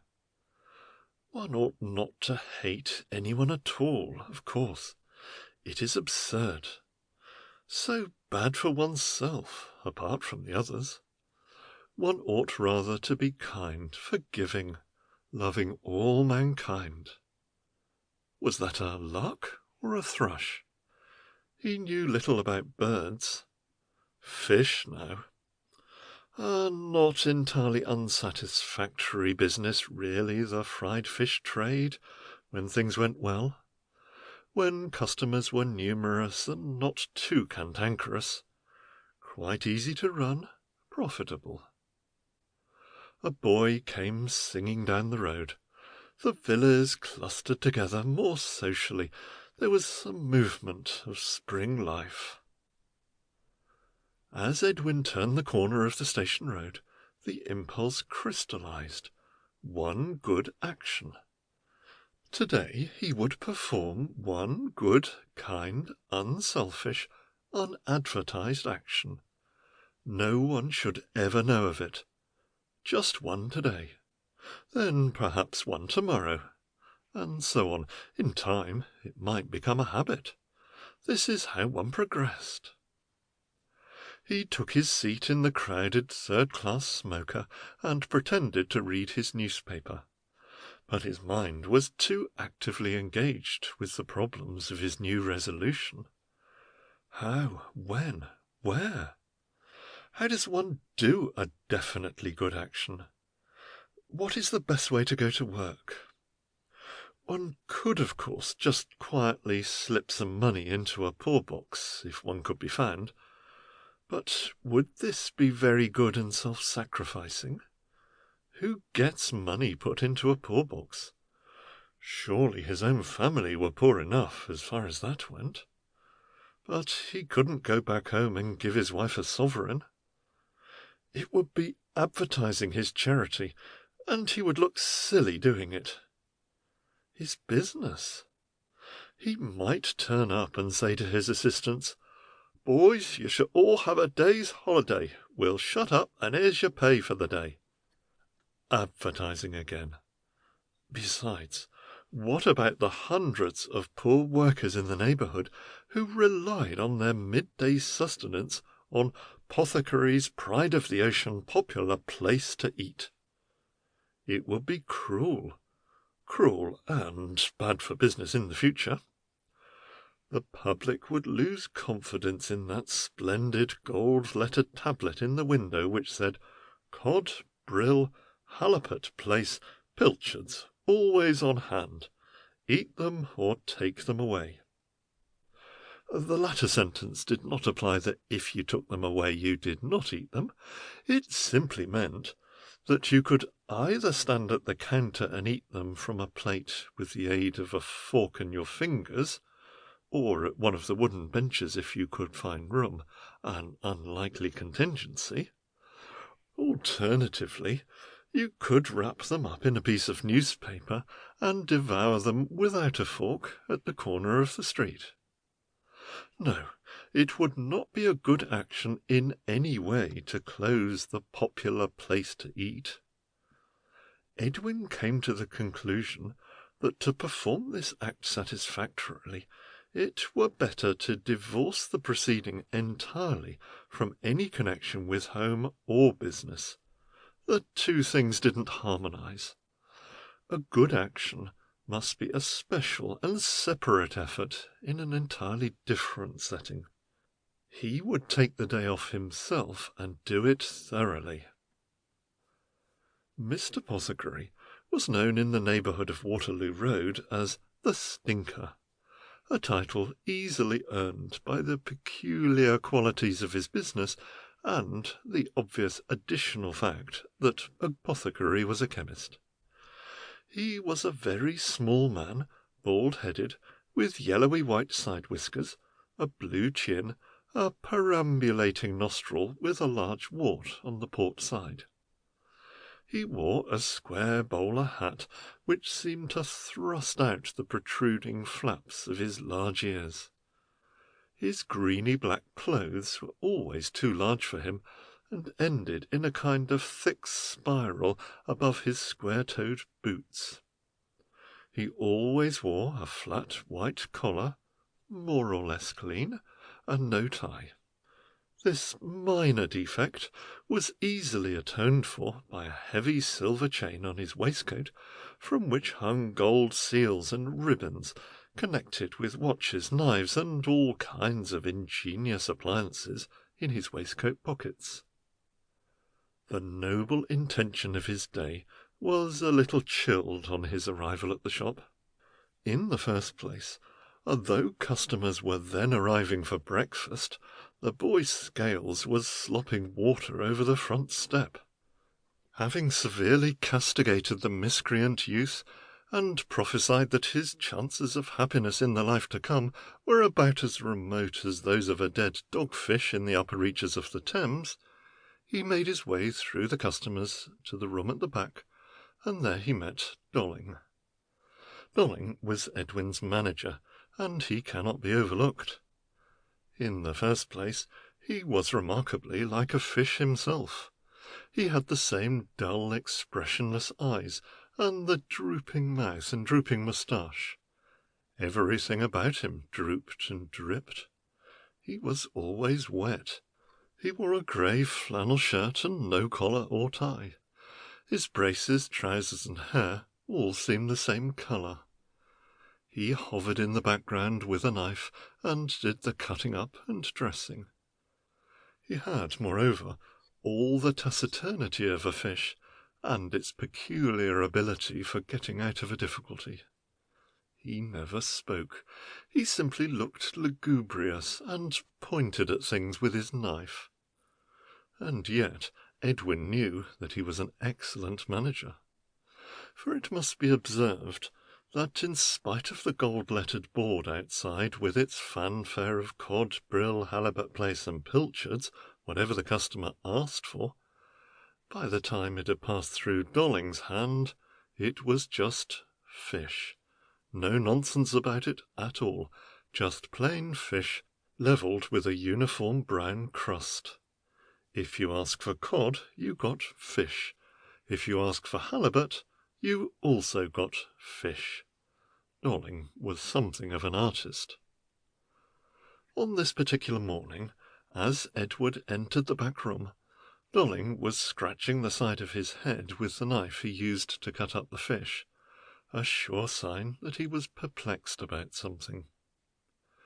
It was not customary to exchange greetings in this business, and when he observed the governor enter, he just withdrew the knife from his hair and pointed it at a packing-case on the side table. Edwin knew what this meant. He went up and pressed his flat nose against the chest of what looked like an overworked amphibian that had been turned down by its own trades union. Edwin sneezed before he had had time to withdraw his nose. "Yeah, that's a dud lot," he said. Then suddenly an inspirational moment nearly overwhelmed him. Here was a chance. He would turn to Dolling and say, "Dolling, this fish is slightly tainted. We must throw it away. We bought it at our risk. Yesterday morning when it arrived it was just all right, but keeping it in that hot room downstairs where you and your wife sleep has probably finished it. We mustn't give it to our customers. It might poison them. Ptomaine poisoning, you know. Eh, Dolling?" It would be a good action, a self-sacrificing action, eh? But when he glanced at the face of Dolling, he knew that such an explosion would be unthinkable. It would be like telling a duck it mustn't swim, or an artist that he mustn't paint, or a boy on a beach that he mustn't throw stones in the sea. It was the kind of job that Dolling enjoyed. In the course of a few hours, he knew quite well that whatever he said, the mysterious and evil-smelling monster would be served out in dainty parcels of halibut, cod, brill, plaice, etc. Business was no place for a good action. Too many others depended on it, were involved in it.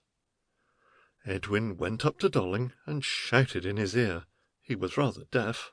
"I'm going out. I may not be back today."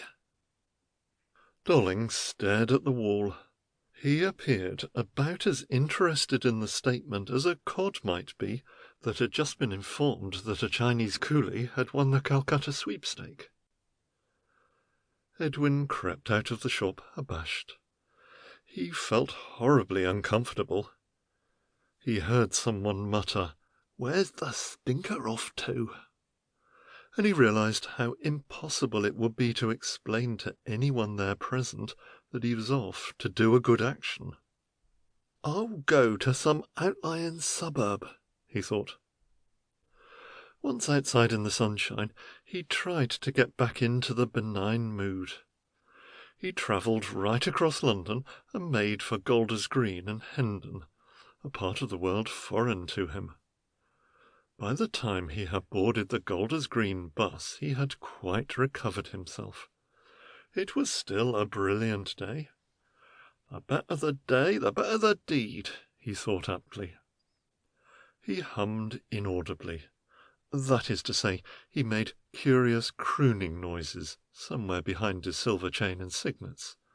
The sound was happily suppressed by the noise of the bus. It seemed a very long journey. It was just as they were going through a rather squalid district near Cricklewood that the golden chance occurred to him. The fares had somewhat thinned. There were scarcely a dozen people in the bus. Next to him, barely a yard away, he observed a poor woman with a baby in her arms. She had a thin, angular, wasted face, and her clothes were threadbare but neat. A poor, thoroughly honest and deserving creature, making a bitter fight of it against the buffets of a cruel world. Edwin's heart was touched. Here was his chance. He noticed that from her wrist was suspended a shabby black bag, and the bag was open. He would slip up near her and drop in £0.50. What joy and rapture when she arrived home and found the unexpected treasure, an unknown benefactor. Edwin chuckled and wormed his way surreptitiously along the seat. Stealthily he fingered his £0.50 and hugged it in the palm of his left hand. His heart beat with the excitement of his exploit. He looked out of the window opposite and fumbled his hand towards the opening in the bag. He touched it. Suddenly a sharp voice rang out. "That man's picking your pocket!" The excited individual opposite was pointing at him. The woman uttered an exclamation and snatched at her bag. The baby cried. The conductor rang the bell. Everyone seemed to be closing in on Edwin. Instinctively he snatched his hand away and thrust it in his pocket, the most foolish thing he could have done. Everyone was talking. A calm, muscular-looking gentleman who had not spoken seized Edwin by the wrist and said calmly, "Look in your bag, madam, and see whether he has taken anything." The bus came to a halt. Edwin muttered, "I assure you, nothing of the sort." How could he possibly explain that he was just doing the opposite? Would a single person believe a word of his yarn about the £0.50? The woman whimpered, "No, he ain't taken nothing, bad luck to him. There was only 4 pennies and an 8penny anyway, dirty thief." "Are you going to give him in charge?" asked the conductor. "You can't if he ain't actually taken nothing, can you? The dirty thieving swine trying to rob an hard-working honest woman." I wasn't," feebly spluttered Edwin, blushing a ripe beetroot colour. "Shame, shame, chuck him off the bus, dirty sneak, call a copper," were some of the remarks being hurled about. The conductor was losing time and patience. He beckoned vigorously to Edwin and said, "Come on, off you go." There was no appeal. He got up and slunk out. Popular opinion was too strong against him. As he stepped off the backboard, the conductor gave him a parting kick which sent him flying onto the pavement.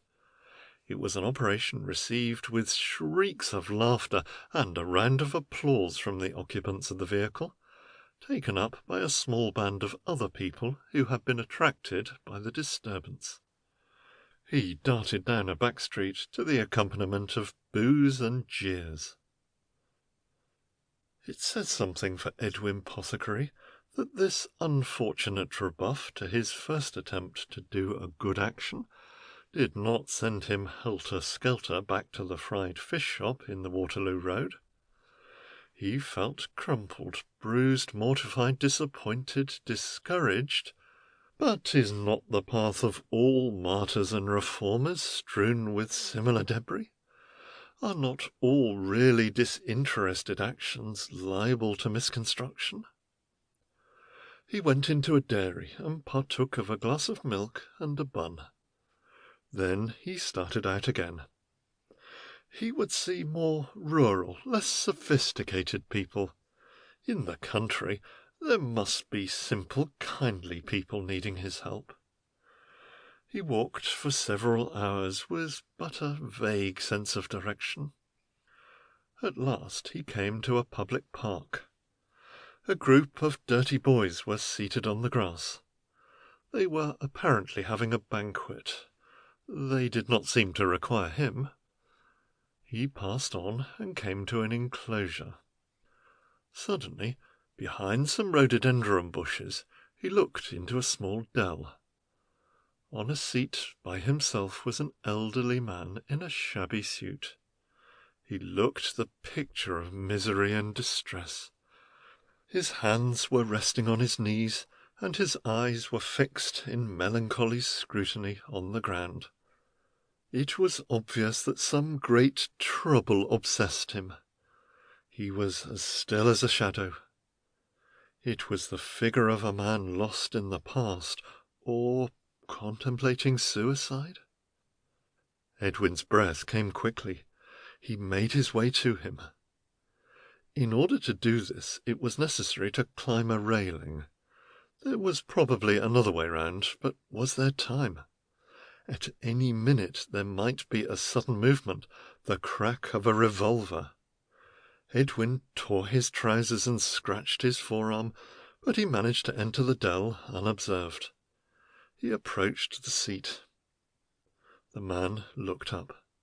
Then Edwin said, with sympathetic tears in his voice, "My poor fellow, may I be of any assistance?" There was a disconcerting jar. The melancholy individual started and turned on him angrily.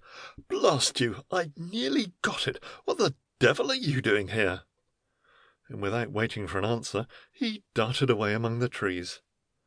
At the same time, a voice called over the park railings, "Oi, you there! What are you doing over there? You come back the way you came. I saw yer." The burly figure of a park keeper, with gaiters and stout stick, beckoned him. Edwin got up and clambered back again, scratching his arm.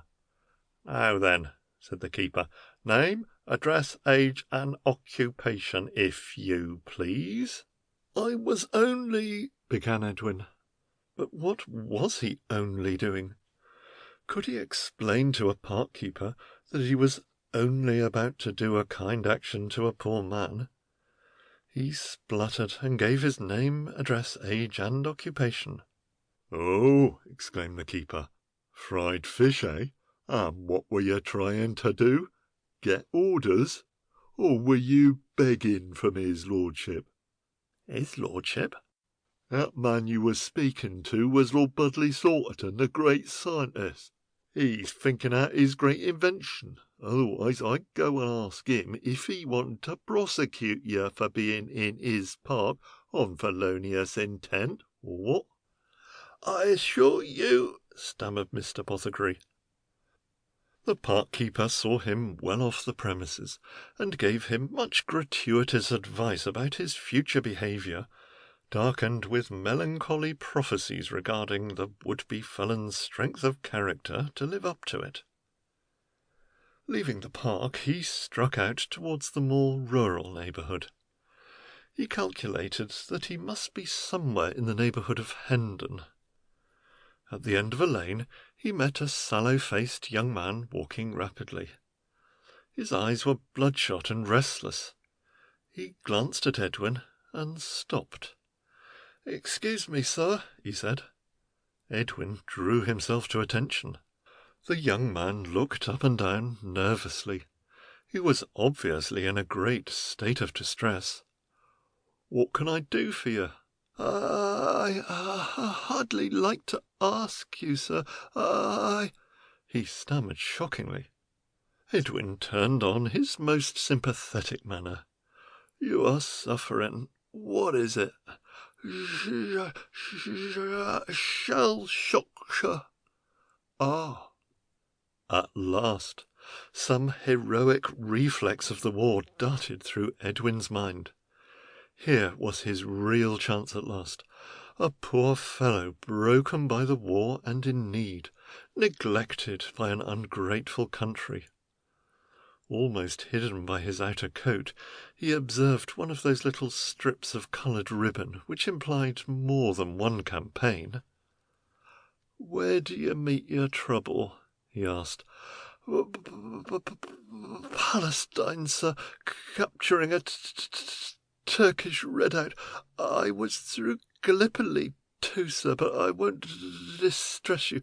And I am in a hospital at St. Albans. came to see my girl, but she's gone, vanished. You don't say so. Trouble is, I lost my passeback. Not quite enough Dear me, how much short are you? 6 shillings? Well, I'm very sorry. Look here, my good fella, here's 7 and 6pence, and God bless you. Thank you very much, sir. Will you give me your name and... No, that's quite all right. I'm very pleased to be of assistance. Please forget all about it. He pressed the soldier's hand and hurried on. It was done. He had performed a kind, unselfish action, and no one should ever hear of it. Mr. Apothecary's eyes glowed with satisfaction. Poor fellow! Even if the story were slightly exaggerated, what did it matter? He was obviously a discharged soldier, ill and in need. The 7 and 6pence would make an enormous difference. He would always cherish the memory of his kind, unknown benefactor. It was a glorious sensation. Why had he never thought of doing a kindly act? It was inspiring, illuminating, almost intoxicating. He recalled with zest the delirious feeling which ran through him when he said, No. He would not give his name. He was the Good Samaritan, a ship passing in the night. And now he would be able to go home or go back to his business. He swung down the lane, singing to himself. As he turned the corner, he came to a low bungalow building. It was in rather a deserted spot. It had a board outside which announced, "Tea, cocoa, light refreshments. Cyclists catered for." It was past midday, and though tea and cocoa had never made any great appeal to the gastronomic fancies of Edwin Apothecary, he felt in his present spiritually elevated mood that here was a suitable spot for a well-merited rest and lunch. He entered a deserted room filled with light oak chairs and tables with green-tiled tops, on which were placed tin vases containing dried ferns. A few blue bottles darted away from the tortuous remains of what had once apparently been a ham, lurking behind tall bottles of sweets on the counter. The room smelt of soda and pickles. Edwin rapped on the table for some time, but no one came. At last a woman entered from the front door leading to the garden. She was fat and out of breath. Edwin coughed and said, "Good morning, madam. May I have a bite of something?" The woman looked at him and continued panting. When her pulmonary contortions had somewhat subsided, she said, "I suppose you haven't seen a pale young man up the lane?" It was difficult to know what made him do it, but Edwin lied. He said, "No." "Oh," she replied, "I dunno where he's got to. He's not supposed to go out in the garden. He's been ill, you know." "Really?" "He's my nephew, but I can't always keep an eye on him. He's a bright one, he is. I shall have him sent back to the home." Poor fella. I suppose he was injured in the war?" "War?" The plump lady snorted. She became almost aggressive and confidential. She came up close to Edwin and shook her finger backwards and forwards in front of his eyes. "I'll tell you how much war he done. When they talk about conscription, he got that frightened he went out every day and tried to drink himself from an A1 man into a C3 man. And by God, he succeeded." "You don't say so." "I do say so, and more. When his turn came, he was in the hospital with delirious tremens." "My God!" He's only just come out. He's all right as long as he don't get hold of a little money." "What do you mean?" "If he can get hold of the price of a few whiskies, he'll have another attack come on. What are you going to have, tea or cocoa?" "I must go, I must go," exclaimed the only customer Mrs. Boggins had had for 2 days, and gripping his umbrella, he dashed out of the shop. "Good Lord, has another one got 'em?" ejaculated the good landlady. "I wonder whether he pinched anything while I was out. Here, you come back here, you dirty little bow-legged swipe." But Mr. Pothecary was racing down the lane, muttering to himself, "That was a good action, a very good action indeed." A mile further on, he came to a straggling village, a forlorn, unkempt spot, only relieved by a gaudy inn called the Two Tumblers. Edwin staggered into the private bar and drank 2 pints of government ale and a double gin as the liquid accompaniment to a hunk of bread and cheese. It was not till he had lighted his pipe after the negotiation of these delicacies that he could again focus his philosophical outlook. Then he thought to himself, "It's a rum thing how difficult it is to do a good action. You'd think it'll be dead easy, but everything seems against you. One must be able to do it somewhere. Perhaps one ought to go abroad among foreigners and black men. That's it. That's why all these here Bible Society people go out among black people, Chinese and so on. They find there's nothing doing over here." Had it not been for the beer and gin, it is highly probable that Edwin would have given up the project, and to have returned to fish and chips. But lying back in a comfortable seat in the Two Tumblers, his thoughts mellowed. He felt broad-minded, comfortable, tolerant. One had to make allowances. There must be all sorts of ways. Money wasn't the only thing. Besides, he was spending too much. He couldn't afford to go on throwing away 7 and 6pences. One must be able to help people by helping them, doing things for them which didn't cost money.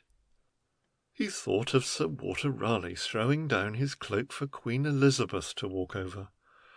Romantic, but extravagant and silly, really a shrewd political move, no doubt, not a good action at all. If he met an ill-clad tramp, he could take off his coat and wrap round his shoulders, and then walk home to Quint's villa in his braces. What would Mrs. Pothecary have to say? Phew, one could save people from drowning, but he didn't know how to swim. Fire, perhaps there would be a fire. He could swarm up a ladder and save a woman from the top bedroom window. Heroic, but hardly inconspicuous. Not exactly what he had meant. Besides, the firemen would never let him. They always kept these showy stunts for themselves. There must be something. He walked out of the Two Tumblers. Crossing the road, he took a turning off the High Street. He saw a heavily built woman carrying a bag of washing. He hurried after her, and, raising his hat, said, "Excuse me, madam, may I carry your basket for you?" She turned on him suspiciously and glared. "No, thanks, Mr. Bottlenose. I had some of that before. You hop it. Mrs. Jaggs had hers pinched last week that way." Of course, he thought to himself as he hurried away. The trouble is, I'm not dressed for the part. A blooming swell can go about doing good actions all day and not arouse suspicions. If I try and help a girl off a tramcar, I'll get my face slapped. Mr. Pothecary was learning. He was becoming a complete philosopher, but it was not until late in the afternoon that he suddenly realized that patience and industry are always rewarded. He was appealed to by a maiden in distress. It came about in this way. He found the atmosphere of northern London entirely unsympathetic to good deeds. All his actions appeared suspect. He began to feel at last like a criminal. He was convinced that he was being watched and followed. Once he patted a little girl's head in a paternal manner. Immediately a woman appeared at a doorway and bawled out, "Here, Lizzie, do come inside." At length, in disgust, he boarded a southbound bus. He decided to experiment nearer home. He went to the terminus and took a train to the station just before his own. It was a small town called Upplingham. This should be the last dance of the moral philanderer. If there was no one in Upplingham upon whom he could perform a good action, he would just walk home, barely 2 miles, and go to bed and forget all about it. Tomorrow he would return to fish and chips and the normal behaviour of the normal citizen. Upplingham was a dismal little town, consisting mostly of churches, chapels, and pubs, and apparently quite deserted. As Edwin wandered through it, there crept over him a sneaking feeling of relief. If he met no one, well, there it was. He had done his best, and he could go home with a clear conscience. After all, it was the spirit that counted in these things. Oh! He was passing a small stone church, standing back on a little frequented lane. The maiden was seated alone in the porch, and she was crying.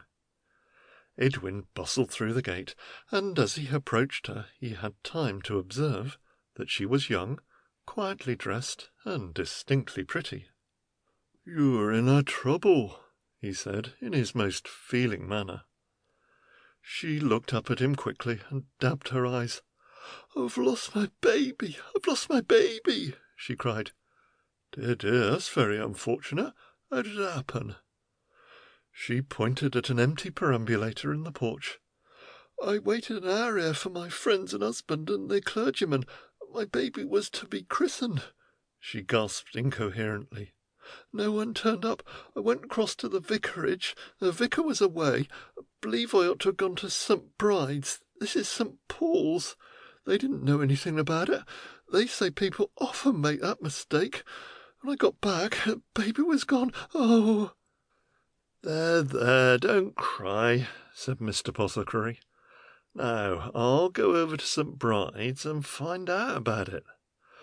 "Oh, sir, do you mind waiting here with the perambulator while I go? I want my baby, I want my baby." "Why, yes, of course."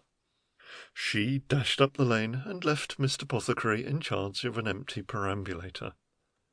In 15 minutes' time, a thick-set young man came hurrying up to the porch. He looked at Edwin and, pointing to the perambulator, said, "Is this Mrs. Frank's or Mrs. Fred's?" "I don't know," said Edwin, rather testily. "You don't know? But you're all Binns, ain't you?" "No, I'm not." The young man looked at him searchingly and then disappeared. 10 minutes elapsed, and then a small boy rode up on a bicycle. He was also out of breath. "Has Mrs. George been here?" he asked. "I don't know," replied Edwin. "Mr. Henderson said he's awfully sorry, but he won't be able to get away.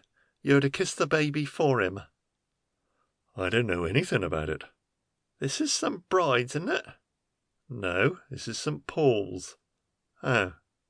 The boy leapt onto the bicycle and also vanished. "This is absurd," thought Edwin.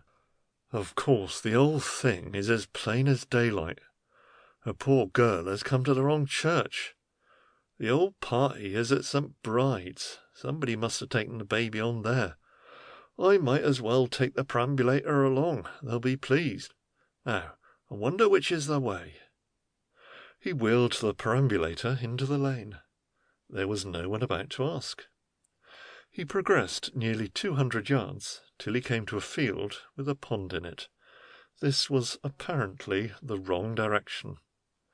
He was staring about when suddenly he became aware of a hue and cry. A party of people came racing down the lane, headed by the thick-set man who was exclaiming, "There he is! There he is!" Edwin felt his heart beating. This was going to be a little embarrassing. They closed on him.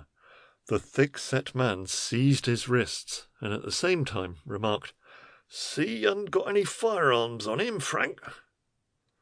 The large man alluded to as Frank gripped him from behind. "What have you done with my baby?" he demanded fiercely. "I haven't seen no baby," yelped Mr. Apothecary. "Oh, haven't you? What are you doing with my perambulator, then?" "I'm taking it to St. Bride's Church." "Going in the opposite direction?" "I didn't know the way." "Where's the baby?" "I haven't seen it, I tell you. The mother said she'd lost it." "What the hell? Do you know the mother's in bed sick? You're a liar, my man, and we're going to take you in charge. If you've done anything to my baby, I'll kill you with me hands." "That's it, Frank. Let him have it. Throw him in the pond." "I tell you I don't know anything about it at all, with your Franks and Freds and Georges. Go to the devil, all of you." In spite of his protestations, someone produced a rope and they handcuffed him and tied him to the gate of the field. A small crowd had gathered and began to boo and jeer. A man from a cottage hard by produced a drag, and between them they dragged the pond, as the general belief was that Edwin had tied a stone to the baby and thrown it in and was just then about to make off. The uproar continued for some time, mud and stones being thrown about rather carelessly. The crowd became impatient that no baby was found in the pond. At length another man turned up on a bicycle and called out, "What you doing, Frank? You missed the christening." "What?" "Old Binns turned up with a nipper all right. He come round the wrong way." The crowd was obviously disappointed at the release of Edwin, and the father's only solatium was, "Well, lucky for you, old bird." He and his friends trundled the perambulator away rapidly across the fields. Edwin had hardly time to give a sigh of relief before he found himself the centre of a fresh disturbance. He was approaching the church when another crowd assailed him, headed by the forlorn maiden. She was still in a state of distress, but she was hugging a baby to her. "Ah, you found the baby," exclaimed Edwin, trying to be amiable. "Where's the perambulator?" she demanded. "Your husband has taken it away, madam. He seemed to think I—" A tall, frigid young man stepped forward and said, "Excuse me, I am the lady's husband. Will you please explain yourself?" Then Edwin lost his temper. "Well, damn it, I don't know who you all are. The case is quite clear. You volunteered to take charge of the perambulator while my wife was absent. On her return, you announced that it is spirited away. I shall hold you responsible for the entire cost, nearly £10. "Make it 1,000, roared Edwin. "I'm having a nice cheap day." "I don't wish for any more of your insolence either. My wife has had a very trying experience. The baby has been christened Fred." "Well, what's the matter with that?" "Nothing," screamed the mother, "only that it's a girl. It's a girl, and has been duly christened Fred in a Christian church. Oh, there's been an awful muddle." "It's not this old fool's fault," interpolated the elderly woman quietly. "You see, Mrs. Frank and Mrs. Fred Smith were both going to have their babies christened today. Only Mrs. Frank was took sick and sent me along with the child. I went to the wrong church, and thinking there was some mistake, went back home. Mrs. Frank's baby's never been christened at all. In the meantime, the ceremony was ready to start at St. Paul's, and Frank himself was there. No baby. They sent old Binns to scout round at other churches. People do make mistakes. Find this good lady's child all primed up for christening in the church door, and no one near carries it off. In the meantime the father had gone up the ramp. It's probably him that went off with the perambulator and trounced you up a bit, old sport. He'll learn you not to interfere so much in future, perhaps." "And my baby's christened Fred," wailed the mother. "My baby, my Gwendolen!" And she looked at Edwin with bitter recrimination in her eyes. There was still a small crowd following, and boys were jeering, and a fox terrier, getting very excited, jumped up and bit Mr. Apothecary through the seat of his trousers. He struck at it with his stick and hit a small boy whose mother happened to be present. The good lady immediately entered the list. "Baby killer, hun!" were the last words he heard as he was chased up the street and across the fields in the direction of his own village. When he arrived, it was nearly dark. Mr. Apothecary was tired, dirty, battered, torn, outraged, bruised, and hatless. And his spirit hardened. The forces of reaction surged through him. He was done with good actions. He felt vindictive, spiteful, wicked.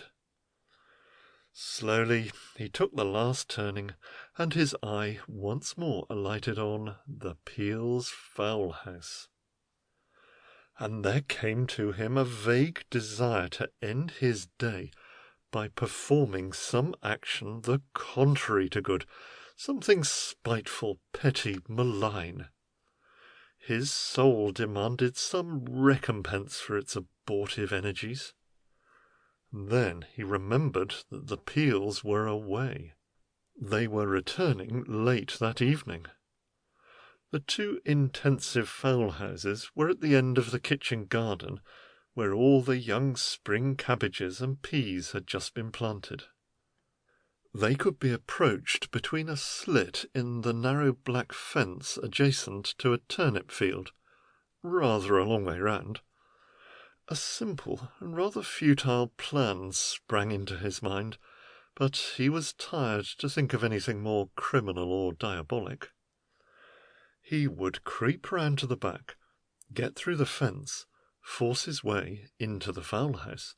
Then he would kick out all those expensive Rhode Island pampered hens and lock them out.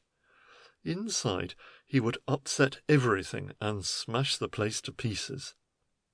The fowls would get all over the place. They would eat the young vegetables. Some of them would get lost, stolen by gypsies, killed by rats. What did he care? The Peels would probably not discover the outrage till the morrow, and they would never know who did it. Edwin chuckled inwardly, and rolled his eyes like the smooth villain of a fit-up melodrama. He glanced up and down to see that no one was looking. Then he got across a gate and entered the turnip field. Within 5 minutes he was forcing the door of the fowl house with a spade. The fowls were already settling down for the night, and they clucked rather alarmingly, but Edwin's blood was up. He chased them all out, 45 of them, and made savage lunges at them with his feet. Then he upset all the corn he could find, and poured water on it, and jumped on it.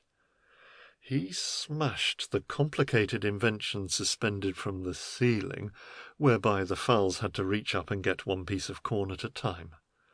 To his joy, he found a pot of green paint, which he flung promiscuously over the walls and the floor, and incidentally his clothes.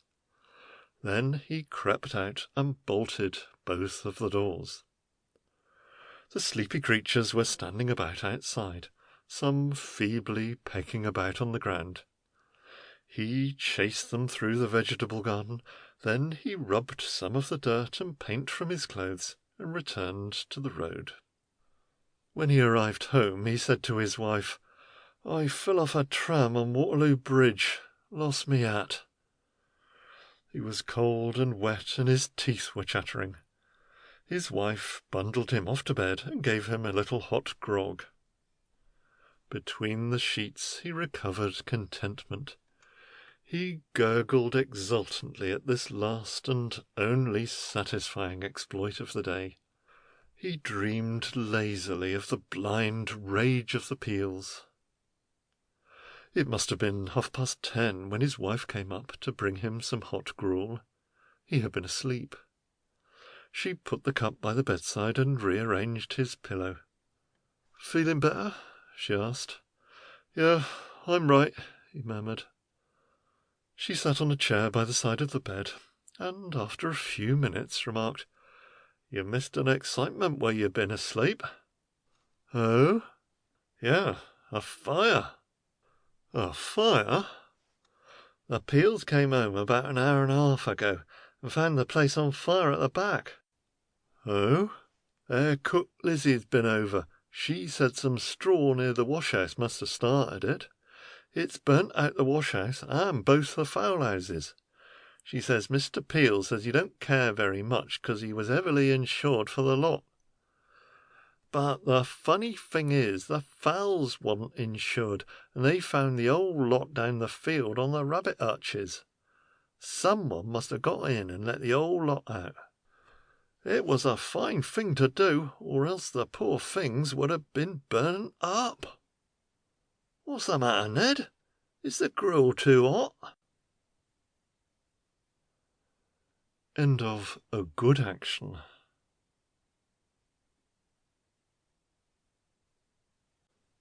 Their Mothers, from The Golden Windmill and Other Stories by Stacy Aumonier. 1. It is always disturbing to me when things fall into pattern form, when in fact incidents of real life dovetail with each other in such a manner as to suggest the shape of a story. A story is a nice neat little thing with what is called a working up and a climax. And life is a clumsy, ungraspable thing, very incomplete in its periods, and with a poor sense of climax. In fact, death, which is a very uncertain quantity, is the only definite note it strikes, and even death has an uncomfortable way of setting other things in motion.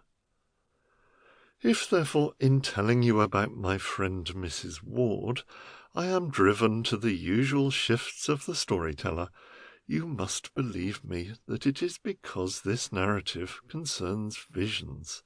Mrs. Ward's visions, my visions, and your visions.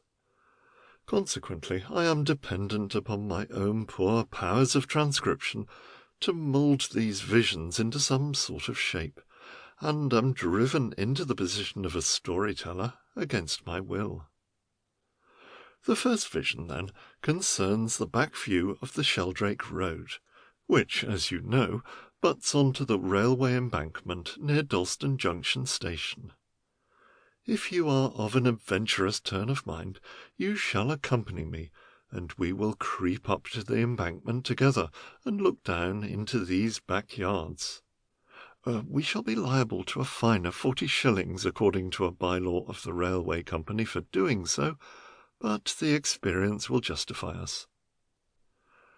There are 22 of these small buff brick houses huddled together in this road, and there is surely no more certain way of judging not only the character of the individual inhabitants, but of their mode of life, than by a survey of these somewhat pathetic yards. Is it not, for instance, easy to determine the timid, well-ordered mind of little Miss Pawson, the dressmaker at No. 9, by its garden of neat mud paths, with its thin patch of meagre grass and the small bed of skimpy geraniums? Cannot one read the tragedy of those dreadful Allison people at No. 4? The garden is a wilderness of filth and broken bottles, where even the weeds seem chary of establishing themselves. In fact, if we listen carefully, and the trains are not making too much noise, we can hear the shrill crescendo of Mrs. Allison's voice cursing at her husband in the kitchen, the half-empty gin bottle between them. The methodical pushfulness and practicability of young Mr. and Mrs. Andrew MacFarlane is evident at number 14. They have actually grown a patch of potatoes and some scarlet runners, and there is a chicken run near the house. Those irresponsible people, the O'Neills, have grown a bed of hollyhocks, but for the rest the garden is untidy and unkempt. One could almost swear they were connected in some obscure way with the theatrical profession. Mrs. Abbott's garden is a sort of playground. It has asphalt paths, always swarming with small and not too clean children, and there are 5 lines of washing suspended above the mud. Every day seems to be Mrs. Abbott's washing day. Perhaps she does for others. Sam Abbott is certainly a lazy, insolent old rascal, and such always seem destined to be richly fertile. Mrs. Abbott is a pleasant body, though. The Greens are the swells of the road. George Green is in the grocery line, and both his sons are earning good money, and one daughter has piano lessons. The narrow strip of yard is actually divided into 2 sections, a flower garden and a kitchen garden, and they are the only people who have flower boxes in the front. Number 8 is a curious place. Old Mr. Bilge lives there. He spends most of his time in the garden, but nothing ever seems to come up. He stands about in his shirt-sleeves, with a circular paper hat on his head like a printer. They say he was formerly a corn merchant, but has lost all his money. He keeps the garden very neat and tidy, but nothing seems to grow. He stands there staring at the beds, as though he found their barrenness quite unaccountable. Number 11 is unoccupied, and number 12 is Mrs. Ward's. We now come to an important vision, and I want you to come down with me from the embankment and to view Mrs. Ward's garden from inside, and also Mrs. Ward, as I saw her on that evening when I had occasion to pay my first visit. It had been raining, but the sun had come out. We wandered round the paths together, and I can see her old face now, lined and seamed with years of anxious toil and struggle. Her long bony arms, slightly withered, but moving restlessly in the direction of snails and slugs. "Oh dear," she was saying, "what with the dogs and the cats and the snails and the trains, it's wonderful that anything comes up at all." Mrs. Ward's garden has a character of its own, and I cannot account for it. There is nothing very special growing, a few pansies and a narrow border of London pride, several clumps of unrecognizable things that haven't flowered, the grass patch in only fair order, and at the end of the garden an unfinished rabbit hutch. But there is about Mrs. Ward's garden an atmosphere. There is something about it that reflects her placid eye, the calm, somewhat contemplative way she has of looking right through things, as though they didn't concern her too closely, as though, in fact, she were too occupied with her own internal visions. "No," she says in answer to my query, "we don't mind the trains at all. In fact, me and my Tom, we often come out here and sit after supper, and Tom smokes his pipe. We like to hear the trains go by." She gazes abstractedly at the embankment. "I like to hear things going on and that. It's Dalston Junction a little further on. The trains go from there to all parts, right out into the country, they do, ever so far. My Ernie went from Dalston." She adds the last in a changed tone of voice.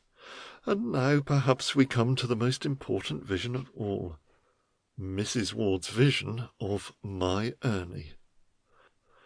I ought perhaps to mention that I had never met my Ernie. I can only see him through Mrs. Ward's eyes. At the time when I met her, he had been away at the war for nearly a year. I need hardly say that my Ernie was a paragon of sons. He was brilliant, handsome, and incredibly clever. Everything that my Ernie said was treasured. Every opinion that he expressed stood. If my Ernie liked anyone, that person was always a welcome guest. If my Ernie disliked anyone, they were not to be tolerated, however plausible they might appear. I had seen Ernie's photograph, and I must confess that he appeared a rather weak, extremely ordinary-looking young man. But then I would rather trust to Mrs. Ward's visions than the art of any photographer. Tom Ward was a mild, ineffectual-looking old man, with something of Mrs. Ward's placidity, but with nothing of her strong individual poise. He had some job in a gasworks. There was also a daughter named Lily, a brilliant person who served in a tea-shop and sometimes went to theatres with young men. To both husband and daughter, Mrs. Ward adopted an affectionate, mothering, almost pitying attitude. But with my Ernie, it was quite a different thing. I can see her stooping figure and her silver-white hair gleaming in the sun as we come to the unfinished rabbit hutch, and the curious wistful tones of her voice as she touches it and says, "When my Ernie comes home." The war to her was some unimaginable but disconcerting affair centred round Ernie. People seemed to have got into some desperate trouble, and Ernie was the only one capable of getting them out of it. I could not at that time gauge how much Mrs. Ward realized the dangers the boy was experiencing. She always spoke with conviction that he would return safely. Nearly every other sentence contains some reference to things that were to happen when my Ernie comes home. What doubts and fears she had were only recognizable by the subtlest shades in her voice. When we looked over the wall into the deserted garden next door, she said, "Oh dear, I'm afraid they'll never let that place. It's been empty ever since the Stellings went away. Oh, years ago, before this old war." 2. It was on the occasion of my second visit that Mrs. Ward told me more about the Stellings. It appeared that they were a German family, of all things. There was a Mr. Stelling and a Mrs. Frau Stelling and 2 boys. Mr. Stelling was a watchmaker, and he came from a place called Bremen. It was a very sad story, Mrs. Ward told me. They had only been over here for 10 months when Mr. Stelling died, and Mrs. Frau Stelling and the boys went back to Germany.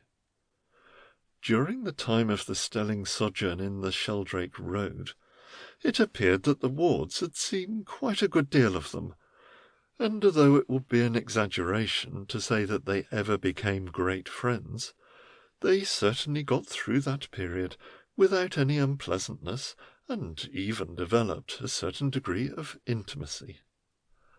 "Allowing for their being foreigners," Mrs. Ward explained, "they were quite pleasant people." On 1 or 2 occasions they invited each other to supper, and I wish my visions were sufficiently clear to envisage those 2 families indulging this social habit. According to Mrs. Ward, Mr. Stelling was a kind little man with a round fat face. He spoke English fluently, but Mrs. Ward objected to his table manners. "When my Tom eats," she said, "you don't hear a sound. I look after that. But that Mr. Stelling, oh dear!" The trouble with Mrs. Stelling was that she could only speak a few words of English, but Mrs. Ward said She was a pleasant enough little body, and she established herself quite definitely in Mrs. Ward's affections, for the reason that she was so obviously and so passionately devoted to her two sons. "Oh, my word, though, they do have funny ways, these foreigners," she continued. "The things they used to eat, most peculiar. I've known 'em eat stewed prunes with hot meat." Mrs. Ward repeated "stewed prunes with hot meat" several times, and shook her head, as though this exotic mixture was a thing to be sternly discouraged. But she acknowledged that Mrs. Frau Stelling was in some ways a very good cook. In fact, her cakes were really wonderful, the sort of thing you can't even buy in a shop. About the boys there seemed to be a little divergence of opinion. They were both also fat-faced, and their heads were almost shaved like convicts. The elder one wore spectacles and was rather noisy, but my Ernie liked the younger one. Oh, yes, my Ernie said that young Hans was quite a nice boy. It was funny the way they spoke, funny and difficult to understand. It was very patent that between the elder boy and Ernie, who were of about the same age, there was an element of rivalry which was perhaps more accentuated in the attitude of the mothers than in the boys themselves. Mrs. Ward could find little virtue in this elder boy. Most of her criticism of the family was levelled at him. The rest she found only a little peculiar. She said she had never heard such a funny Christian name as Frau. Florrie she had heard of, and even Flora, but not Frau. I suggested that perhaps Frau might be some sort of title, but she shook her head and said that that was what she was always known as in the Sheldrake Road, Mrs. Frau Stelling. In spite of Mrs. Ward's lack of opportunity for greater intimacy on account of the language problem, her own fine imaginative qualities helped her a great deal, and in one particular she seemed curiously vivid. She gathered an account from one of them, I'm not sure whether it was Mr. or Mrs. Frau Stelling or one of the boys, of a place they described near their home in Bremen. There was a narrow street of high buildings by a canal, and a little bridge that led over into a gentleman's park.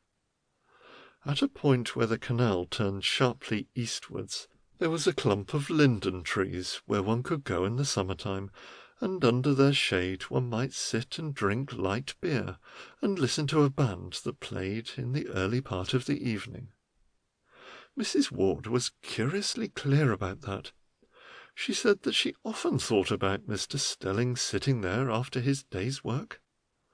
It must have been very pleasant for him, and he seemed to miss this luxury in Dalston more than anything. Once Ernie, in a friendly mood, had taken him into the 4-ale bar of the Unicorn at the corner of the Sheldrake Road, but Mr. Stelling did not seem happy. Ernie acknowledged afterwards that it had been an unfortunate evening. The bar had been rather crowded, and there was a man and 2 women who had all been drinking too much. In any case, Mr. Stelling had been obviously restless there, and he had said afterwards, "It is not that one wishes to drink only," and he had shaken his fat little head, and had never been known to visit the Unicorn again. Mr. Stelling died quite suddenly of some heart trouble, and Mrs. Ward could not get it out of her head that his last illness was brought about by his disappointment and grief in not being able to go and sit quietly under the linden trees after his day's work and listen to a band. "You know, my dear," she said, "when you get accustomed to a thing, it's bad for you to leave it off." When poor Mr. Stelling died, Mrs. Frau Stelling was heartbroken, and I have reason to believe that Mrs. Ward went in and wept with her, and in their dumb way they forged the chains of some desperate understanding. When Mrs. Frau Stelling went back to Germany, they promised to write to each other, but they never did, and for a good reason. As Mrs. Ward said, she was no scholard, and as for Mrs. Frau Stelling, her English was such a doubtful quantity, she probably never got beyond addressing the envelope. "That was 3 years ago," said Mrs. Ward. "Them boys must be 18 and 19 now." 3. If I have intruded too greatly into the intimacy of Mrs. Ward's life, one of my excuses must be, not that I am a scholard, but that I am in any case able to read a simple English letter. I was, in fact, on several occasions requisitioned. When Lily was not at home, someone had to read Ernie's letters out loud. The arrival of Ernie's letters was always an inspiring experience. I should perhaps be in the garden with Mrs. Ward, when Tom would come hurrying out to the back and call out, "Mother, a letter from Ernie!" And then there would be such excitement and commotion. The first thing was always the hunt for Mrs. Ward's spectacles. They were never where she had put them. Tom would keep on turning the letter over in his hands and examining the postmark, and he would reiterate, "Well, what do you do with them, Mother?" At length they would be found in some unlikely place, and she would take the letter tremblingly to the light. I never knew quite how much Mrs. Ward could read. She could certainly read a certain amount. I saw her old eyes sparkling and her tongue moving jerkily between her parted lips, as though she were formulating the words she read, and she would keep on repeating, "Chum, chum, oh dear, the things he says." And Tom, impatiently by the door, would say, "Well, what does he say?" She never attempted to read the letter out loud. But at last she would wipe her spectacles and say, "Oh, you read it, sir, the things he says." They were indeed very good letters of Ernie's, written apparently in the highest spirits. There was never a grumble, not a word. One might gather that he was away with a lot of young bloods on some sporting expedition, in which football, rags, sing-songs, and strange feeds played a conspicuous part. I read a good many of Ernie's letters, and I do not remember that he ever made a single reference to the horrors of war, or said anything about his own personal discomforts. The boy must have had something of his mother in him, in spite of the photograph. And between the kitchen and the yard, Mrs. Ward would spend her day placidly content, for Ernie never failed to write. There was sometimes a lapse of a few days, but the letter seldom failed to come every fortnight. It would be difficult to know what Mrs. Ward's actual conception of the war was. She never read the newspapers, for the reason, as she explained, that there was nothing in them these days except about this old war. She occasionally dived into Reynolds' newspaper on Sundays to see if there were any interesting law cases or news of a romantic character. There was nothing romantic in the war news. It was all preposterous. She did indeed read the papers for the first few weeks, but this was for the reason that she had some vague idea that they might contain some account of Ernie's doings. But as they did not, she dismissed them with contempt. But I found her one night in a peculiarly preoccupied mood. She was out in the garden, and she kept staring abstractedly over the fence into the unoccupied ground next door. It appeared that it had dawned upon her that the war was to do with these Germans, that in fact we were fighting the Germans. Then she thought of the Stellings. Those boys would be now about 18 and 19. They would be fighting too. They would be fighting against Ernie. This seemed very peculiar. "Of course," she said, "I never took to the elder boy.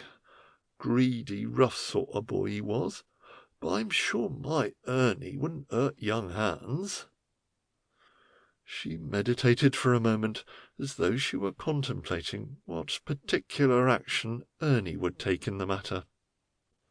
She knew he didn't like the elder boy, but she doubted whether he would want to do anything very violent to him. "They went out to a music hall one night together," she explained, as though a friendship cemented in this luxurious fashion could hardly be broken by an unreasonable display of passion. 4. It was a few weeks later that the terror suddenly crept into Mrs. Ward's life. Ernie's letters ceased abruptly. The fortnight passed, then 3 weeks, 4 weeks, 5 weeks, and not a word. I don't think that Mrs. Ward's character at any time stood out so vividly as during those weeks of stress. It is true she appeared a little feebler, and she trembled in her movements, whilst her eyes seemed abstracted, as though all the power in them were concentrated in her ears, alert for the bell or the knock. She started visibly at odd moments, and her imagination was always carrying her tempestuously to the front door, only to answer a milkman or a casual hawker. But she never expressed her fear in words. When Tom came home, he seemed to have aged rapidly. He would come bustling out into the garden and cry tremblingly, "There ain't been no letter to-day, mother." And she would say quite placidly, "No, not to-day, Tom. It'll come to-morrow, I expect." And she would rally him and talk of little things, and get busy with his supper. And in the garden I would try and talk to her about the clump of pansies, and the latest yarn about the neighbours, and I tried to get between her and the rabbit hutch with its dumb appeal of incompletion. And I would notice her staring curiously over into the empty garden next door, as though she were being assailed by some disturbing apprehensions.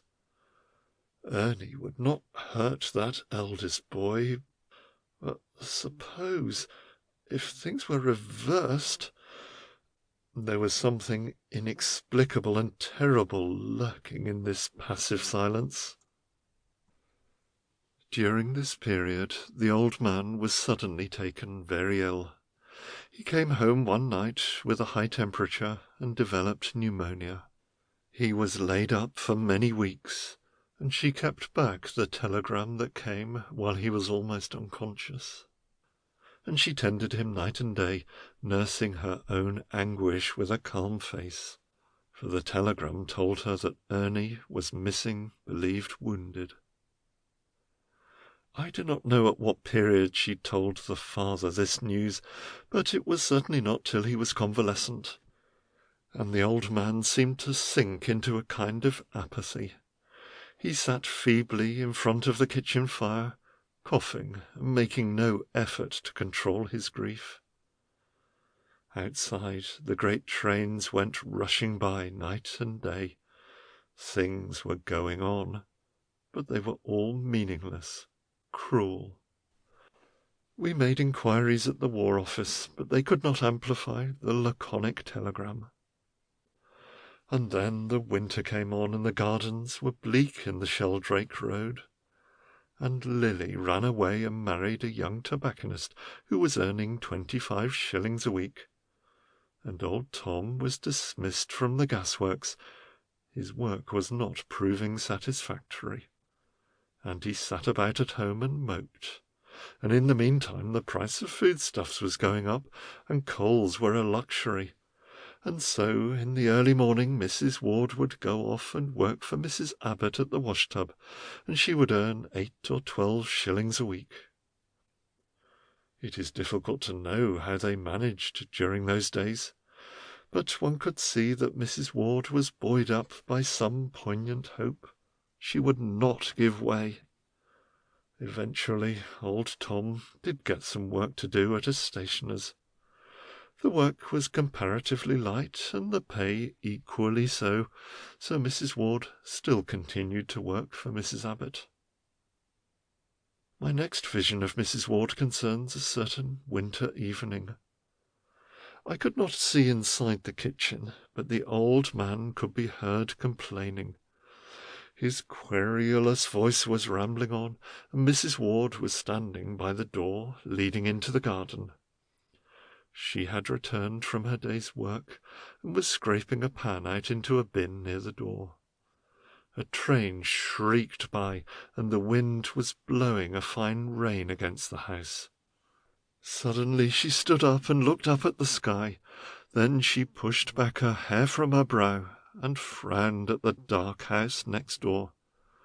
Then she turned and said, "Oh, I don't know, Tom. If we've got to do it, we must do it. If them others can stand it, we can stand it. Whatever them others can do, we can do." And then my visions jump rather wildly, and the war becomes to me epitomized in two women, one in this dim doorway in our obscure suburb of Dalston, scraping out a pan, and the other perhaps in some dark high house near a canal on the outskirts of Bremen. Them others. These two women silently enduring, and the trains rushing by, and all the dark, mysterious forces of the night operating on them equivocally. Poor Mrs. Frau Stelling. Perhaps those boys of hers are missing believe killed. Perhaps they are killed for certain. She is as much outside the things going on as Mrs. Ward. Perhaps she is equally as patient, as brave.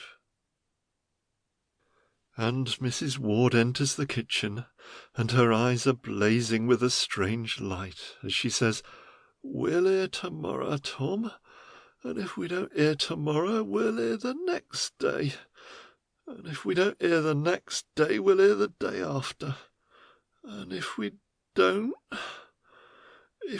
never hear again, if them others can stand it, we can stand it, I say."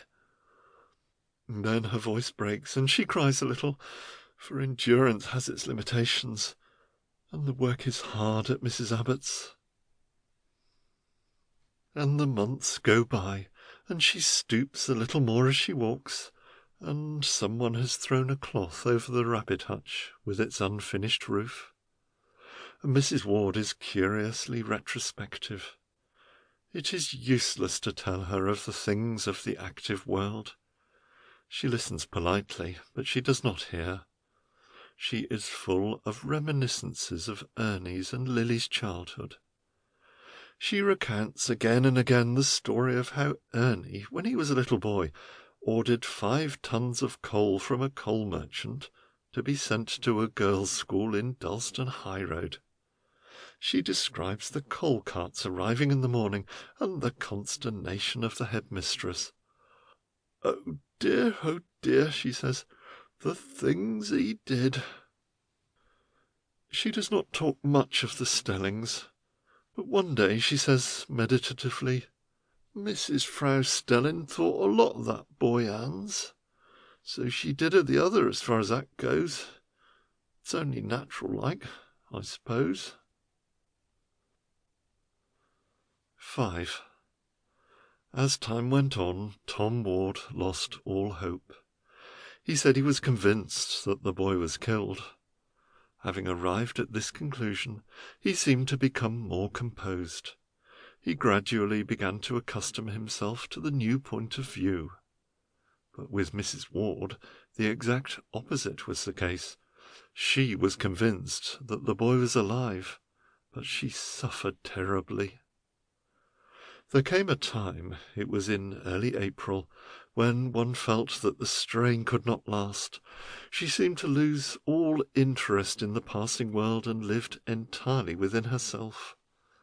Even the arrival of Lily's baby did not arouse her. She looked at the child queerly, as though she doubted whether any useful or happy purpose was served by its appearance. It was a boy. In spite of her averred optimism, she lost the tremulous sense of apprehension when the bell went or the front door was tapped. She let the milkman, and even the postman, wait. When she spoke, it was invariably of things that happened years ago.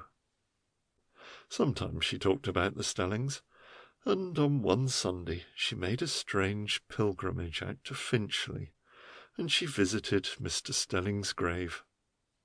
I don't know what she did there, but she returned looking very exhausted and unwell.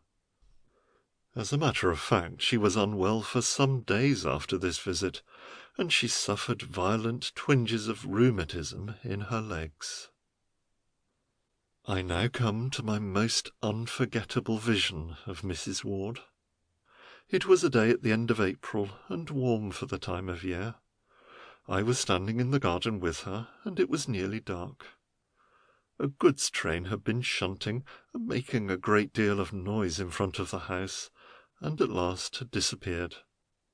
I had not been able to help noticing that Mrs. Ward's garden was curiously neglected for her for the time of year. The grass was growing on the paths, and the snails had left their silver trail all over the fences. I was telling her a rumour I had heard about the railway porter and his wife at number 23, and she seemed fairly interested, for she had known John Hemsley the porter 15 years ago when Ernie was a baby. There were 2 old broken Windsor chairs out in the garden, and on one was a zinc basin in which were some potatoes. She was peeling them as Lily and her husband were coming to supper. By the kitchen door was a small sink. When she had finished the potatoes, she stood up and began to pour the water down the sink, taking care not to let the skins go too. I was noticing her old bent back and her long bony hands gripping the sides of the basin, when suddenly a figure came limping round the bend of the house from a side passage, and 2 arms were thrown around her waist, and a voice said, "Mind them skins don't go down the sink, mother, they'll stop it up." 6. As I explained to Ernie afterwards, it was an extremely foolish thing to do. If his mother had had anything wrong with her heart, it might have been very serious. There have been many cases of people dying from the shock of such an experience. As it was, she merely dropped the basin and stood there trembling like a leaf, and Ernie laughed loud and uproariously.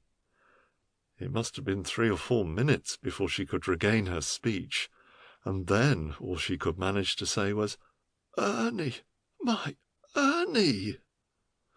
And the boy laughed and ragged his mother and pulled her into the house, and Tom appeared and stared at his son and said feebly, "Well, I never!"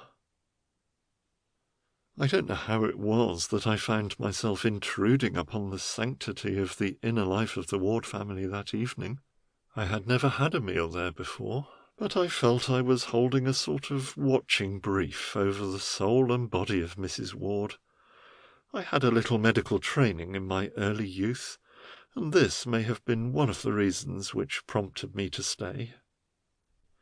When Lily and her husband appeared, we sat down to a meal of mashed potatoes and onions stewed in milk with bread and cheese, and very excellent it was. Lily and her husband took the whole thing in a boisterous, high-comedy manner that fitted in with the mood of Ernie. Old Tom sat there staring at his son and repeating at intervals, "Well, I never!" And Mrs. Ward hovered round the boy's plate. Her eyes divided their time between his plate and his face, and she hardly spoke all the evening. Ernie's story was remarkable enough. He told it disconnectedly and rather incoherently. There were moments when he rambled in a rather peculiar way, and sometimes he stammered and seemed unable to frame a sentence. Lily's husband went out to fetch some beer to celebrate the joyful occasion, and Ernie drank his in little sips and spluttered. The boy must have suffered considerably, and he had a wound in the abdomen and another in the right forearm, which for a time had paralyzed him. As far as I could gather, his story was this. He and a platoon of men had been ambushed and had had to surrender. When being sent back to a base, 3 of them had tried to escape from the train which had been held up at night. He did not know what had happened to the other 2 men, but it was on this occasion that he had received his abdominal wound at the hands of a guard. He had then been sent to some infirmary where he was fairly well treated, but as soon as his wound had healed a little, he had suddenly been sent to some fortress prison, presumably as a punishment. He hadn't the faintest idea how long he had been confined there. He said it seemed like 15 years. It was probably 9 months. He had solitary confinement in a cell, which was like a small lavatory. He had 15 minutes exercise every day in a yard with some other prisoners who were Russians, he thought. He spoke to no one. He used to sing and recite in his cell, and there were times when he was quite convinced that he was off his chump. He said he had lost all sense of everything when he was suddenly transferred to another prison. Here the conditions were somewhat better, and he was made to work. He said he wrote 6 or 7 letters home from there, but received no reply. The letters certainly never reached Dalston. The food was execrable, but a big improvement on the dungeon. He was only there a few weeks, when he and some 30 other prisoners were sent suddenly to work on the land at a kind of settlement. He said that the life there would have been tolerable if it hadn't been for the fact that the commandant was an absolute brute. The food was worse than in the prison, and they were punished severely for the most trivial offences. It was here, however, that he met a sailor named Martin, a Royal Naval reservist, an elderly, thick-set man with a black beard and only one eye. Ernie said that this Martin was an artist. He wrangled everything. He had a genius for getting what he wanted. He would get beef steak out of a stone. In fact, it was obvious that the whole of Ernie's narrative was coloured by his vision of Martin. He said he'd never met such a chap in his life. He admired him enormously and was also a little afraid of him. By some miraculous means peculiar to sailors, Martin acquired a compass. Ernie hardly knew what a compass was, but the sailor explained to him that it was all that was necessary to take you straight to England. Ernie said that he had had enough escaping, it didn't agree with his health. But so strong was his faith and belief in Martin that he ultimately agreed to try with him. He said Martin's method of escape was the coolest thing he'd ever seen. He planned it all beforehand. It was the fag end of the day, and the whistle had gone and the prisoners were trooping back across a potato field. Martin and Ernie were very slow. They lingered, apparently to discuss some matter connected with the soil. There were 2 sentries in sight, one near them and the other perhaps 100 yards away. The potato field was on a slope, and at the bottom of the field there were 2 lines of barbed wire entanglements. The other prisoners passed out of sight, and the sentry near them called out something, probably telling them to hurry up. They started to go up the field when suddenly Martin staggered and clutched his throat. Then he fell over backwards and commenced to have an epileptic fit. Ernie said it was the realest thing he'd ever seen. The sentry ran up at the same time, whistling to his comrade. Ernie released Martin's collarband and tried to help him. Both the sentries approached, and Ernie stood back. He saw them bending over the prostrate man, when suddenly a most extraordinary thing happened. Both their heads were brought together with fearful violence. One fell completely senseless, but the other staggered forward and groped for his rifle. When Ernie told this part of the story, he kept dabbing his forehead with his handkerchief. "I never seen such a man as Martin, I don't think," he said. "Lord, he had a fist like a leg of mutton. He laid 'em neatly out on the grass, took off their coats and most of their other clothes, and flung 'em over the barbed wire, then swarmed over like a cat. I had more difficulty, but he got me across too somehow. Then we carted the clothes away to the next line. We got up to a wood that night, and Martin draws out his compass, and he says, 'We got 107 miles to do in night shifts, Cully, and if we make a slip, we're shot safe as knife.' It sounded the maddest scheme in the world, but somehow I felt that Martin would get through it. The only thing that saved me was that I didn't have to think. I simply left everything to him. If I'd started thinking, I'd have gone mad. I had it fixed in my mind, either he does it or he doesn't do it. I can't help it. I really don't remember much about that journey. It was all a dream like. We did all our travelling at night by compass and hid by day. Neither of us had a word of German, but Gord's truth, that man Martin was a marvel. He turned our trousers inside out and made 'em look like ordinary labourers' trousers. He disappeared the first night and came back with some other old clothes. We lived mostly on raw potatoes we dug out of the ground with our hands, but not always. One night he came back with a fowl which he cooked in an hole in the earth, making a fire with a flint and some dry stuff he pinched from a farm. I believe Martin could have stole an egg from under a hen without her noticing it. He was the coolest card there ever was.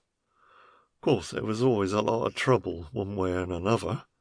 It wasn't always easy to find wooded country or protection of any sort. We often ran into people and they stared at us and we shifted our course. But I think we were only addressed 3 or 4 times by men. Then Martin's methods were the simplest in the world. He just sort of looked blank for a moment, then knocked 'em clean out and bolted. Of course they were after us all the time, and it was this constant tacking and shifting ground that took so long. Fancy, he never had a map, you know, nothing but a compass. We didn't know what sort of country we were coming to, nothing. We just crept through the night like cats. I believe Martin could see in the dark. He killed a dog one night with his hands. It was necessary. 7. It was impossible to discover from Ernie how long this amazing journey had lasted. The best part of 2 months, I believe. He was himself a little uncertain with regard to many incidents, whether they were true or whether they were hallucinations. He suffered greatly from his wound and had periods of feverishness. But one morning, he said, Martin began prancing. He seemed to develop some curious sense that they were near the Dutch frontier, and then, according to Ernie, a cat wasn't in it with Martin. He was very mysterious about the actual crossing. I gathered there had been some clumsy work with sentries. It was at that time that Ernie got a bullet through his arm. When he got to Holland, he was very ill. It was not that the wound was a very serious one, but, as he explained, me blood was in a bad state, and was nearly down and out. He was very kindly treated by some Dutch sisters in a convent hospital. But he was delirious for a long time, and when he became more normal, they wanted to communicate with his people in England. But this didn't appeal to the dramatic sense of Ernie. "I thought I'd spring a surprise packet on you," he said, grinning. We asked about Martin, but Ernie said he never saw him again. He went away while Ernie was delirious, and they said he had gone to Rotterdam to take a ship somewhere. He thought Holland was a dull place. During this relation of this narrative, my attention was divided between watching the face of Ernie and the face of Ernie's mother. I am quite convinced that she did not listen to the story at all. She never took her eyes from his face, and although her tongue was following the flow of his remarks, her mind was occupied with the vision of Ernie when he was a little boy and when he ordered 5 tons of coal to be sent to the girls' school. When he had finished, she said, "Did you meet either of them young Stellings?" And Ernie laughed rather uproariously and said, no, he didn't have the pleasure of renewing their acquaintance. On his way home, it appeared he had reported himself at headquarters, and his discharge was inevitable. "So now you'll be able to finish the rabbit hutch," said Lily's husband, and we all laughed again, with the exception of Mrs. Ward. I found her later, standing alone in the garden. It was a warm spring night. There was no moon, but the sky appeared restless with its burden of trembling stars. She had an old shawl drawn round her shoulders, and she stood there very silently, with her arms crossed. "Well, this is splendid news, Mrs. Ward," I said. She started a little and coughed, and pulled the shawl closer round her. She said, "Yes, sir," very faintly. I don't think she was very conscious of me. She still appeared immersed in the contemplation of her inner visions. Her eyes settled upon the empty house next door, and I thought I detected the trail of a tear glistening on her cheeks. I lighted my pipe.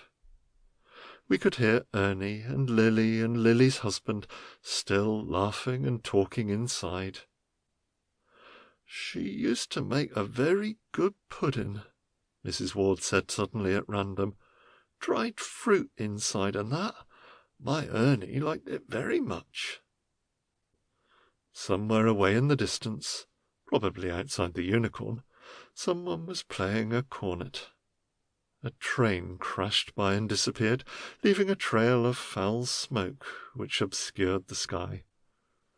The smoke cleared slowly away. I struck another match to light my pipe. It was quite true. On either side of her cheek a tear had trickled.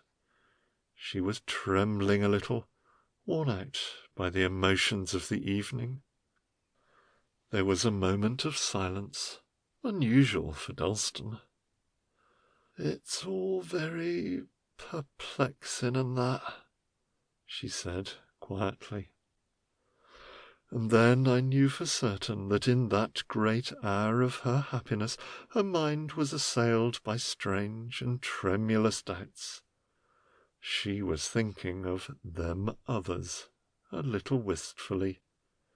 She was doubting whether one could rejoice, when the thing became clear and actual to one, without sending out one's thoughts into the dark garden to them others who were suffering too. And she had come out into this little meagre yard at Dalston, and had gazed through the mist and smoke upwards to the stars, because she wanted peace intensely, and so she thought it within herself, because she knew that real peace is a thing which concerns the heart alone. And so I left her standing there and went my way, for I knew that she was wiser than I. End of Their Mothers. The Bent Tree, from The Golden Windmill and Other Stories by Stacy Aumonier. The call was irresistible. I had tramped for nearly 2 hours along the white road, when suddenly a long stretch of open heath, with sparsely scattered trees and high gorse bushes, invited me to break my journey, and to seek the shade of a wood that fringed it on the western side. The ground sloped upwards at a steep gradient, and soon I was among the cool shadows of the larch trees.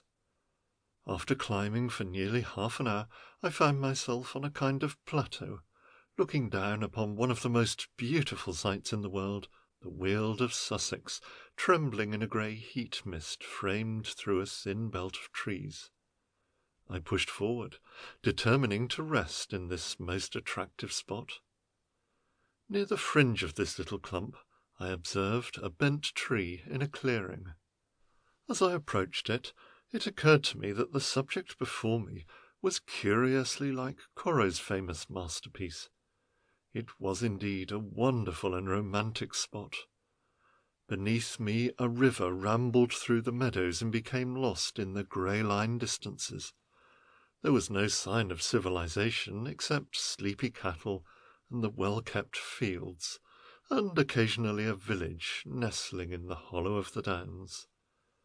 The only sound was the movement of leaves, the drone of bees, and the lowing of cattle in the distant meadows. I sat down on the bent tree, and as I looked around, it occurred to me that the spot I had chosen was like a little arbour. It might have been the home of some god of ancient Britain who could have lived here undisturbed through all the generations. I was wondering whether anyone else had ever penetrated to this glorious retreat from the world, when my eye caught a small square of white paper pinned on the trunk of the bent tree. I examined it, and lo, on it was written in ink, "Gone to lunch, back in 20 minutes." Now, if there is one thing that makes me wretchedly unhappy, it is the action of people who find pleasure in disfiguring nature, in carving their initials on tree trunks, in scattering paper and orange peels about the countryside. But somehow, when I caught sight of this absurd city office formula pinned to a tree in this most inaccessible and romantic spot, I must confess that my lungs did crow like Chanticleer. I felt that here indeed was the work of a vast and subtle humorist. The formula was so familiar. How often had I waited hours in murky passages, buoyed up by this engaging promise. It seemed so redolent of drab staircases and files and roll-top desks that its very mention out here struck a fantastic note. That anyone should suggest that he carried on a business here, that his time was precious, that, after gulping down a cup of coffee, he would rush back, cope with increasing press of affairs, seemed to me wonderfully and amazingly funny. I must acknowledge that I made myself rather ridiculous. I laughed till the tears streamed down my face, and my only desire was for a companion with whom to share the manner of this gigantic jest. I looked at the card again. It was comparatively clean, so I presumed that the joke had been perpetrated quite recently. And then I began to wonder whether the jester would return, whether after all the slip had any significance. Was it the message of a poacher to a friend, or was this the secret meeting place of some gods of high finance?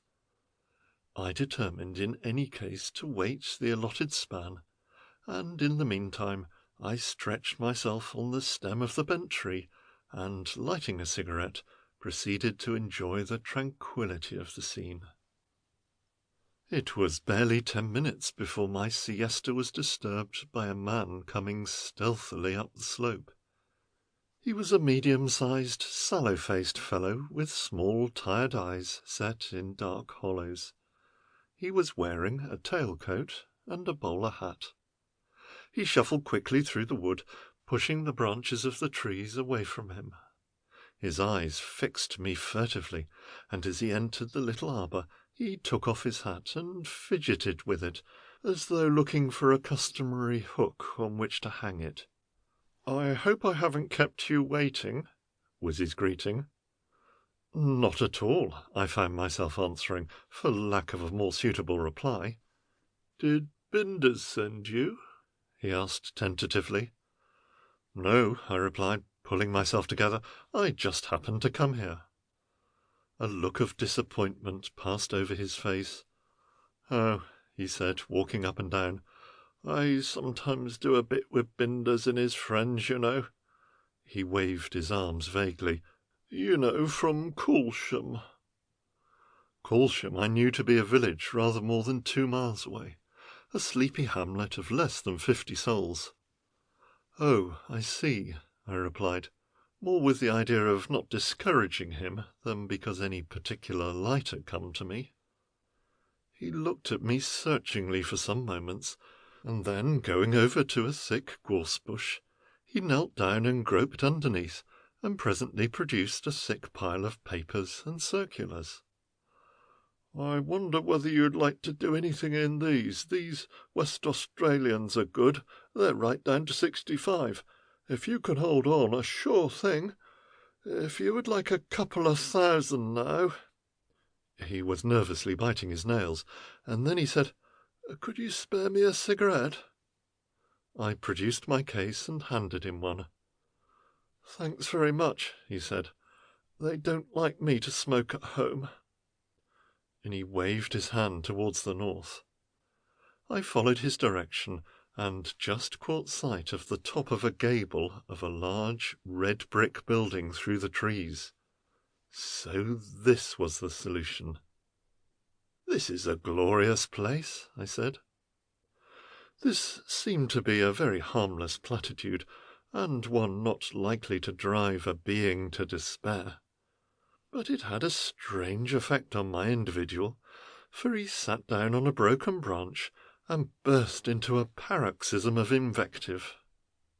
"Oh, Gord," he said, "I hate the sight of it, day after day, all the same, all these blinking trees and fields, all the same, nothing happening ever." I found it very difficult to meet this outburst. I could think of nothing to say, so I kept silent. After a time he got up, puffing feverishly at the cigarette, and walked round the little arbour. Every now and then he would stop and make a gesture towards the shrubs. I believe he was visualizing files and folios, ledgers and typewriters. He made a movement of opening and shutting drawers. "You've been a bit run down, haven't you?" I said at last, with a feeble attempt to bridge the gulf. He looked at me uncertainly, and wiped the perspiration from his brow. "I was unlucky," he said sullenly. "I worked like a nigger for 30 years, but so do the others. Lots of them. They're all right. Just sheer bad luck, if you know what I mean. I can do it now when they let me. That's why I came here. Binders helps me a bit. He sends me people. And do you know," he whispered to me confidentially, "I've got the postman on my side. He delivers me letters here at 2d a time. Look, here's my mailbox." He stooped down and lifted a large stone and produced a further pile of correspondence and circulars. "Would you like to buy some of these Trinidads? I could work it for you." He looked at me anxiously, and I made some elaborate excuse for not seizing such a splendid opportunity. He sighed and placed the papers back under the stone. "Have you ever dealt in big things?" he asked. "I'm afraid not, in your sense," I answered, nurturing an instinctive sense of outraged superiority against this person who I felt despised me. "You know what I mean by big things," he said fiercely. "Millions and millions, and the lives and works of millions of people. Do you know why I came down here to this rotten little clearing? Because it sometimes reminds me of my office off Throgmorton Street. Look, it was just this size. I had my desk over there. Hall's wall, my secretary had his desk there. Here was the fireplace. The press just here by the window. Here the shelves with all the files. Can you imagine what it's like to have been there all those years, to have worked up what I did, all out of nothing, mark you, to have got the whole rubber market in the hollow of my hand, and then, oh God, to be condemned to this!" And he made a gesture of fierce contempt towards the Weald of Sussex. "For nearly 2 years now," he continued, "I've been living in this hole." "Nature has a way," I said, in my most sententious manner, "of coming back on us." "Nature, nature!" he almost screamed. "Don't talk to me about nature. What sort of friend is nature to me or you? Nature gives you inclinations and then breaks you for following them. 2 men fall into a pond. What does nature care that one man was trying to drown his enemy while the other was trying to save a dog? They both stand their chance of death. Nature leads you up blind alleys into marshes and lets you rot. Besides, isn't man nature? Isn't it nature for me to work and make money as it is for these blighting birds to sing? Aren't roll-top desks as much nature as these blasted trees?" He blinked savagely at the surrounding scene. The smoke from a distant hamlet drifted sleepily heavenwards, like incense to the gods of the Downs. "My father was a turner in Walham Green, and he apprenticed me to the joinery, but I had my ambitions even in those times." He nodded knowingly and mopped his brow. "At 18 I was a clerk in the wholesale house in St. Paul's churchyard. For 3 years I worked there underground by artificial light. Then I got made a sub-manager of a wharf at the south end of Lower Thames Street. I was there for 5 years and saved nearly £300 out of a salary of £120 a year. Then I met Jettison, and we started that office together, Jettison and Gateshead, commission agents. Work and struggle, year after year. But it was not until I got onto the rubber that I began to make things move. That was 8 years after. Do you remember the boom? I got in with Gayo, who had lived out in the Malay Straits, knew everything. We got the whole game at our fingers' ends. We knew just when to buy and just when to sell. Do you know, I made as much as £4,000 in one afternoon, just talking on the telephone. And we done it all in that little room." He gazed jealously around the little arbour and the hills, and scowled at me. Then he produced a packet of cigarettes and lighted one from the stump of the last. "In those days, through Gayo's friends, we followed the old course of the raw stuff. Then Gayo went out to Malay, and he used to cable me every few days, putting me on to the right thing. My God, he was a man. It went on for 2 years, when suddenly a cable came to say that he was dead. Fever or something, up country. That was the end. The slump came soon after. I worked hard, but I never got control back. Down and down and down they went, as though Gayo was dragging them through the earth." His lower lip trembled as he rolled the emaciated cigarette over. "Lord, what a fight I had, though I sat in that office there in my shirt-sleeves day and night for months on end, checking tapes, cabling, lying, faking, bluffing." He chuckled with a meditative intensity. "I'd have done it then if they'd given me time. But they closed in. There were 2 Scotch firms and a man named Klaus. I knew they meant to do me down. There was a set against me. I wasn't there in the end. I was sitting in the office one night. He passed his hand over his brow and swept away a wasp that had settled there. He sat silent some moments, as though trying to recall things, and twice started to speak without framing a sentence. "My brother was very good to me," he said suddenly, waving his hand towards the red brick gable in the trees. "He was very good to me all through."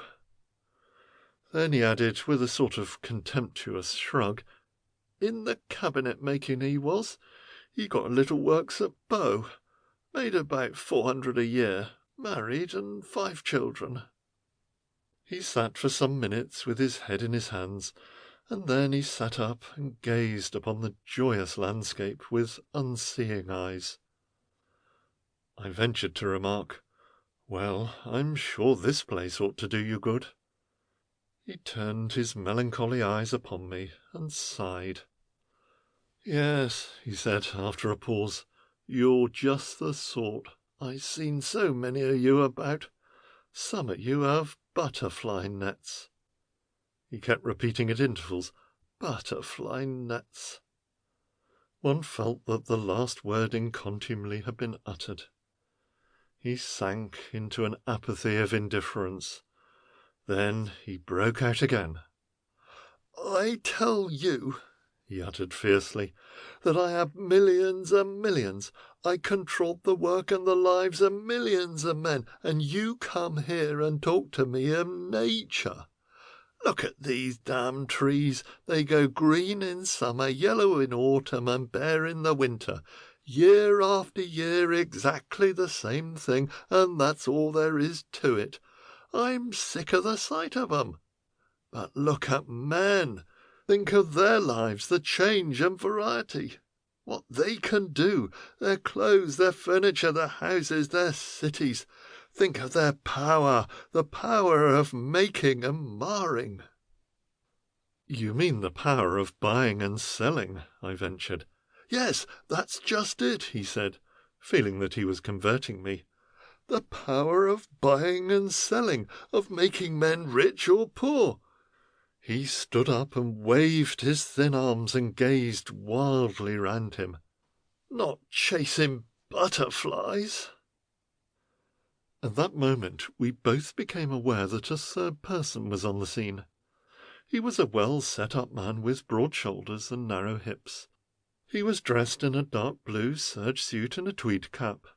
He stepped quietly through the trees and went up to my companion and said, "Ah, there you are, Mr. Gateshead. I am afraid it's almost time for your afternoon nap, sir." Then, turning to me, he nodded and remarked, "A warm afternoon, sir." He spoke with a quiet, suave voice that somehow conveyed the feeling of the iron hand in the velvet glove. His voice seemed to have a sedative effect on Mr. Gateshead.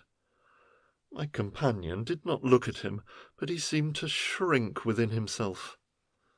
A certain flush that had accompanied his excitement vanished, and his face looked old and set. He drew his narrow shoulders together, and his figure bent. He stood abstractedly for a few moments, gazing at the trees around him, and then, with a vague gesture that was characteristic of him, he clutched the lapels of his coat, and with his head bent forward he walked away towards the building. He did not cast a glance in my direction, and the man in the serge suit nodded to me and followed him leisurely. I clambered down the slope of the wood, and for some reason felt happy to get once more upon the road. About half a mile from Colsham I met the postman coming up the hill, wheeling his bicycle. He was a sandy-haired man, splendidly Saxon, with grey-blue eyes and broad mouth. I asked him if there was a footpath to Colsham, and he directed me. "Do you have a long round?" I asked. 3 or 4 mile, maybe," he said, looking at me narrowly. "It's a good pull up to the institution," I ventured. "What institution might that be?" he said, and his mild blue eyes disarmed me with their ingenuousness. "The house with the 3 red gables," I answered. "Oh," came the reply, "you mean old Gateshead's." "Does he own it?" I said incredulously. "Aye, and he could own 6 others for all the difference it would make to his money. He owns half the county." "And yet what a strange idea," I murmured insinuatingly, "to own a large house, and yet to have one's letters delivered in a wood." The postman swung his bag into a more comfortable position and looked across his machine at me with a grin. "Those as has money can afford to have any ideas they like," he said at last. "I'm afraid his money doesn't make him very happy," I ventured, still groping for further enlightenment. The postman gave his right pedal a vigorous twirl as a hint of departure. He then took out a packet of navy-cut cigarettes and lighted one. This action seemed to stimulate his mental activities, and he leant on the handlebars and said, "Aye, if one has no money, maybe one can make oneself happy thinking one has. And if one has money, maybe one can make oneself happy by thinking one hasn't." He blinked at me, then added by way of solving all life's mysteries, "If one puts too much store by these things." I could find no remark to compliment the postman's sententious conclusions, and, dismissing me with a nod, he mounted his bicycle and rode off up the hill. End of The Bent Tree. The Great Unimpressionable, from The Golden Windmill and Other Stories by Stacy Aumonier.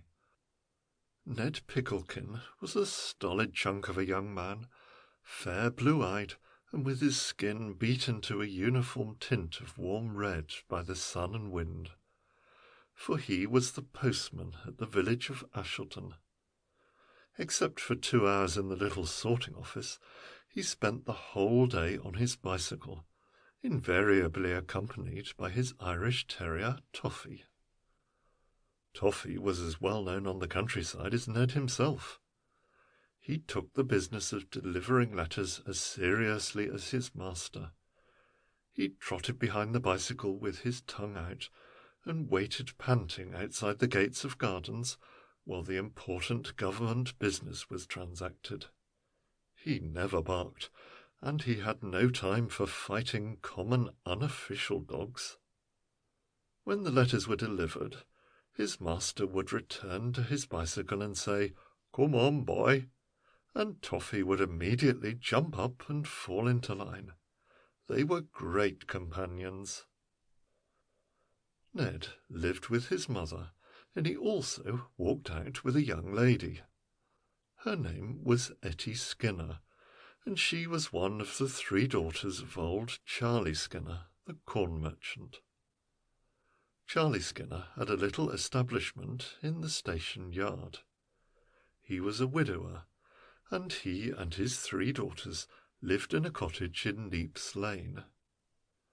It was very seldom necessary to deliver letters at the Skinners' cottage, but every morning Ned had to pass up Neep's Lane, and so, when he arrived at the cottage, he dismounted and rang his bicycle bell. The signal was understood by Etty, who immediately ran out to the gate, and a conversation on this pattern usually took place. "Hello, hello. All right? Aye. Busy? Aye. Mending some old clothes? Oh, aye. Looks like maybe a shower. Maybe. Coming long tonight? Aye, if it don't rain. Well, so long. So long, Ned." In the evenings, the conversation followed a very similar course. They waddled along the lanes side by side and occasionally gave each other a punch. Ned smoked his pipe all the time, and Toffee was an unembarrassed cicerone. He was a little jealous of this unnecessary female, but he behaved with a resigned acquiescence. His master could do no wrong. His master was a god, a being apart from all others. It cannot be said that Ned was a romantic lover. He was solemn, direct, imperturbable. He was a Saxon of Saxons, matter-of-fact, incorruptible, unimaginative, strong-willed, conscientious, not very ambitious, and suspicious of the unusual and the unknown. When the war broke out, he said, "Aye, but this is a bad business." And then he thought about it for a month. At the end of that time, he made up his mind to join. He rode up Neep's Lane one morning and rang his bell. When Etty appeared, the usual conversation underwent a slight variant. "Hello? Hello? All right? Aye? Doing much?" "Oh, mending Pa's nightgown." "Oh, I be going to join up." "Oh, be?" "Aye." "When be going?" "Monday with Dick Thursby and Len Cotton, and I think young Waters and Bibby Short, maybe." "Oh, I say." "Aye. Coming along tonight?" "Aye, if it don't rain." "Well, see you then. So long, Ned." On the following Monday, Ned said good-bye to his mother and sweetheart, and to Toffee, and he and the other 4 boys walked over to the recruiting office at Carchester. They were drafted into the same unit and sent up to Yorkshire to train. Yorkshire, being 150 miles away, was presumably the most convenient and suitable spot. They spent 5 months there, and then Len Cotton was transferred to the Machine Gun Corps, and the other 4 were placed in an infantry regiment and sent out to India. They did not get an opportunity of returning to Ashelton, but the night before he left, Ned wrote to his mother, "Dear Mother, I think we are off tomorrow. They don't tell us where we are going, but they seem to think it's India because of the Eastern kit served out and so on. Everything all right, the grub is fine.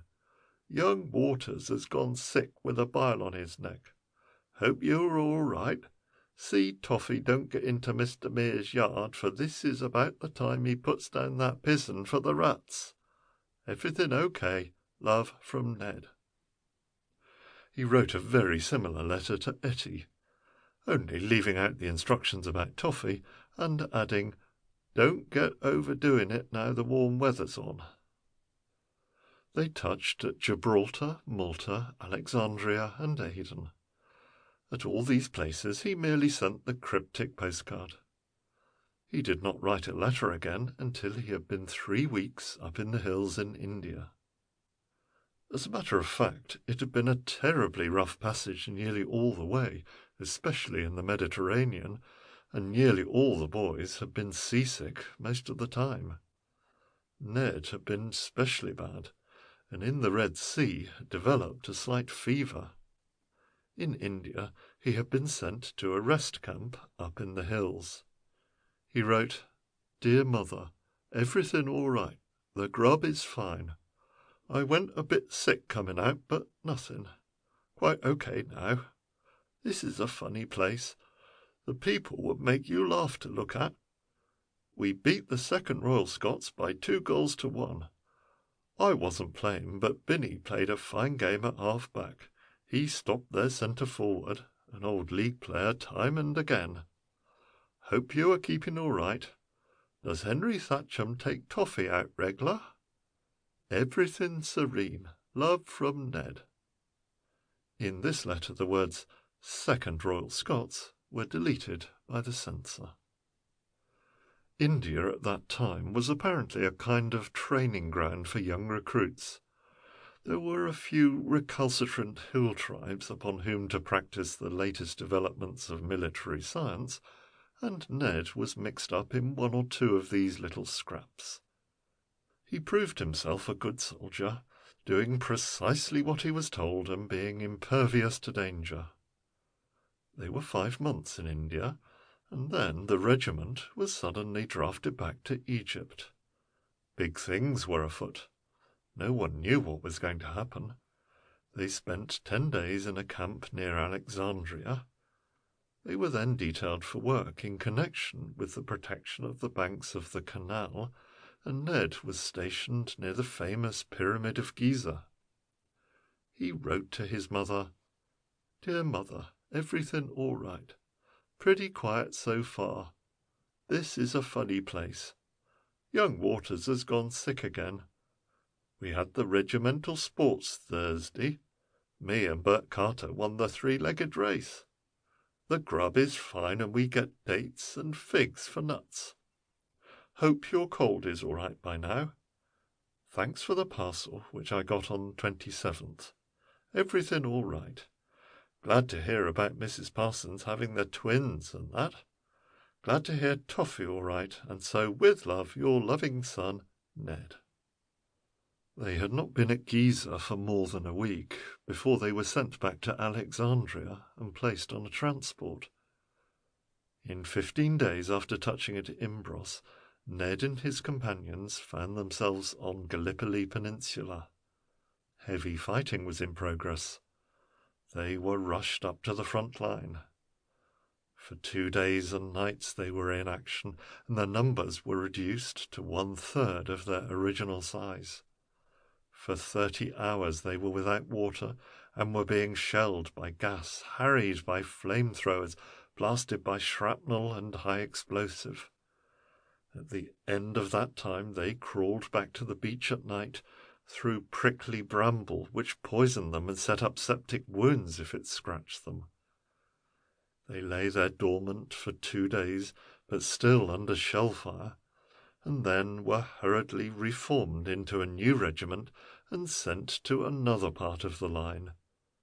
This went on continuously for 3 weeks, and then a terrible storm and flood occurred.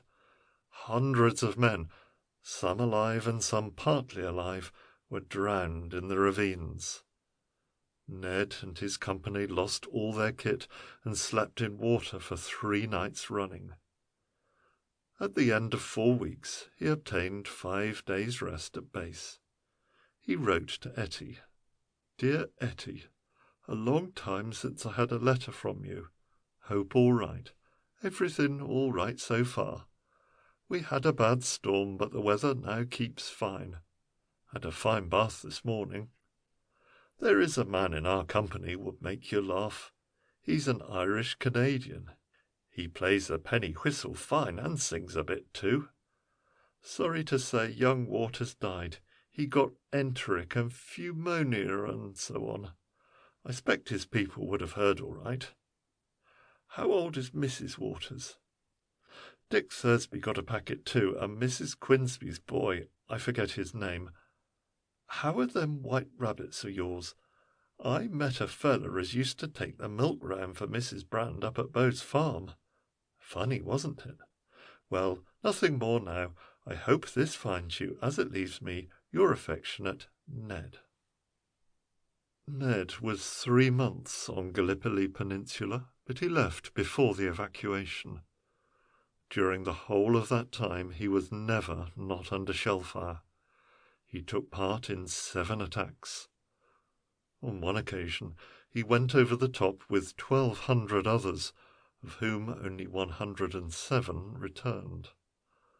Once he was knocked unconscious by a mine explosion which killed 67 men. At the end of that period he was shot through the back by a sniper. He was put in a dressing station, and a gentleman in a white overall came and stuck a needle into his chest and left him there in a state of nudity for 12 hours. Work at the field hospitals was very congested just then. He became a bit delirious, and was eventually put on a hospital ship with a little tag tied to him. After some vague and restless period, he found himself again at Imbros, and in a very comfortable hospital. He stayed there 6 weeks, and his wound proved to be slight. The bone was only grazed. He wrote to his mother, "Dear Mother, everything all right. I had a scratch, but nothing. I hope you enjoyed the flower show. How funny meeting Mrs. Perks. We have a fine time here. The grub is fine. Sorry to say Binny Short went under. He got gassed one night when he hadn't his mask on. The weather is mild and pleasant. Glad to hear Henry takes Toffee out all right. Have you heard from Etty for some time? We had a fine concert on Friday. A chap played the flute lovely. Hope you are now all right again. Your loving son, Ned. In bed in the hospital in Imbros, a bright idea occurred to Ned. He made his will.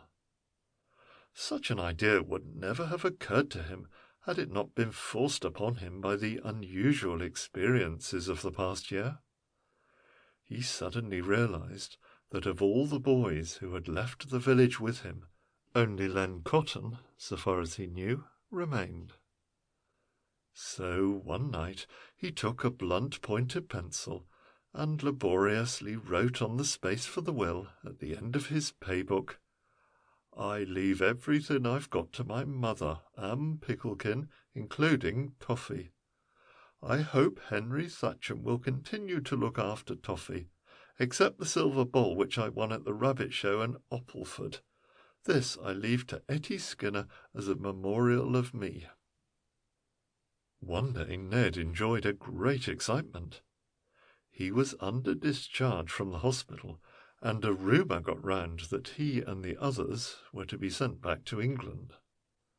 They hung about the island for 3 days, and were then packed into an Italian fruit steamer, which had been converted into a transport. It was very overcrowded, and the weather was hot. They sailed one night and reached another island before dawn. They spent 3 weeks doing this. They only sailed at night, for the seas about there were reported to be infested with submarines. Every morning they put in at some island in the Greek archipelago or at some port on the mainland. At one place there was a terrible epidemic of illness, owing to some Greek gentlemen having sold the men some doped wine. 15 of them died. Ned escaped from this, as he had not had any of the wine. He was practically a teetotaler, except for the occasional glass of beer. But he was far from happy on that voyage. The seas were rough, and the transport ought to have been broken up years ago, and this didn't seem to be the right route for England. At length they reached a large port called Salonika. They never went into the town, but were sent straight out to a camp in the hills, 10 miles away. The country was very wild and rugged, and there was great difficulty with water. Everything was polluted and malarial. There was very little fighting, apparently, but plenty of sickness. He found himself in a Scottish regiment. At least it was called Scottish, but the men came from all parts of the world, from Bow Street to Hong Kong. There was to be no Blighty after all, but still, there it was. He continued to drill and march and clean the rifle and play the mouth organ and football. And then one morning he received a letter from his mother, which had followed him from Imbros. It ran as follows: "My dear Ned, how are you, dear? I hope you keep all right. My cough is now pretty middling, otherwise nothing to complain of. Now, dear, I have to tell you something which grieves me, dear. I'm afraid it's no good keeping it from you any longer, dear. Etty is walking out with another fella. A fella from the air station called Alf Mullet. I taxed her with it, and she says yes, so it is, dear. Now, dear, you mustn't take on about this. I told her off. I says it was a disgraceful, and you out there fighting for your country and that. And she says nothing except, yes, there it was, and she couldn't help it, and her feelings have been changed, you being away and that. Now, dear, you must put a good face on this, and remember there's just as good fish in the sea as ever came out of it, as they say, dear. One of Mrs. Bean's rabbits died Sunday. They think it overeating. You never know with rabbits. Keep your feet warm, dear. I hope you got them socks I sent. Lizzie was at chapel Sunday. She had on her green lawn. Looked very nice, I thought, but I wish she wouldn't get them spots on her face. Perhaps it's only the time of the year. Toffee is all right. He had a fight with a Haredale Thursday. Henry says he got one of his ears bitten, but nothing serious. So now, dear, I must close, as Mrs. Minchin wants me to go and take tea with her, as Floris has gone to the school treat at Furley. And so, dear, with love, your loving mother. When he had finished reading this letter, he uttered an exclamation, and a Cockney friend sitting on the ground by his side remarked, "What's the matter, mate?" Ned took out a packet of cigarettes out of his pocket and lighted one. Then he said, "My girl's jilted me." The Cockney laughed and said, "Gold, is that all? I thought it was something serious." He was cleaning his rifle with an oil rag, and he continued, "Don't you worry, mate. Women are like them blinking little Greek islands. Places to call at, but not to stay. What's she like?" "Oh, all right." "Pretty?" "Aye, middling." "She got another fella?" "Aye." "Oh, well, it's all in the game. If you will go gallivanting about these foreign parts enjoying yourself, what do you expect?" "What time's kick-off this afternoon?" 2:00. "Reckon we're going to win?" "I don't know. Depends upon whether McFarlane turns out." "Yes, he's a wonderful player. Keeps a team together like." "Aye." "You playing?" "Aye, I'm playing right off." "Are you? Well, you'll have your hands full. Have to tackle Curly Snyder." "Aye." Ned's team won the match that afternoon, and he wrote to his mother afterwards, "Dear Mother, we just had a great game against 15th Royal Southampton.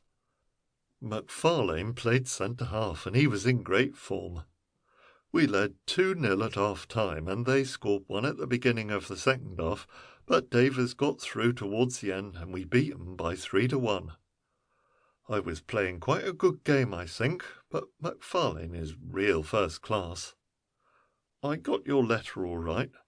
I was sorry about Etty, but of course she knows what she wants, I suppose. You don't say what Toffee did to the other dog. You might tell Henry to let me have a line about this. Fancy Liz being at chapel. I almost forgot what she's like. Everything is all right. The grub is fine. This is a funny place, all rocks and plains. The Greeks are a stinking lot for the most part, so must now close with love, Ned." Having completed this letter, Ned got out his paybook and revised his will. Etty Skinner was now deleted, and the silver bowl, won at the rabbit show at Uppleford, was bequeathed to Henry Satcham in consideration of his services in taking Toffee out for runs. They spent a long and tedious 8 months on the plains of Macedonia, dodging malaria and bullets, cracking vermin in their shirts, playing football, ragging, quarrelling, drilling, manoeuvring, and, most demoralizing of all, hanging about. And then a joyous day dawned. This hybrid Scottish regiment was ordered home. They left Salonika in a French liner, and 10 days later arrived at Malta. But in the meantime the gods have been busy. The wireless operators have been flashing their mysterious signals all over the Mediterranean and the Atlantic. At Malta the order was countermanded. They remained there long enough to coal, but the men were not even given shore leave. The next day they turned eastwards again and made for Alexandria. The Cockney was furious. He had the real genius of the grouser, with the added venom of the man who, in the year of grace, had lived by his wits, and now found his wits enclosed in an iron cylinder. It was a disgusting anticlimax.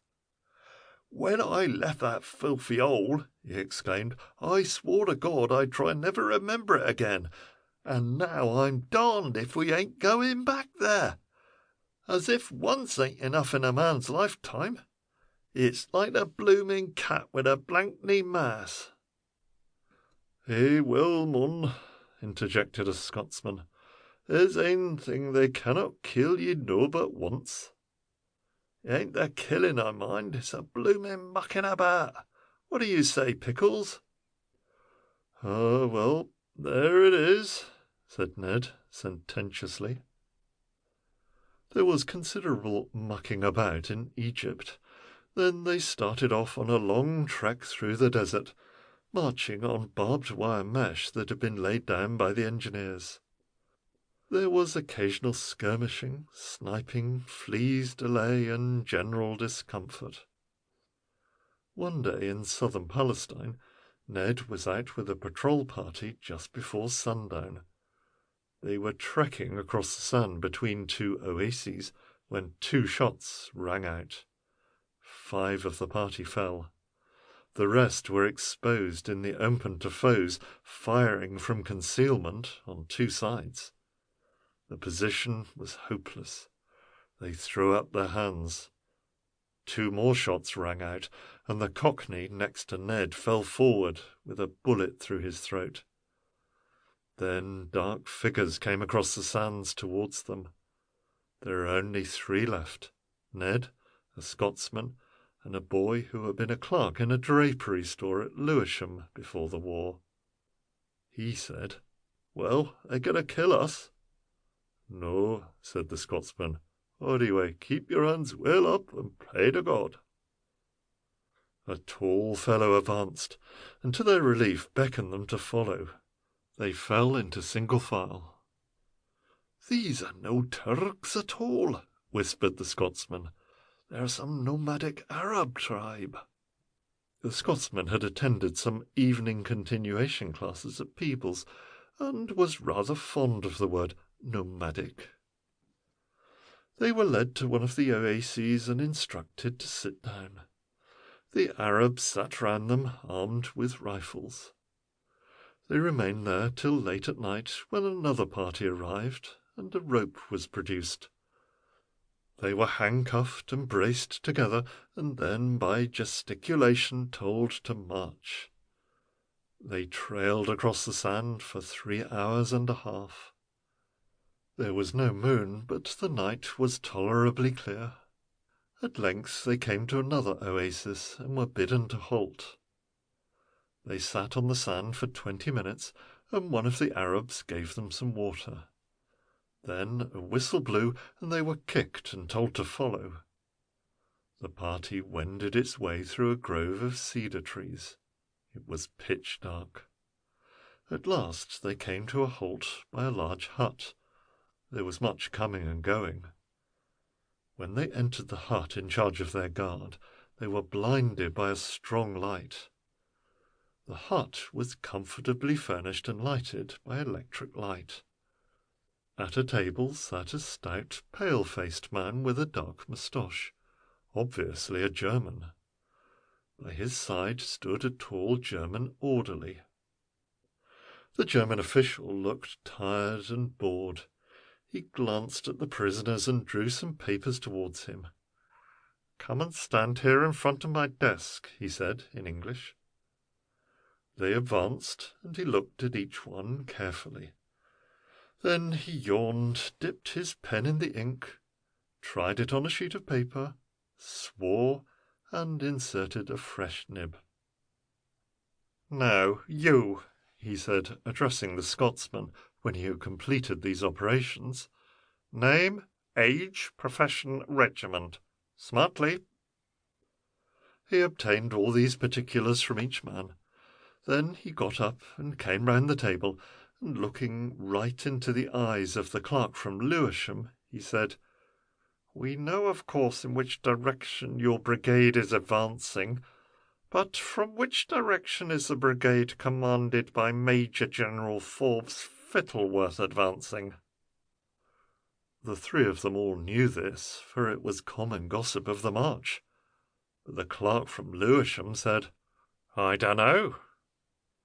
The German turned from him to the Scotsman and repeated the question. "I don't know," answered the Scotsman.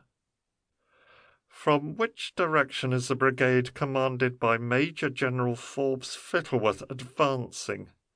he said to Ned. "No, I don't know," replied Ned. And then a horrible episode occurred. The German suddenly whipped out a revolver and shot the clerk from Lewisham through the body twice. He gave a faint cry and crumpled forward. Without taking the slightest notice of this horror, the German turned deliberately and held the revolver pointing at Ned's face. In a perfectly unimpassioned, toneless voice, he repeated, "From which direction is the brigade commanded by Major General Forbes Fittleworth advancing?" In the silence which followed, the only sound seemed to be the drone of some machine, possibly from the electric light plant. The face of Ned was mildly surprised, but quite impassive. He answered without a moment's hesitation, "No, I don't know." There was a terrible moment in which the click of the revolver could almost be heard. It seemed to hover in front of his face for an unconscionable time. Then suddenly the German lowered it with a curse, and leaning forward, he struck Ned on the side of his face with the flat of his hand. He treated the Scotsman in the same way, causing his nose to bleed. Both of the men remained quite impassive. Then he walked back to his seat and said calmly, "Unless you can refresh your memories within the next 2 hours, you will share the fate of that swine. You will now go out into the plantation at the back and dig your graves. Dig 3 graves." He spoke sharply in Arabic to the guards, and they were led out. They were handed a spade each. 2 Arabs held torches for them to work by, and 4 others hovered in a circle 12 paces away. The soil was light sand, and digging was fairly easy. Each man dug his own grave, making it about 4 feet deep. When it came to the 3rd grave, the Scotsman whispered, "Dig deep, mon." "Deeper than the others?" "Aye, deep enough to make a wee trench." "I see." They made it very deep, working together and whispering. When it was practically completed, apparently a sudden quarrel arose between the men. They swore at each other, and the Scotsman sprang out of the trench and gripped Ned by the throat. A fearful struggle began to take place on the edge of the grave. The guard ran up and tried to separate them. And then, during the brief confusion, there was a sudden dramatic development. Simultaneously, they snatched their spades. Both the men with the torches were knocked senseless, and one of them fell into the 3rd grave. The torches were stamped out, and a rifle went off. It was fired by a guard near the hut, and a bullet struck another Arab who was trying to use his bayonet. Ned brought a 4th man down with his spade and seized his rifle, and the Scotsman snatched the rifle of the man who had been shot, and both leapt back into their purposely prepared trench. "We shall not be able to hold this long, but we'll give 'em a run for their money," said the Scotsman. The body of one Arab was lying on the brink of their trench, and the other in the trench itself. Fortunately, they both had bandoliers, which Ned and his companion instantly removed. "You face east, and I'll take west," said the Scotsman, his eyes glittering in the dim light. "I'm going to try to scare that Boche devil." He peppered away at the hut, putting bullets through every window and smashing the telephone connection, which was a fine target at the top of a post against the sky. Bullets pinged over their heads from all directions, but there was little chance of them being rushed while their ammunition held out. However, it became necessary to look ahead. It was the Scotsman's idea, in digging the graves, to plan them in a zigzag formation. The end of the furthest one was barely 10 paces from a clump of aloes. He now got busy with his spade, while Ned kept guard in both directions, occasionally firing at the hut and then in the opposite direction into the darkness. In half an hour the Scotsman had made a shallow connection between the 3 graves, leaving just enough room to crawl through. They then, in turn, donned the turbans of the 2 fallen Arabs, who were otherwise dressed in a kind of semi-European uniform. They ended up with a tremendous fusillade against the hut, riddling it with bullets. They then crept to the end of the furthest grave, and, leaving their rifles, they made a sudden dash across the open space to the group of aloes, bending low and limping like wounded Arabs. They reached them in safety, but there were many open spaces to cover yet. As they emerged from the trees, Ned stumbled on a dark figure. He kicked it and ran. They both ran zigzag fashion and tore off their turbans as they raced along. They covered nearly 100 yards. Then bullets began to search them out again. They must have gone nearly a mile before the Scotsman gave a sudden, slight groan. "I'm hit," he said. He stumbled into a clump of bushes and fell down. "Is it bad?" asked Ned. "Here, laddie, I'm done," he said quietly. He put his hand to his side. He had been shot through the lungs. Ned stayed with him all night, and they were undisturbed. Just before dawn, the Scotsman said, mon, but yon was a bonny fight." And he turned on his back and died. Ned made a rough grave with his hands and buried his companion. He took his identification disc and his pocket-book and small valuables, with the idea of returning them to his kin if he should get through himself. He also took his water flask, which still fortunately contained a little water. He lay concealed all day, and at night he boldly donned his turban, issued forth, and struck a caravan trail. He continued this for 4 days and nights, hiding in the daytime and walking at night.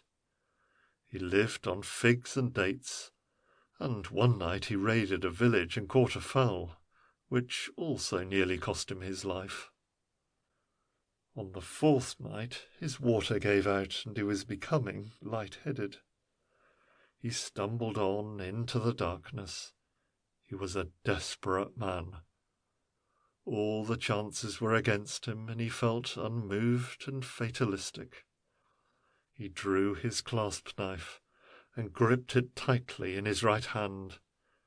He was hardly conscious of what he was doing and where he was going. The moon was up, and after some hours he suddenly beheld a small oblong hut. He got it into his head that this was the hut where his German persecutor was. He crept stealthily towards it. "I'll kill that swine," he muttered. He was within less than 100 yards of the hut when a voice called out, "Oh, who goes there?" "It's me," he said. "Don't thee get in my way. I want to kill him. I'm going to kill him. I'm going to, I tell you. I'm going to stab him through his black heart." "What the hell?" The sentry was not called upon to use his rifle, for the turbaned figure fell forward into a swoon. 3 weeks later, Ned wrote to his mother from Bethlehem, where Christ was born, and this is what he said. "Dear Mother, Everything going on all right? I got 3 parcels here altogether, as I have been away caught by some black devils, an unfriendly tribe. I got back all right, though. The ointment you sent me was fine, and so was them rock cakes. What a funny thing about Belle getting lost at the picnic. We got an awful soaking from the Mid-Lancs Fusiliers on Saturday. They had 2 league cracks playing, one a wonderful centre forward. He scored 3 goals. They beat us by 7-0. The weather is hot, but quite pleasant at night. We have an old sergeant who was born in America, does wonderful tricks with string and knots and so on. He tells some very tall yarns. You have to take 'em with a pinch of salt. We're getting fine grub here, pretty quiet so far. Hope Henry remembers to wash toffee with that stuff every week or so. Sorry to hear Len Cotton killed. Is his sister still walking out with that feller at Ainham? I never think he was much class for her. Getting good money, though. Hope you have not had any more trouble with the boiler. That was a good price to get for that old buck rabbit. Well, there's nothing more just now, and so, with love, your loving son, Ned. Ned went through the Palestine campaign and was slightly wounded in the thigh. After spending some time in hospital, he was sent to the coast and put on duty looking after Turkish prisoners. He remained there 6 months and was then shipped to Italy. On the way, the transport was torpedoed. He was one of a party of 57 picked up by French destroyers. He had been for over an hour in the water in his lifebelt. He was landed in Corsica, and there he developed pneumonia. He only wrote his mother one short note about this. Dear mother, have been a bit dicky owing to falling in the water and getting wet, but going on all right. Nurse is very kind, and one of the doctors rode for Cambridge against Oxford. I forget the year, but Cambridge won by 2.5 lengths. We have some very nice flowers in the ward. Well, not much to write about, and so, with love, your loving son, Ned. Ned was fit again in a few weeks, and he was sent up to the Italian front. He took part in several engagements, and was transferred to the French front during the last months of the war. He was in the Great Retreat in March 1918, and in the advance in July. After the armistice, he was with the Army of Occupation on the banks of the Rhine. His mother wrote to him there, "My dear Ned, I am glad this fighting is all now over, dear. How relieved you must be. Mr. Filter was in Sunday. He thinks there will be no difficulty about your getting your job when you come back, dear. Miss Sifkins has been delivering, but as Mr. Filter says, it's not likely a girl is going to be able to deliver letters, not like a man can, and that, dear. So now you will be coming home soon, dear. That will be nice. We had a pleasant afternoon at the Church Needlewomen's Guild. Mrs. Barbary Banstock sang very pleasantly, 'Abide with me,' and the vicar told a very amusing story about a little girl and a prince, and she didn't know he was a prince and talked to him as though he were just a man, and it was very amusing, dear. I hear Etty is going to get married next month, and they won't get me to the wedding, was it ever so. I call it disgraceful, and I have said so. Maureen is expecting in April, and that makes her 4th in 3 years. Mr. Bean has lost 3 more rabbits. They say it's rats this time. The potatoes are a poor lot this time, but the runners and cabbages promise well. So now, dear, I will close. Hoping to have your back, dear, soon. Your loving mother." It was, however, the autumn before Ned was demobilised. One day in early October he came swinging up the village street, carrying a white kit-bag slung across his left shoulder. He looked more bronzed and perhaps a little thinner, but otherwise little altered by his 5 years of war experiences. The village of Ashleton was quite unaltered, but he observed several strange faces. He met only 2 acquaintances on the way to his mother's cottage, and they both said, "Hello, Ned, you're home again, then?" In each case he replied, "Aye," and grinned and walked on. He entered his mother's cottage, and she was expecting him. The lamp was lighted, and a grand tea spread. There was fresh boiled beetroot, tinned salmon, salad, cake, and a large treacle tart. She embraced him and said, "Well, Ned, you're back again." He replied, "Aye." "You're looking fine," she said. "What a fine suit they've given ye." "Aye," he replied. "I expect you want your tea." "Aye." He had dropped his kit bag, and he moved luxuriously round the little parlour, looking at all the familiar objects. Then he sat down, and his mother brought a large brown teapot from the hob, and they had a cosy tea. She told him the very latest news of the village, and all the gossip of the countryside, and Ned grinned and listened. He said nothing at all.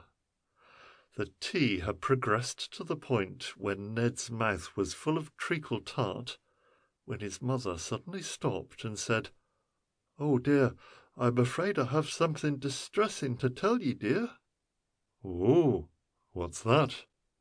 "Poor Toffee was killed." "What?" Ned stopped suddenly in the mastication of the treacle tart. His eyes bulged, and his cheeks became very red. He stared at his mother wildly and repeated, "What's that? What's that you say, mother?" "Poor Toffee, my dear. It happened right at the crossroads. Henry was taking him out. Seems he ran round in front of a steam-roller, and a motor came round the corner sudden. Henry called out, but too late, went right over his back. Poor Henry was quite upset. He brought him home. What's the matter, dear?" Ned had pushed his chair back, and he stood up. He stared at his mother like a man who has seen horror for the first time. "Where is he? Where was—" he stammered. "We buried him, dear, under the little mound beyond the rabbit hutches." Ned staggered across the room like a drunken man, and repeated dismally, "The little mound beyond the rabbit hutches." He lifted the latch and groped his way into the garden. His mother followed him. He went along the mud path, past the untenanted hutches covered with tarpaulin. Some tall sunflowers stared at him insolently. A fine rain was beginning to fall. In the dim light he could just see the little mound, signifying the spot where Toffee was buried. He stood there bareheaded, gazing at the spot. His mother did not like to speak. She tiptoed back to the door. But after a time she called out, "Ned! Ned!" He did not seem to hear, and she waited patiently. At the end of several minutes she called out again, "Ned! Ned, dear, come and finish your tea." He replied quite quietly, "All right, mother." But he kept his face averted, for he did not want his mother to see the tears which were streaming down his cheeks. End of The Great Unimpressionable. End of The Golden Windmill and Other Stories by Stacy Aumonier.